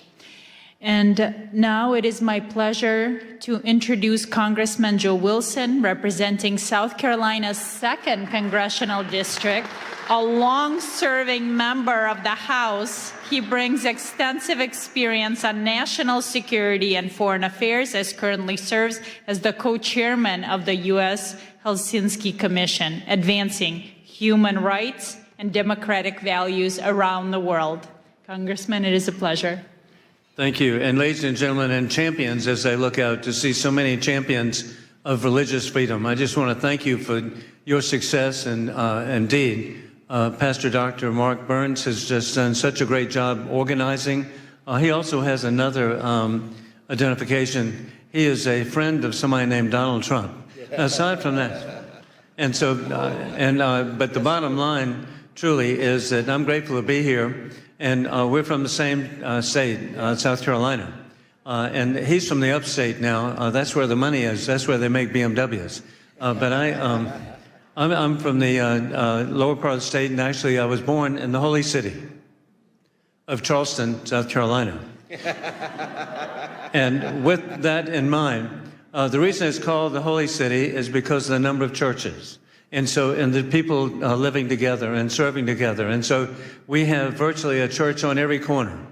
And so it's really exciting because most of the churches are from denominations or from people who had to, were expelled or flee from other countries. And so from that, what an example indeed South Carolina, the United States is. And that is, and for example, I grew up in the First Scots Presbyterian Church.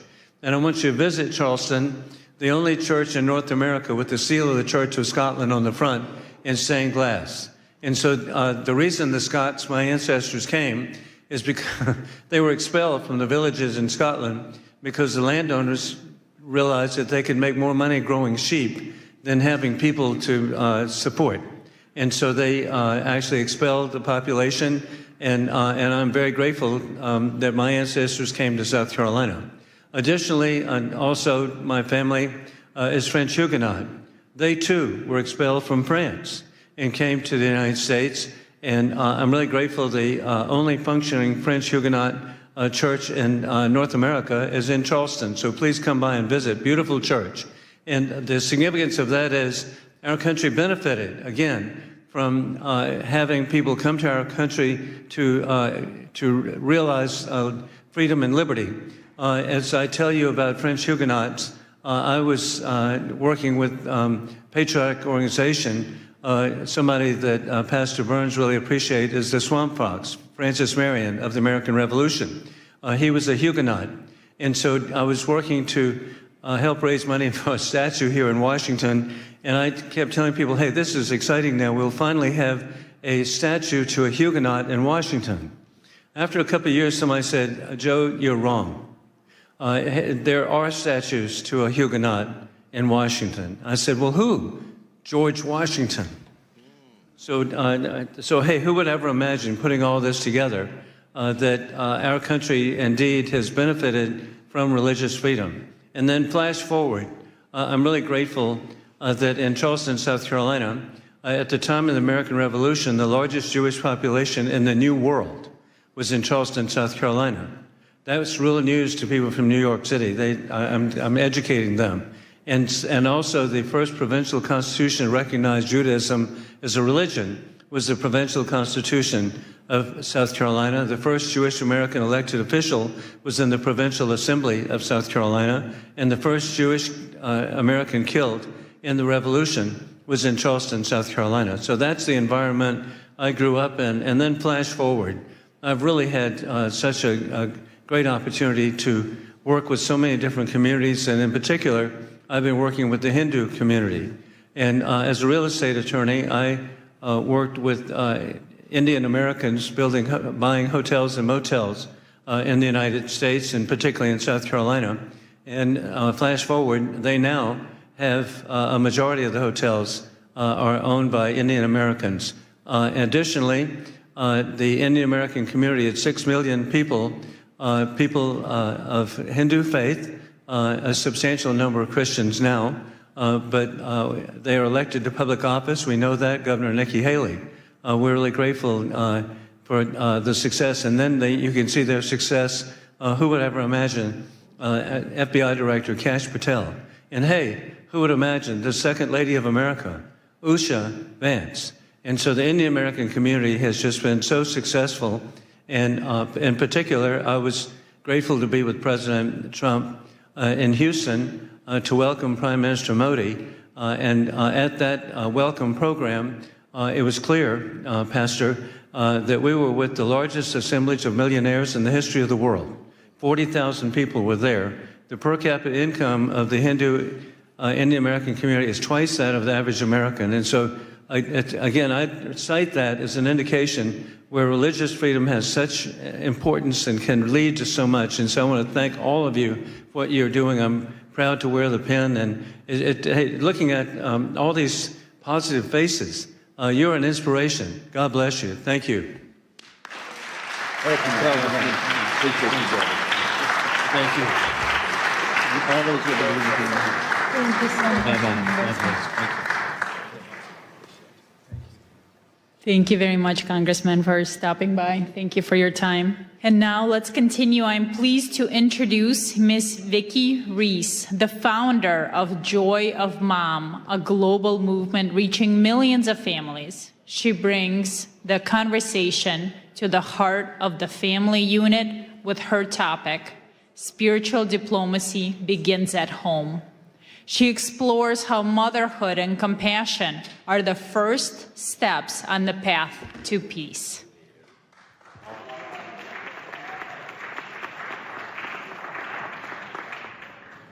Hi, everyone.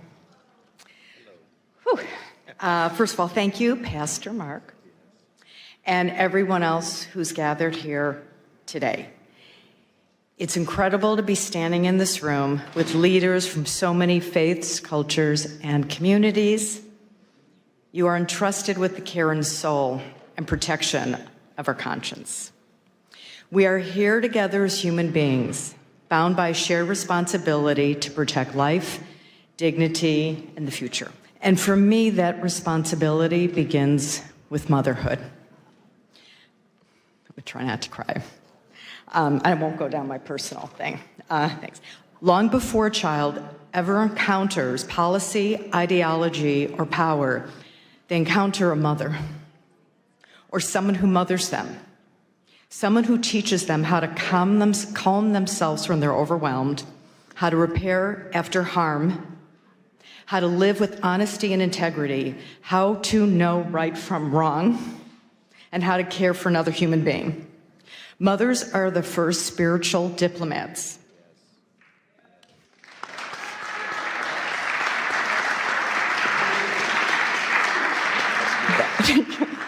That our children will ever know. I think that was the most important thing I could say out of this. In kitchens, in classrooms, in car rides, in quiet moments, mothers teach empathy, accountability, courage, and compassion in action.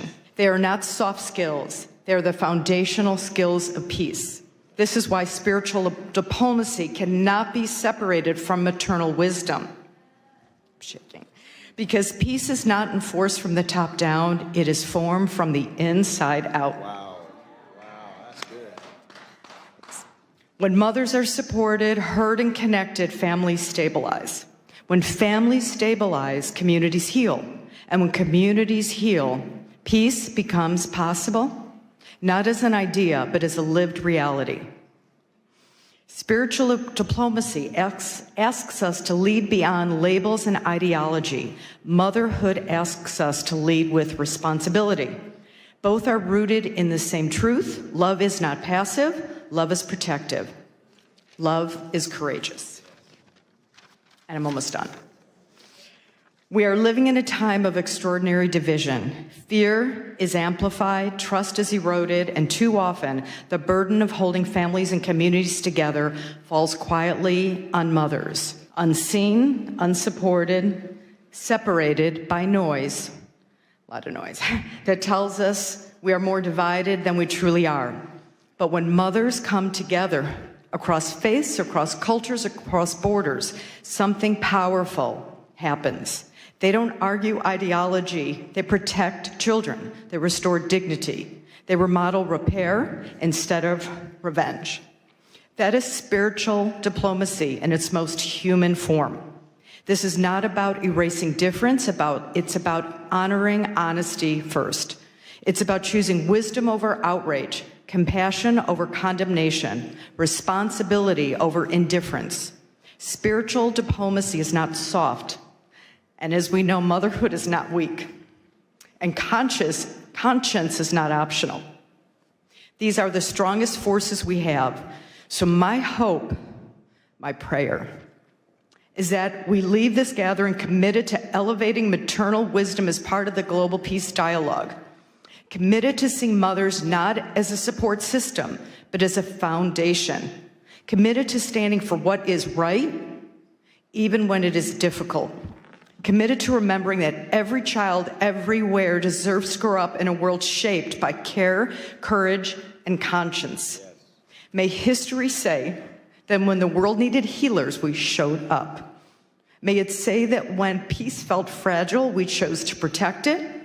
And may it say that love, lived boldly and practiced daily, became the bridge that carried us forward. And may mothers stand with you and with one another as partners in this work, bringing conscience, courage, and care to the future we're building together. I have one quick note, okay? In a few moments, you're about to meet Scarlett Lewis shortly, and you'll hear her incredibly moving story and journey. And as part of today's commitment to peace, we're deeply honored to share that Joy Mom will be bringing Choose Love from classrooms into homes and families, embedding peace and choosing love over fear into live daily practice for moms and children. And we're also going to be part of your beautiful ecosystem and help bring this message home everywhere in the world. Thank you and bless you all. That was so good. Oh my God, you did such a wonderful job. Our next speaker has a truly extraordinary background. Please welcome Miss Aliyah Rosa, a former secret agent turned women's empowerment coach. She has risked her life to stop criminal networks. She speaks to us today on the dark reality of child and human trafficking and the fight to save innocent lives. Thank you. Thank you, beautiful souls, spiritual diplomats, and thank you, Pastor Mark Burns, for bringing us all together, for inviting me. I would never imagine being a little girl born in corrupted communism, the country which doesn't exist anymore, thank God, USSR, that one day I'll stand here in front of you in the nation's capital, the symbol of freedom, liberty, unity, hoping for peace, right? We are all ambassadors for the peace, right? And the hope and love. I'm also very happy to see here children. Please raise your hands who are parents and who have children. 99%. Did you know that according to United Nations report, there are over 27 million people are sex trafficked globally? Think about this number, 27 million people. Once I was working as a secret agent in Russia, in FSB, fighting against human and drug trafficking. Together with my team, we saved and rescued over 500 underage children. Unfortunately, some of those children we couldn't rescue, it was too late. And I still remember their faces, and I still remember the faces of their parents who begged us to help them, but it was too late. Some of my colleagues have died during these missions, and let's take a moment to pray for their souls to rest in peace. So that's why, as adults, it's our responsibility to educate children, not just our children, but all children. Thank you. And that's why it's so important for us to speak about these global issues, to check social media of our children, speak with our children's friends, to support and report to adults or authorities if they will see suspicious behaviors. Create communities and speak about these social issues like we do right now. And hopefully, maybe today, tomorrow, you will share this information with your friends, with some kids, and they will remember that. And one day, when they will go to public places, they will not take from someone a drink or a sweet. And they will not leave their drinks unattended, because this is very important. My son is 16 years old. He was going out with his friends at 6 p.m. He calls me crying that 2 girls from his class were picked up by the car and they drove somewhere. Thank God in Snapchat they have the location. So I pick up my car, my son, I pick up my car, and we drove there to find them. They were picked up by 2 men, 40 years old about. We reported that issue. But this can happen with anyone. Imagine it could be your kids, imagine it could be kids of your family members or your friends or so on. That's why, as adults, we need to bring awareness, especially to our young generation, because this is our future. Yes. Thank you so much for understanding that it's so important to be together, to unite, to fight this problem, because the most important is to prevent a problem before it will even start. And this is our responsibility as adults, to teach, educate our children, because they copy what we do. And a little favor. It's the beginning of the year. I decided to set up a charity to bring awareness about this global issue. And if anyone here would like to help me and join me in this journey, I'm here for you. I would really appreciate about your help, and thank you so much for having me. Thank you for this amazing event, and God bless you all. Thank you. Thank you so much. Thank you so much for that. Thank you so much. Now, returning to the stage, our distinguished Indigenous leaders, Chief Joseph and Ambassador Lara Lynn Riverwind, co-founders of Firekeepers International. They address a crisis touching every community, from silence to sacred care. They will share how faith leaders must respond to the youth mental health crisis. I knew you were going to make us follow either Dr. Burns or the secret agent. Thank you for Pastor Burns for bringing a microphone to the Indigenous voice. It's an honor and blessing. Thank you. She sits on her bed behind a locked door in a dark room. Mascara-stained tears streak her cheeks as she watches blood drip from her arm. This self-inflicted wound, vying for space among many others. Next time it will be deeper. She says. Next time I'll go all the way. And just like that, ideation becomes a painful plan. Statistically, before this gathering ends, a depressed and hopeless Native American will take his or her life. But God. Taigwe, Oma Bahari, da Kakasike Guasabara Mahura, Takatais Boriken Ota Danaboria Yaya Ota Kasike Bosibakan.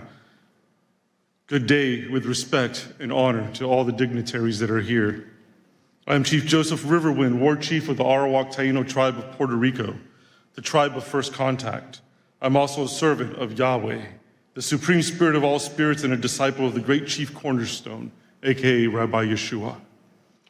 Shio, ganik di layelene ekwani unole dakudoa, tijalagi kenuseda, dohi gesesti. Hello, I am Dr. Larlin Riverwind, the ambassador of the Georgia tribe of Eastern Cherokee. I serve Creator Yahweh, and I walk the white path of Yeshua, Jesus, whom my people have an ancient story about.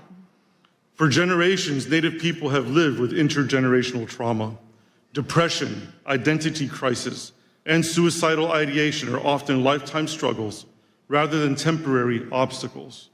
As a result, American Indians and Alaskan Natives face suicide rates 91% higher than the general population and lead in depression, anxiety, PTSD, and substance use disorders.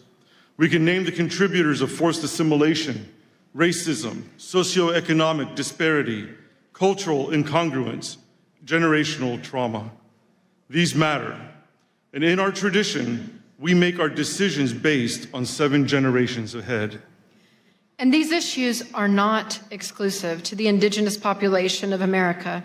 I have seen them abroad in the indigenous population of the Republic of the Marshall Islands, where I lived during my youth. But personal reasons often boil down to relationship problems, violence, and lack of access to care. Yet each of us must make and take the responsibility for our own mental health.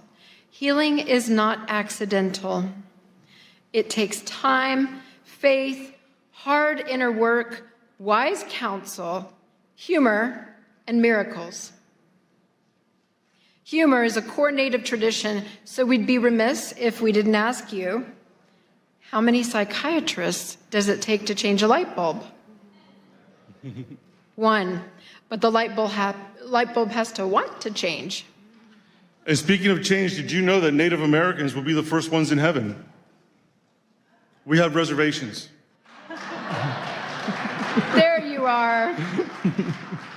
Jeremiah 29:11 declares, "For I know the plans I have for you," says Yahweh, "plans to prosper you and not to harm you, plans to give you hope and a future." We must help people envision a future worth living for. Often the first step across that bridge is moving from silence to speaking up, because evil flourishes in silence. It is often through sacred care that people find the courage to speak. Sacred care takes many forms. At Firekeepers International, our Good Medicine program provides sacred care through ancestral teachings passed down by our elders, through art, music, storytelling, dance, counsel, honor, and ceremony that brings holistic healing to the soul. Yet our culture should strive for much needed refinements. To 1, celebrate heroic whistleblowers. Normalize ongoing counseling. Honor mental health professionals. And develop emotionally intelligent leadership. For many, there is no dramatic crossroads between victim and victor. Victimhood is often a default survival mode. But this world, though filled with pain, is also filled with love. A soul's journey from victim to victor is forged through forgiveness, healthy boundaries, and discernment. It is our sacred duty as faith leaders to teach and model healthy, wholly enforced boundaries. Without them, encroachment is normalized, victimhood is enabled, abusers protected, and spiritual necrosis left unchecked. Across Turtle Island, what we call the land here, indigenous wisdom teaches a foundational truth. Life is sacred. It is a gift from the Creator. Important question. So where does spiritual diplomacy end and sacred heroism begin? When there are mobs of serial murderers currently slaughtering Christians, Jews, Druze, Alawites, Kurds, Yazidis, Persians, Syrians, Hindus, Nigerians, Masalit, Hutus, Tutsis, and moderate Muslims, we must speak up. As faith leaders, we must break our cultural taboos surrounding violence, sexual, physical, emotional, and spiritual abuse. Silence is compliance. Silence is condoning. Silence is abetting. We cannot teach tolerance of violence or endorse violence as resistance. We must model the sacred care of speaking up and breaking the silence, and we will now. This great nation protects freedom of religion, our right to serve any God or none. But liberty demands responsibility. If a religion commands the taking of an innocent life, it is a death cult, not a religion. And its constitution, come on now. It is a death cult, not a religion, if it says, take innocent life. Got a few of you. And its constitutional protections then are null. Speech defining holy versus profane is protected, but breaching physical boundaries to commit violence is not. As indigenous spiritual authorities from these ancient lands of Turtle Island, we want to make a clear declaration. Radical Islam, death cults, anti-Semitism, and enslaving ideologies disregarding the sacredness of life and liberty are not welcome on Turtle Island. We must become divine interruptions on someone else's path to destruction. And let me just say this. It's a big deal to have somebody with spiritual authority of indigenous people to say what is and is not welcome in their land. Meditate on it. As we leave today, return with me to that dark room and that bleeding girl. She was not unseen. Her faith leader knew. He knew intervention was needed. He knew there were options. Now the only question left is this. What is he going to do about it?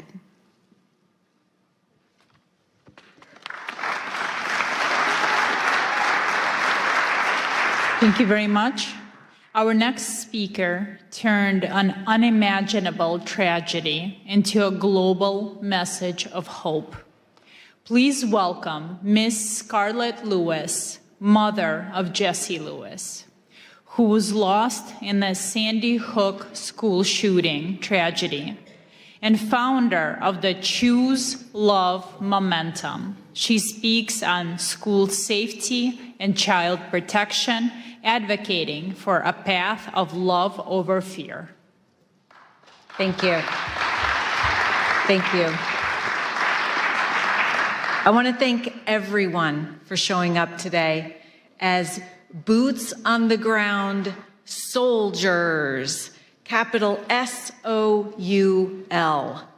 soldiers of love, spreading this message because that's exactly what we're doing. Hope and peace live and grow in this room. I can feel it. Thank you. I want to begin with a simple truth. When we talk about peace, diplomacy, or global stability, we're not talking about ideas. We're talking about lives. We're talking about our children. We're talking about what happens when love breaks down and compassion is absent. I know this not as a theory, but as a lived reality. 13 years ago, my 6-year-old son, Jesse, was murdered in his first grade classroom at Sandy Hook Elementary School, alongside 19 of his classmates and 6 educators in what is still the worst mass shooting in U.S. history in an elementary school. That morning, he walked into school like millions of other children do every day, trusting the adults in his life would keep him safe. What happened next is difficult to hear, but important to say out loud.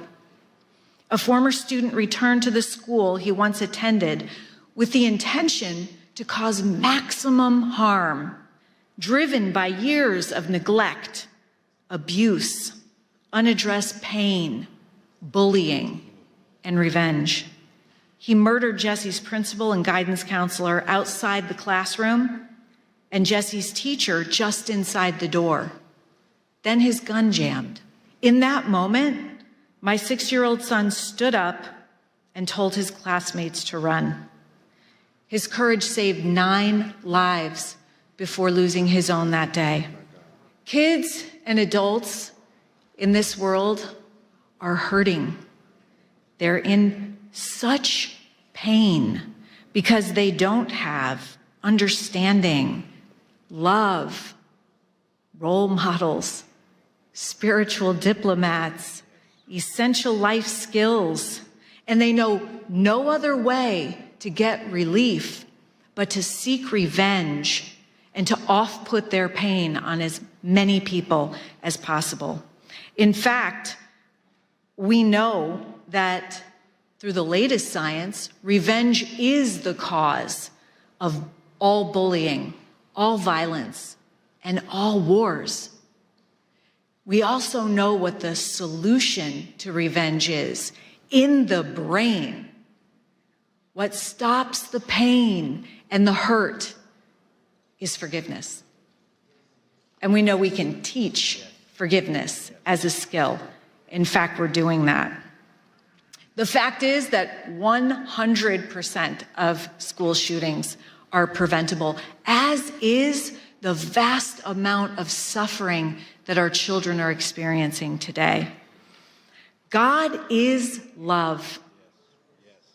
And when we bring love into our schools, we address the root cause of the pain and suffering that lead to what the Department of Homeland Security says the pathway to violence is: attack end. This is where we have been focusing our attention. After the fact, too late, focusing on the problem, always a step behind, learning from mistakes.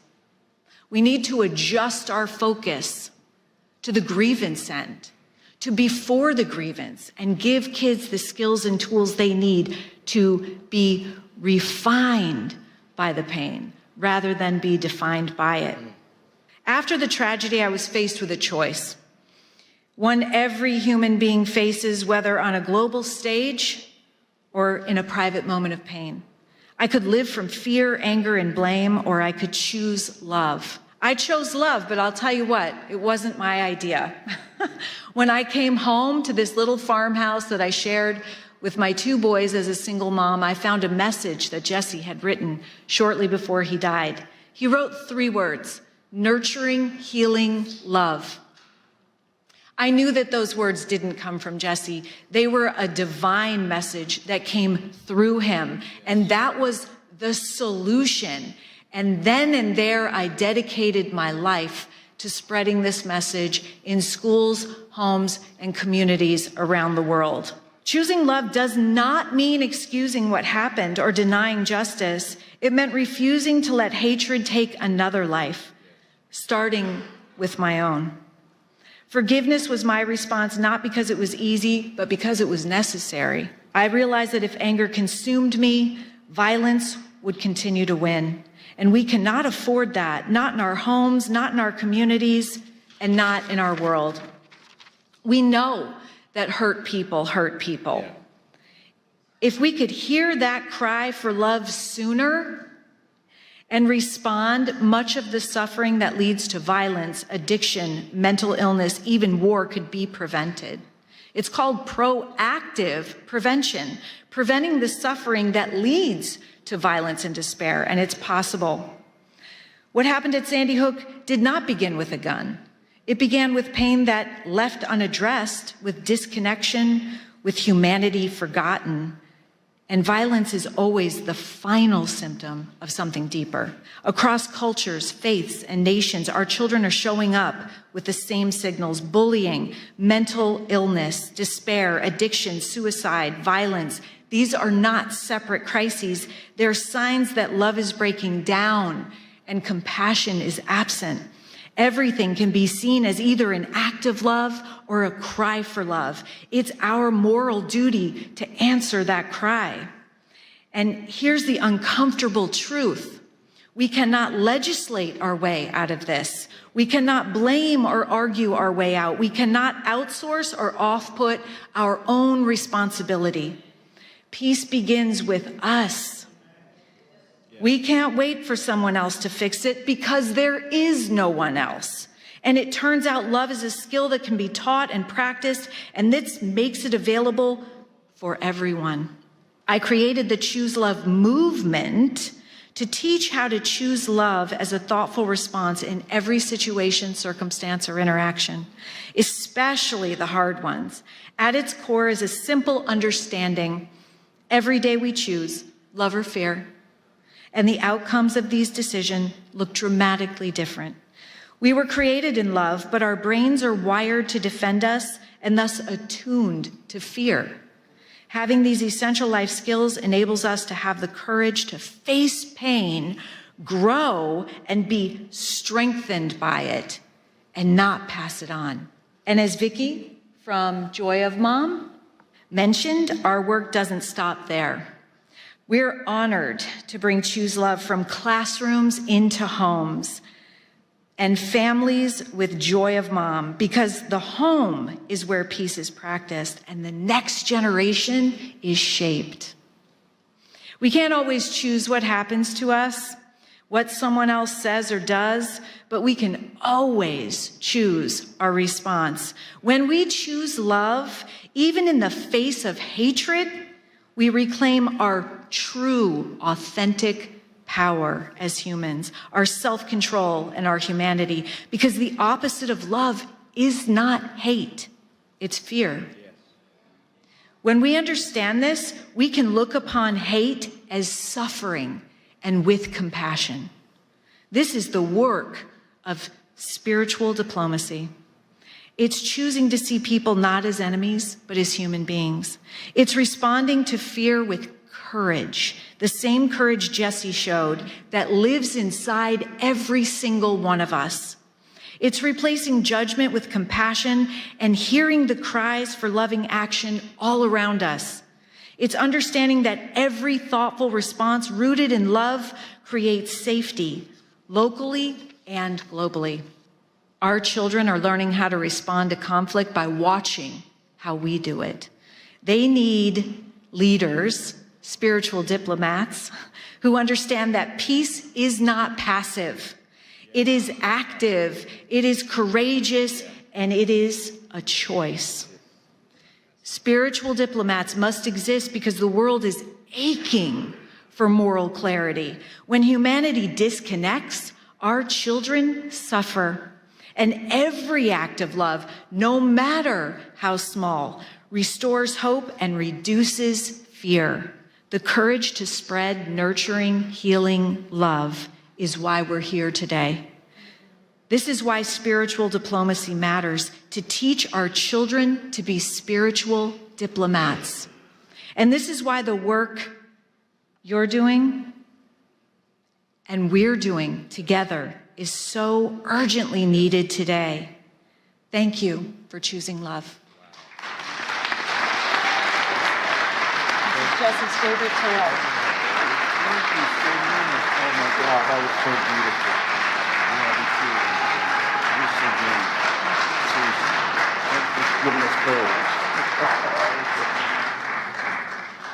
And now we are honored to receive a special address from His Excellency Caleb Mutfeng, the Executive Governor of Plateau State, Nigeria. Through his video address, he speaks to us today on promoting peace and liberty amidst global challenges, sharing a governance vision anchored in justice, mercy, and the sanctity of human life. Distinguished faith leaders, policymakers, members of the United States Congress, diplomats, and esteemed guests from all around the world, I bring you warm greetings on behalf of the good people and government of Plateau State, Nigeria. I'm deeply honored by the gracious invitation extended to me to participate in this important International Interfaith Conference with the theme, United in Liberty, the Rise of Spiritual Diplomats. It is with all sense of responsibility that I regret my inability to be physically present at this time due to exigencies and demands of the office. However, I am ably represented by my advisor on development partnerships and strategic linkages, as well as diaspora engagements, Mr. Manji Wilson, who would deliver a presentation on my behalf. I want to specially commend Pastor Dr. Mark Burns and the conference conveners for creating such a global platform that recognizes the vital role of faith, conscience, and moral leadership in diplomacy and peace building. At a time when divisions, that is religious, ethnic, and political, are being exploited across the world, this gathering affirms that liberty of belief and mutual respect remain foundational to human dignity and sustainable peace. For those of you that may not be familiar with Plateau State is Nigeria's 12th largest state, centrally located in the Middle Belt, with an area of about 26,899 square kilometers and a population of roughly 5 million people. Its capital is Jos, and the state is popularly known as the home of peace and tourism. Despite being in the tropical zone, Plateau State enjoys a near-temperate climate due to its high altitude, with average temperatures ranging between 18 degrees centigrade and 22 degrees centigrade. The coldest period occurs during the Harmattan season, which lasts between December and February, while the hottest months are March and April. Additionally, Plateau State serves as a major watershed and source of several important rivers in northern Nigeria. Now back to the reason we're here. The prophet Micah raises a pertinent question and immediately provides an answer, as recorded in Micah chapter 6 and verse 8, which reads, "What does the Lord require of you? To act justly, to love mercy, and to walk humbly with your God." This timeless call speaks not only to people of faith, but to all who hold positions of responsibility. It captures the essence of spiritual diplomacy, justice in policy, mercy in leadership, and humility in power. Plateau State is often described as a microcosm of Nigeria because it is home to diverse ethnicities and faith traditions that have coexisted for generations. Under the administration I am leading since coming on board in May 2023, we have made deliberate efforts to rebuild trust, strengthen interfaith dialogue, and restore the social contract between government and citizens.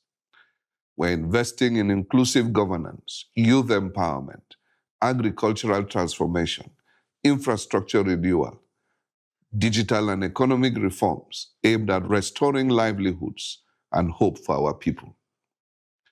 However, it will be incomplete and indeed dishonest not to acknowledge the grave challenges we continue to face, especially with regards to the persistent attacks by violent extremists and criminal elements that have led to the loss of lives, the displacement of tens of thousands, and the destruction of communities.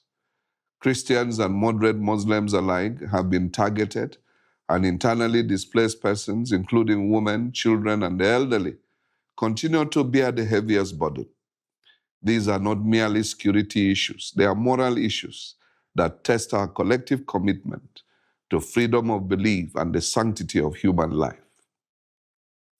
Yet we refuse to surrender to despair Our response has been anchored on justice, compassion, reconciliation, and development.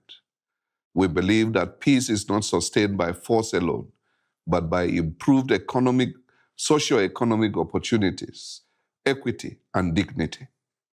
This for us is reflected in the books of Matthew 5, verse 9, "Blessed are the peacemakers," and Romans 12:18, "If it is possible, live at peace with everyone." It is therefore my earnest appeal that this conference catalyzes meaningful partnerships with governments, faith institutions, development agencies, and the diaspora to as well support our modest efforts in humanitarian relief for displaced communities, strengthen peace-building initiatives, investments in education and livelihoods, enhance healthcare provisions, rebuilding and resettlement of affected communities, and amplify global advocacy for religious freedom. Plateau State stands ready to engage as a partner for peace, development, and interfaith cooperation. It is my earnest belief that together as spiritual diplomats, united in liberty, we can transform shared values into shared action and prosperity for our people. As I conclude, let me mention that Plateau State is open for engagements, as well as explore areas of cooperation and interests. As a government, we are dedicated to creating an enabling environment for all our partners. As Chief Executive of the state, let me assure you of all the political will and support as you consider a partnership with us towards making a difference for humanity. By God's grace, I intend to be in Washington the first week of February and attend the Presidential National Prayer Breakfast. I will be delighted to meet with some of you that will be in DC at that time towards deepening our relationships and partnerships. My advisor, Manji Wilson, who is on ground, will coordinate on this and make meeting arrangements. Thank you for your attention, and may our collective efforts advance peace, justice, and human dignity across nations. God bless you all. God bless Plateau State. God bless Nigeria. God bless the United States of America. Thank you.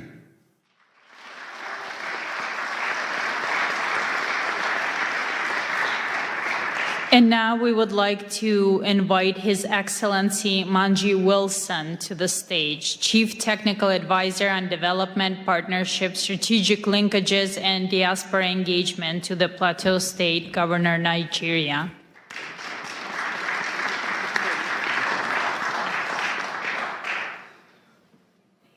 Good evening, everyone. I know it's been a long day, and we are all loaded with all the information we've received from various speakers, so I wouldn't take much of your time, considering also that His Excellency has also delivered a speech. Distinguished members of the U.S. Congress and House Committee on Foreign Affairs, faith leaders, spiritual diplomats, Pastor Mark, thank you very much for having us today. For us in Plateau State, I know that so many of you have heard about Nigeria and the designation of the country as a country of particular concern. And I would say that one of the major reasons that Nigeria has been on the map is because of Plateau State. For some of you that may not be very familiar, between the year 2001 to date, I think conservatively estimated figures has indicated that over 12,000 people have lost their lives due to the activities of violent extremists, as have been highlighted by His Excellency. One of the most difficult moments for us when we came to office in 2023 was in December, and I remember quite well on the 23rd of December when we were preparing for Christmas, people were making all the necessary arrangements. On the 24th, we got calls, and a particular village was attacked in 2 local governments, and over 200 people lost their lives within that one attack. This is not just an isolated incident. We've had so many incidences that have been recorded. And for so many of you, you must have also heard of Reverend Ezekiel Dachomo, who raised his voice on the genocide that has been persistent over the years. You know, as I speak, I read just a short while ago of about 6 people that Reverend Ezekiel had to bury today that were killed just yesterday. 5, 6 days ago, a family of about 4 were attacked. The father was killed, the mother was killed, the son was killed, and the only surviving person of that family is a 4-month-old baby. She was actually butchered, you know, with a machete, but for some reason, God kept her alive. Earlier today, a friend posted, you know, he visited her in the hospital. She was just discharged today from the hospital. There are so many stories, and I do not really want to weigh us down with a lot of these very difficult situations that we found ourselves in. I recall one of my friends, Stedman Harrison of the Global Outreach Ministry here in the United States, and a significant lesson he taught us during one of our sessions. And he draws from the book of Nehemiah, you know, and for so many of us, we remember when Hananiah came visiting and Nehemiah inquired of what had happened, you know, to the remnant that were left. And he shared the story of how the walls were all broken, the gates were burnt, and that completely weighed Nehemiah. Of course, when he went to serve the king observed, and you dare not come to the king with such a countenance. And the king inquired to know, what is wrong? You are not sick. I believe this is simply from a heart that is sick. Of course, he inquired of the king and asked of him, you know, informed him of the situation and said, if it pleases you, please send me back to go and rebuild my land. The king granted his request, but he also further requested that the king should give him letters that he will take to the governors across the rivers. And he also inquired for support to get the timber, you know, that he would rebuild, and he got every support that he needed. I'm just bringing this story to put together everything, you know, that I would have been presenting today.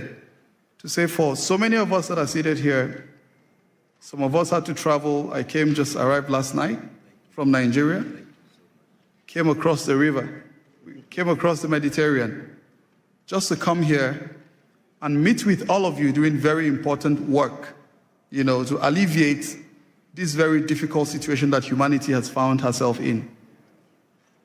We are looking forward to seeing how we can join hands together like Nehemiah, because for such a time as this, God has called us to rise up and to serve as leaders that will transform nations and communities even beyond the shores of our immediate environments.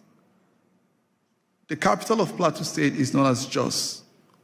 It has a fantastic synonym, and we call it Jesus, our Savior, because Jos is in the central part of Nigeria, blessed with abundant natural resources, and it's known as one of the cities that hosts everyone, you know, irrespective of ethnicity or religion. Very accommodating set of people that have kept Nigeria, you know, up till this moment. Plateau State is a city upon a hill, and her light will continue to shine.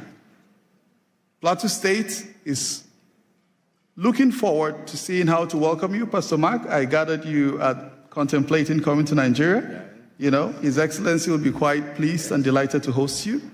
And we look forward to seeing how we can continue to utilize this office, this privilege that God has given us to serve our people, to improve the livelihood of those who are persecuted, those who are displaced, because we have so many of them, over 50 communities, renamed, people sacked from their ancestral homes. They can no longer conduct their economic activities. But we're doing what we can do as a government to provide all the succor and support. And we are looking forward to seeing how we can continue to leverage on this very important platform to do the good that our people so deserve. Thank you very much.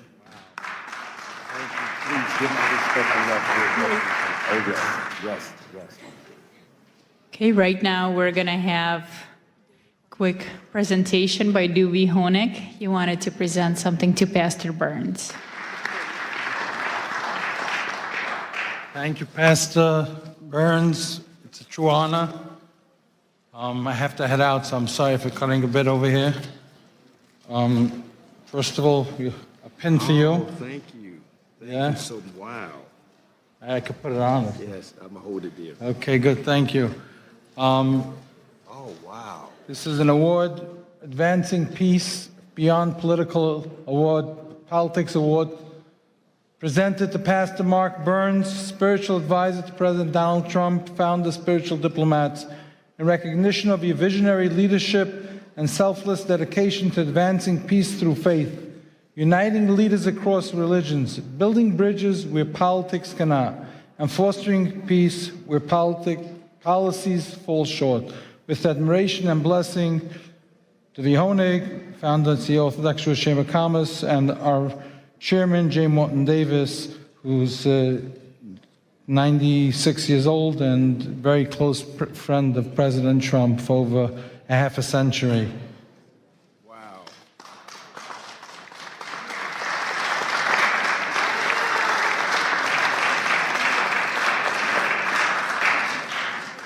What an honor, what an honor. Thank you. What an honor.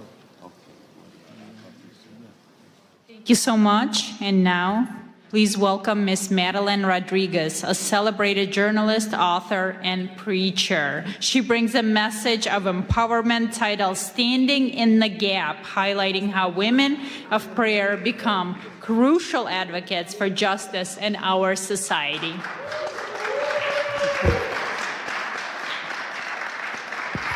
Thank you so much. I want to start off by saying my sincere thanks to Pastor Mark Burns for bringing together faith leaders from around the world for this important conference. Let's give him a hand. Through his leadership, he has created a space where faith and civic responsibility meet in service of justice and human dignity.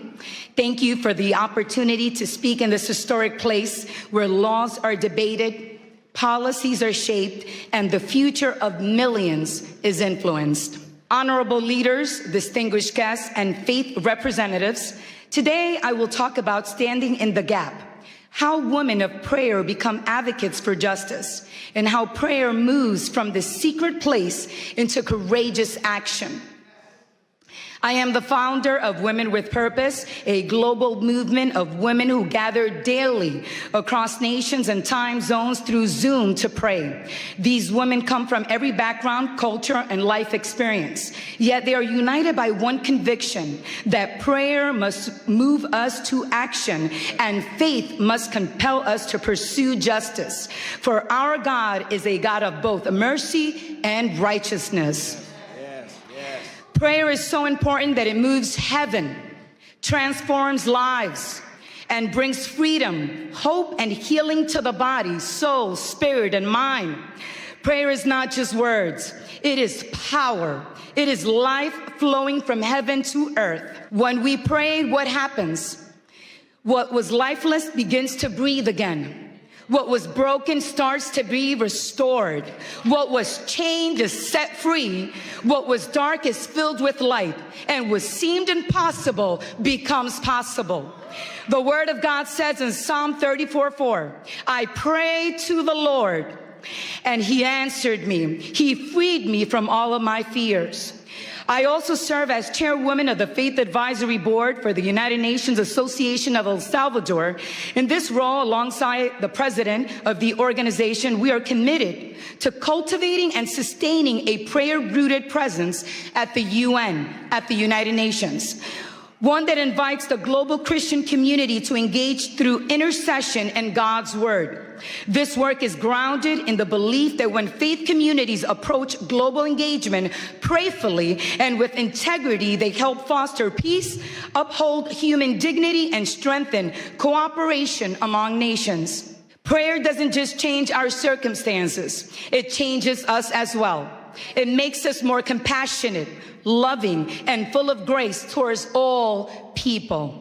To stand in the gap means to step into the space where others are vulnerable, unheard, or forgotten. It is the choice to intercede, to advocate, and to act when silence would be easier. One of the clearest biblical examples is Queen Esther. Esther was a woman of faith, positioned within power, yet initially hidden. When a decree threatened the extermination of her people, she faced a choice: remain silent and preserve her own safety, or risk her life to speak. However, Esther chose prayer, fasting, and courageous advocacy. She stood in the gap, approached authority with wisdom and humility, and ultimately saved her people from destruction. Esther's story reminds us that access without courage changes nothing, and prayer without action is incomplete. Her faith did not remove her fear. It gave her the strength to act. Throughout history, women of prayer have done the same. Women have prayed in kitchens and in sanctuaries, in upper rooms, in quiet corners, in homes of worship and hidden places, often unseen and unnamed. Yet their prayers have shaped history, protected God's people, and challenged injustice. Prayer has long been the place where God forms courage in the hearts of women and men. It is through prayer that God forms fearless women. God plants courage in the hearts of women, preparing them to move with faith and strength. Why women? Why am I talking about women today? Because women have often lived closest to the cost of injustice. They have carried families through war, protected children through famine, endured discrimination, violence, and exclusion, yet refused to surrender hope or believe in Jesus Christ. In our daily prayer gatherings with Women with Purpose, I witness this transformation continually. Women enter carrying the weight of the world on their backs, but they leave with clarity, courage, and a renewed commitment to stand for what is right in their homes, communities, and nations. When women pray, they do not merely ask for comfort, they ask for change. It's about honoring the image of God in every single person. It is about defending the widow, the orphan, and the stranger. It is about ensuring that no one is overlooked or forgotten in the eyes of the Almighty God.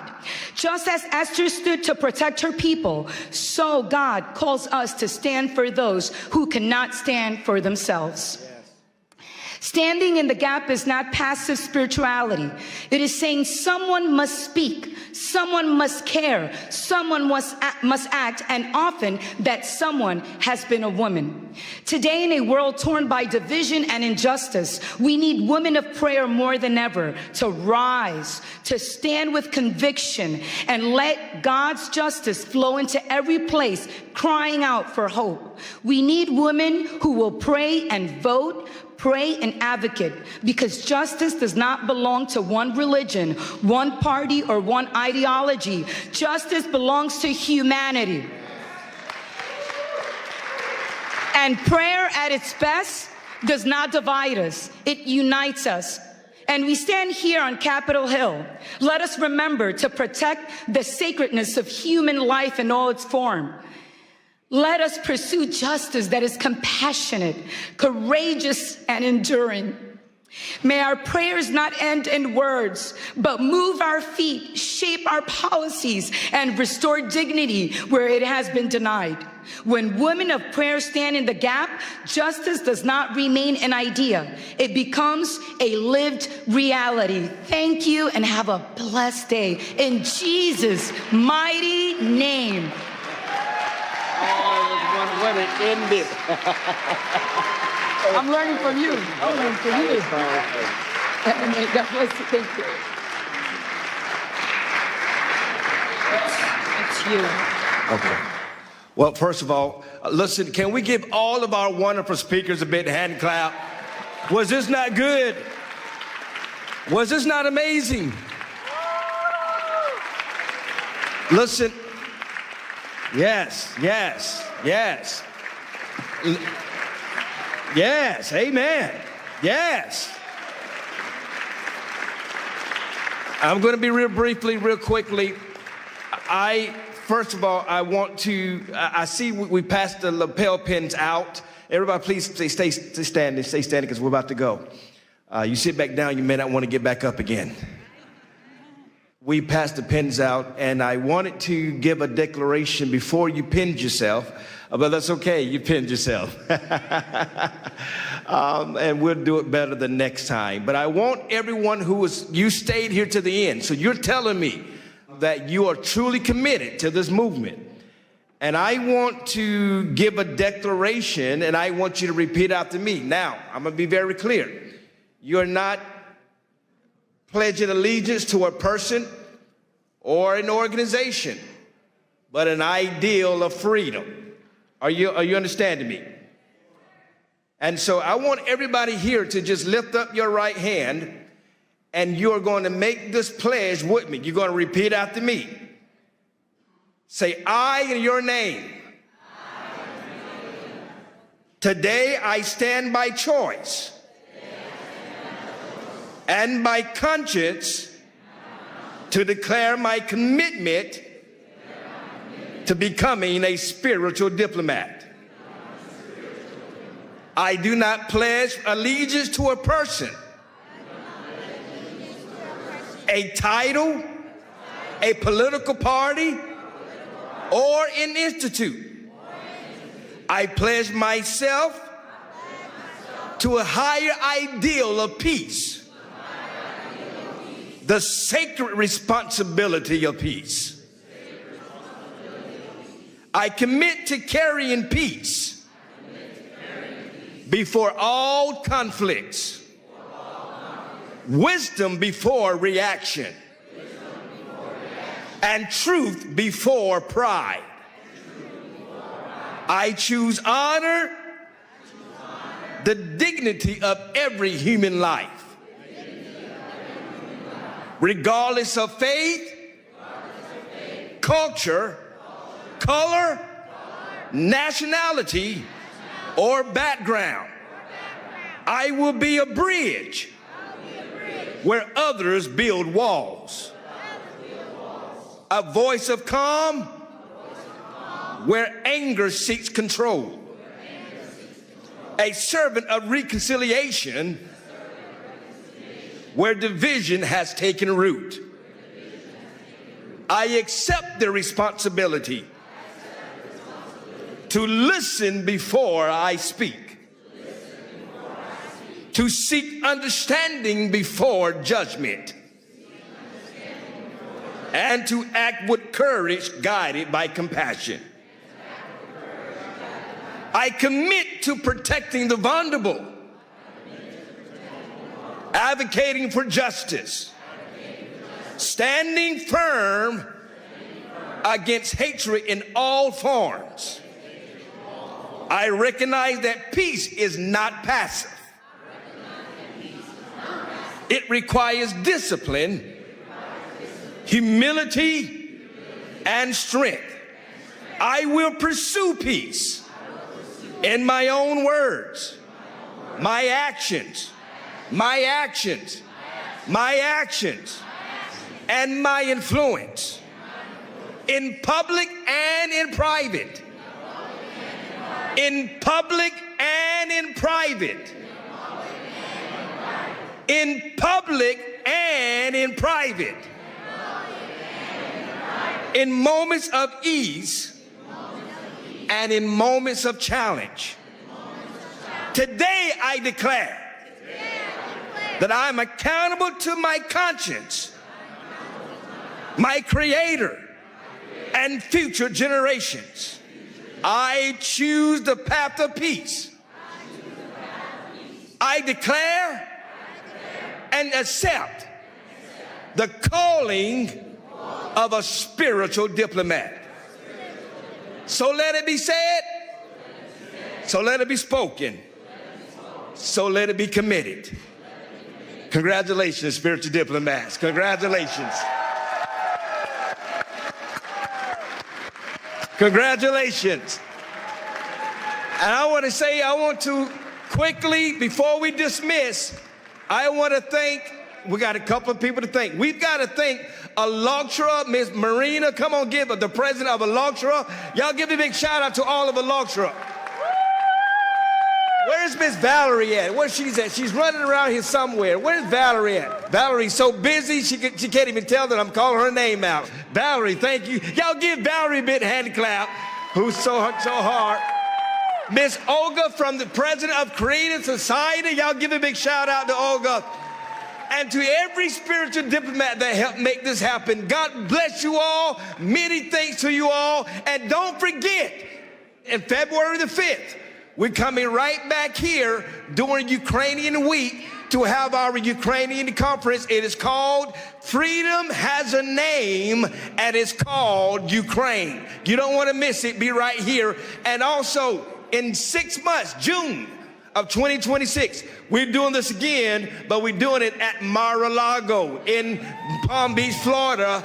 And then in December, we're taking over the G20, and we're doing it again in Miami, Florida for G20. God bless you all. Thank you all.